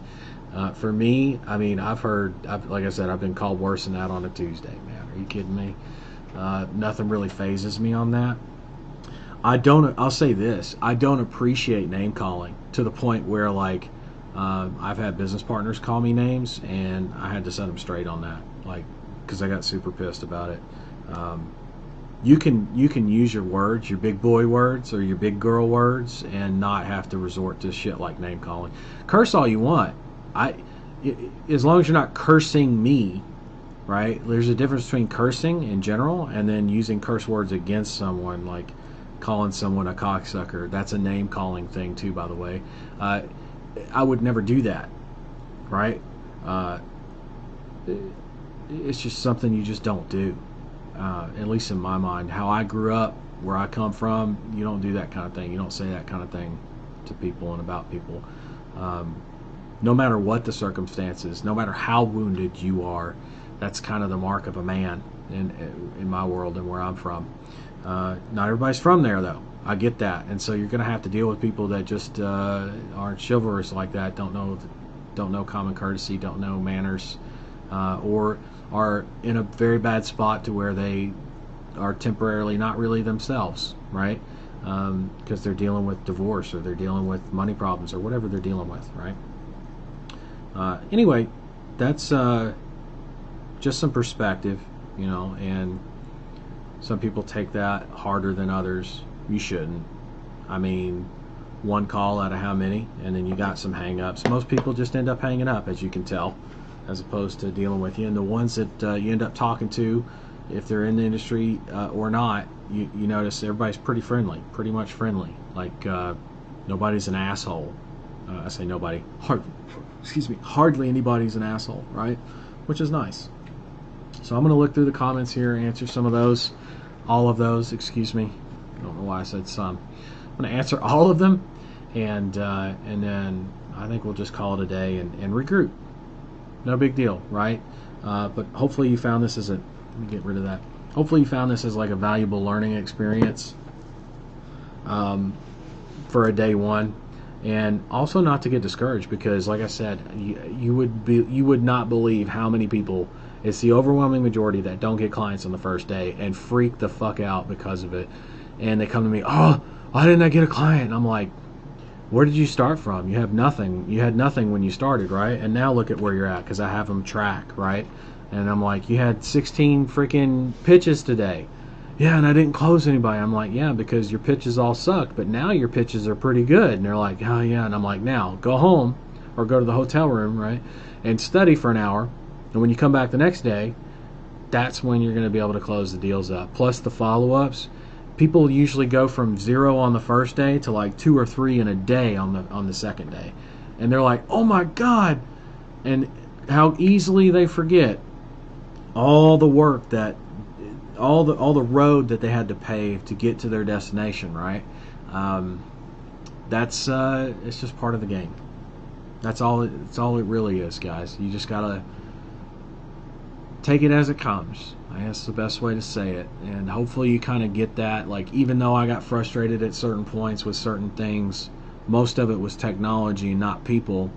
And it's funny because some people think I got frustrated with them when actually I got frustrated because they're missing a very valuable point, something that could cost them hundreds of thousands of dollars in the end. Shit like that. Like, yeah, I'm going to be a little bit more in your face about it because it's going to cost you money otherwise. And kind of like, when you're reaching for a hot stove as a child and your mom comes over and grabs your arm, does she grab your arm gently, softly? No, she comes over and she practically yanks your arm out of the socket, not to hurt you or abuse you, but to catch you quick enough, right, before you make a big fucking mistake, like touch the hot oven, right, or the hot stove. Like, that's the equivalent of a lot of what I do is like, hey guys, that's a hot stove over there, and then some people are still trying to reach for it, and so after saying it the first time that that's a hot stove and somebody's still trying to reach for it, I'm going to grab them quick so that they understand that's a big no-no. That's going to cost you. That's going to hurt. Okay. That's all that is. It's I wouldn't call it parental love because I'm not a parent, but I would say probably close to the equivalent of in terms of how I care about you guys and what you do, what I want to see you grow up to be, right, in the business. And I'm trying to raise good children here. Be good children. I'm trying to be a good parent. Okay, I'm trying to be the best parent I can be. All right. Let me scroll up here.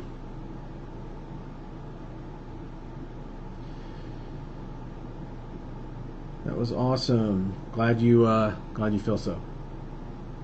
I was kind of meh, but I also realized there's a ton more value in there. There are only 10 really nasty people in the world, but they do move around a bit. You found one. That's a great. I love that, John. That's funny. You made me laugh. That was good. John's like, yeah, so now there's only 9 left. We found one of them, right? And now there's 9 left. That's exactly right. That was a good joke. Thank you for sharing that. It was hilarious.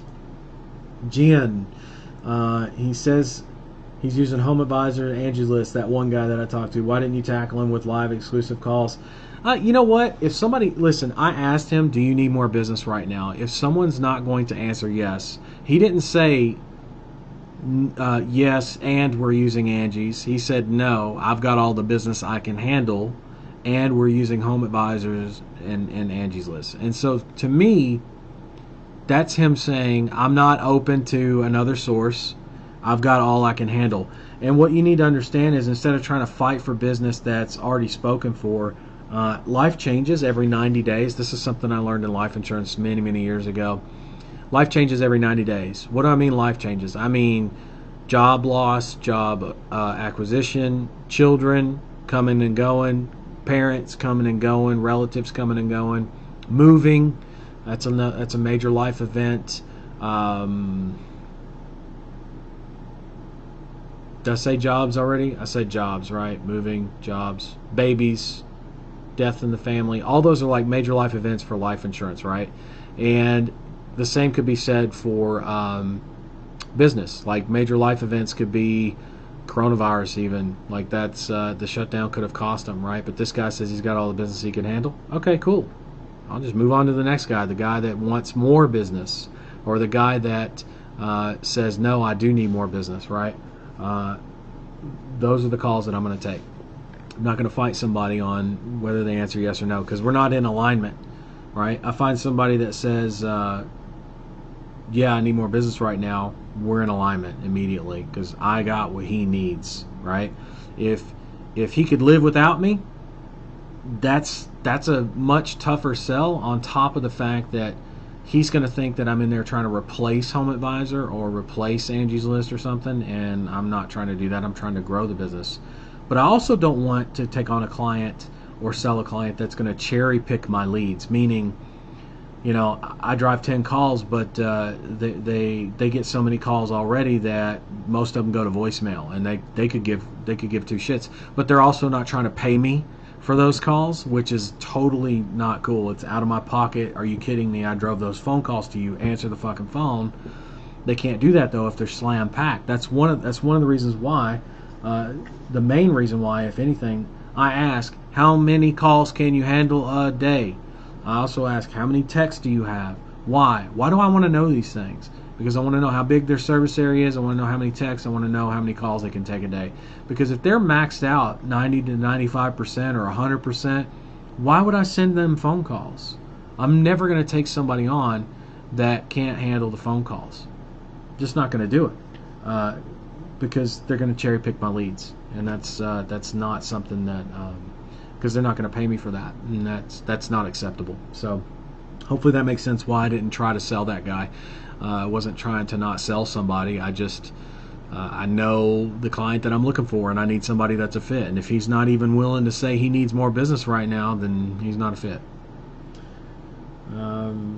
Would it have been fair to ask that the guy who you got him on the phone market research questions like, if you're using Angie's List, Home Advisor, do you ever find yourself competing with other companies? Yeah, I mean, sometimes you find yourself competing with them, but you'd be surprised. Most people in appliance repair do not like Home Advisor. I will tell you that from my market research. I'll also tell you that they're willing to get leads from any and every source they can get their hands on. That's the attitude of most appliance repair companies. Obviously, today's calls do not reflect that accurately, but I can tell you, long term, that's exactly what you're going to find if you do your market research and all that, for this vertical anyway. A lot of verticals, same thing for Home Advisor. A lot of people don't like them. Right, so if you're completely different from them, and you are, you just communicate that successfully, then you're good to go. Farkin Ishole, that's correct. I don't even know if it's physically possible to shove a sales call up one's ass.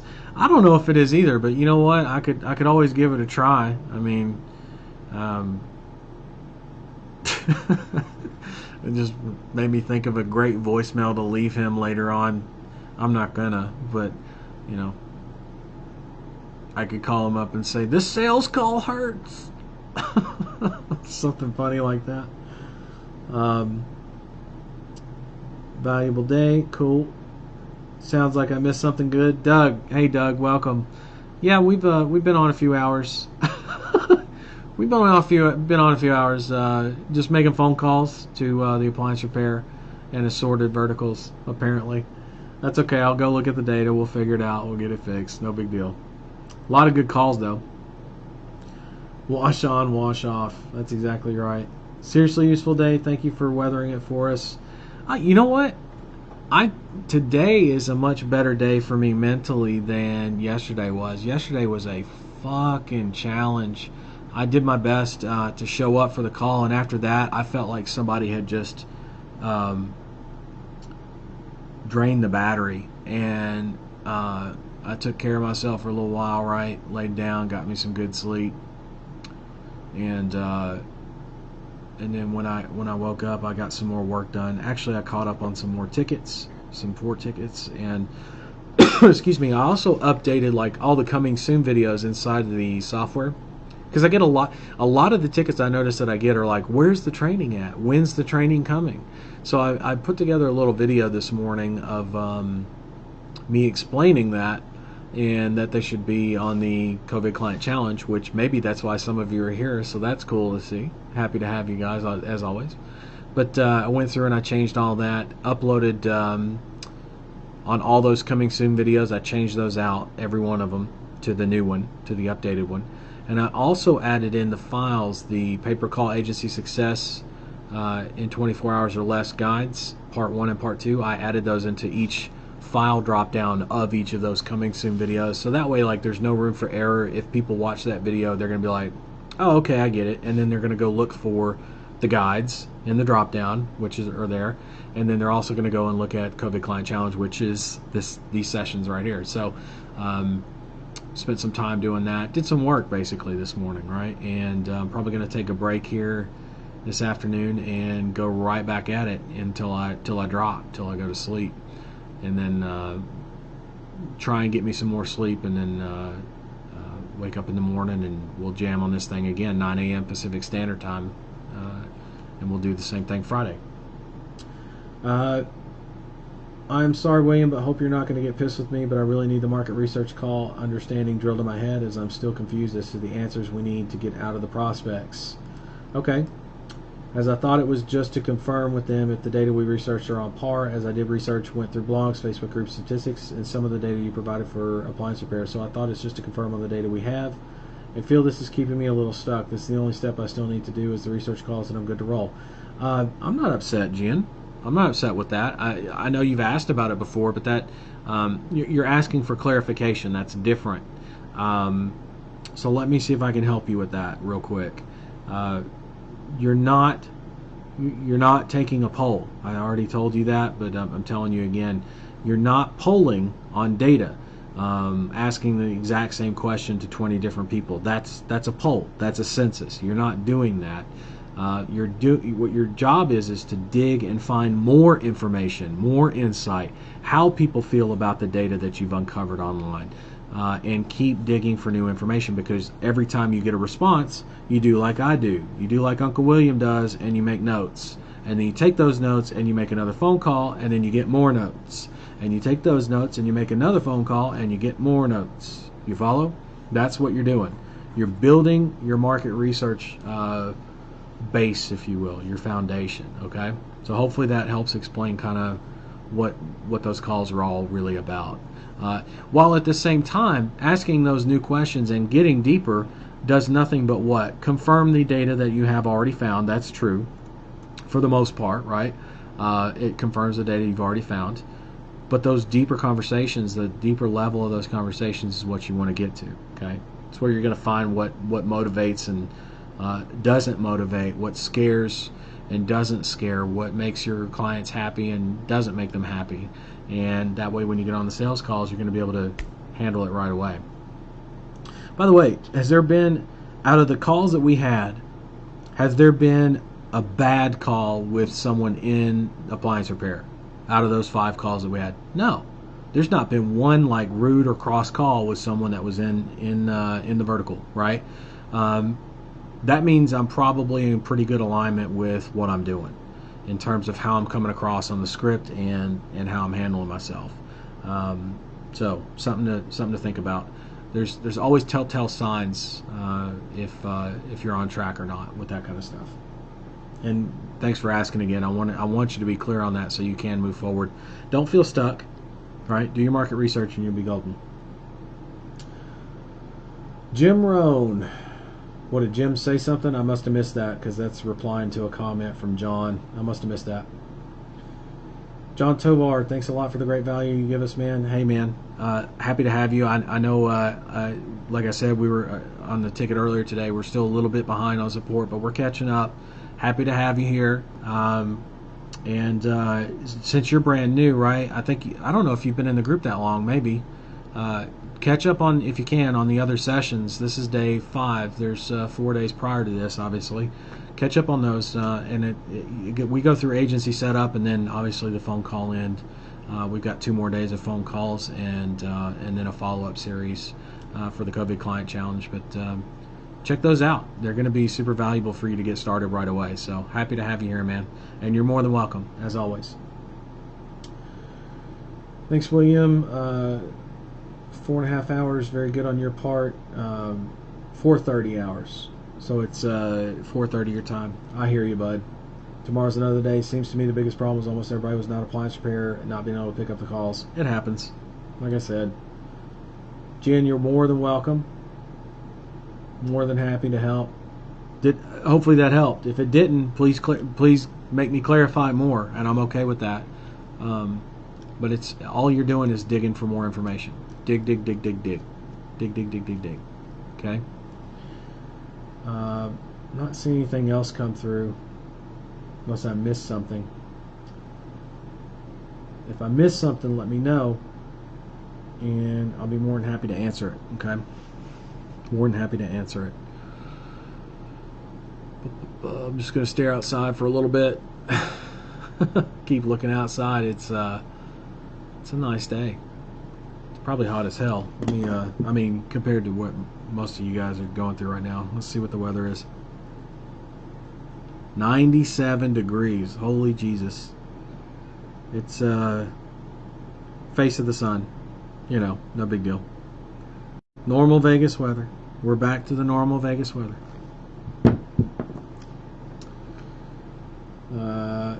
John, you're on it already. Great, man. Great. I'm glad to hear that.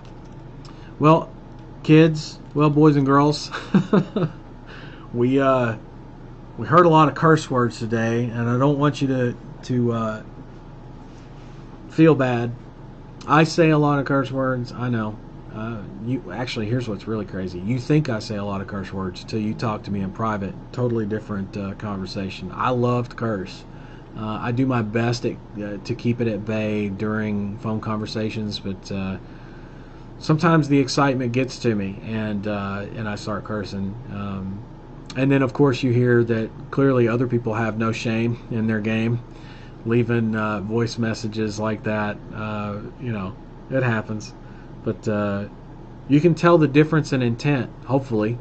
I curse to curse, to express, and others clearly curse to try and, I don't know, hurt my feelings or something. I don't know what the objective was with that. It felt like it was a cathartic release for them, for him, right? More than it was an attack against me. That's why I say you got to feel bad for people that are in a bad spot like that. All I hope is he's not an appliance repair company that actually needs more business. Because if he is, and he did that, man, that's a crying ass shame, right? That's what we say. That's what we call a crying ass shame. Meaning it's real sad. Anyway, 97. Oh yeah, 97 degrees. Sorry, I was like 97 what? And when I said that in my mind, I was like, oh yeah, 97 degrees. Yeah, it's already 97. It's the end of April. It's already 97 degrees. It's all good. It's all good. Anyway, I'll be on tomorrow, same bat time, same bat station, 9 a.m. Pacific Standard Time. We're gonna make sure the audio is good and jump right into the phone calls. And in the meantime, I'm gonna have a call with Dale and see if there's something I can do on the list side. Probably. I'm not sure what happened. Maybe I grabbed the wrong list or something. It's possible. Look, anything's possible. I got to go back and look at my process and see where I fucked up, if I fucked up. And if I did, then fix it and jump back on the calls tomorrow, right? But at least you got to hear how to handle the wrong numbers, how to handle the name callers and people, the unsavories, the deplorables. I should call them deplorables. Whatever, you know what I'm saying. That's a trigger word right there. I probably shouldn't say that because I actually don't believe that way, and that's a shameful use of that word. I hate that. But I just thought it would be kind of funny to say it, because clearly if somebody's going to say some crazy stuff like that, you can call them a deplorable. Why not? But that's a little bit judgy. See what I'm saying? You just got to learn to let it go and not even fire back. Like it's not even a thing. Laugh about it, and you also got to hear pulling referral data. You hear me pulling names. You see me writing stuff down a lot. I'm gonna go and update some tracking sheets. We'll probably do that tomorrow morning too. That wouldn't be a bad idea. And get caught up for today's data on tomorrow's tracking sheet and keep it going that way. But yeah, looking forward to it. Just got to go make some tweaks. No big deal. And hopefully tomorrow's the nicest day as today is, because tomorrow's my birthday.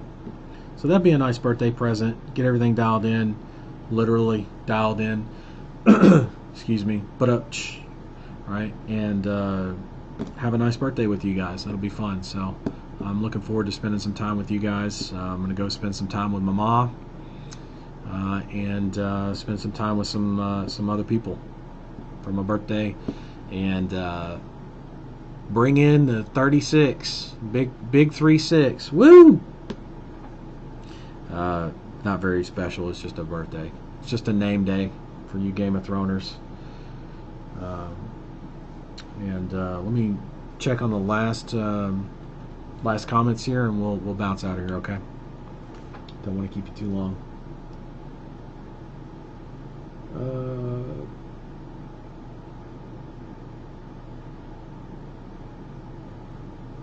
Why are my comments frozen? There it is. I see you guys talking about Jim Rohn. Absolutely love Jim Rohn's stuff, and yeah, very much missed, at least by me, for sure. And I would have loved to have met him. That would have been awesome. Him and Dyer, Wayne Dyer, man, a couple of guys who got me through when nobody was in my corner, man. I'm telling you, and even beyond that, but definitely stuff I remember.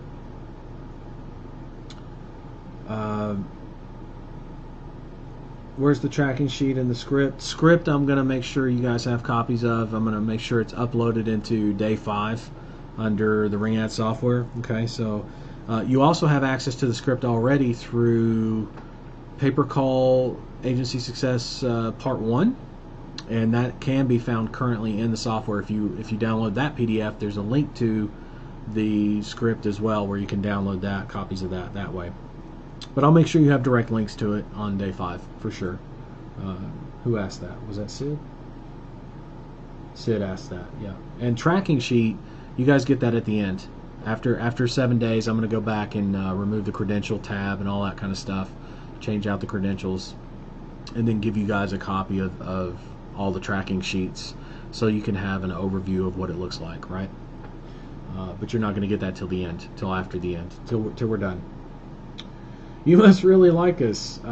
Yeah, I mean, I don't dislike you guys. I want to see you succeed, and to me, it's just another day. I mean, it's just a birthday. It's not, you know, it's not even a birthday of like major significance, like 25 or 30.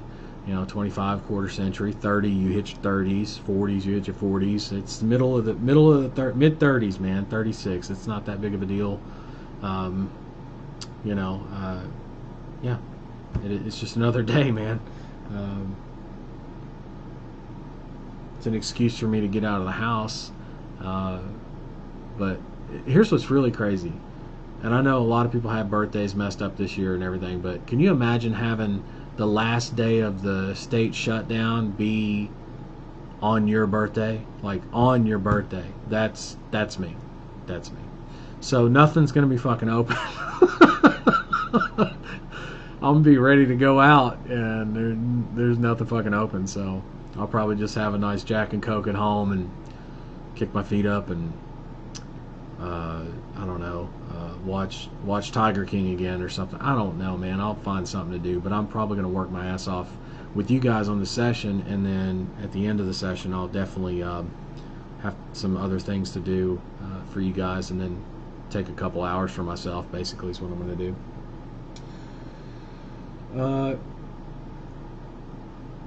Script for market research is under day 4. Yep, that's correct. And the sales script that I used today will be under day 5. That's correct. Thank you, Jen, for answering that. Katie, I'll catch you tomorrow. Good to have you on as always. John, it said, oh, that's for the Jim Rohn thing. Thank you, Dale, for the happy birthday wishes. Appreciate that. John, same thing. Appreciate that. And with that said, I'll catch you guys and gals tomorrow. Looking forward to it. It's going to be fun. Way more fun than today, although today was not a bad day.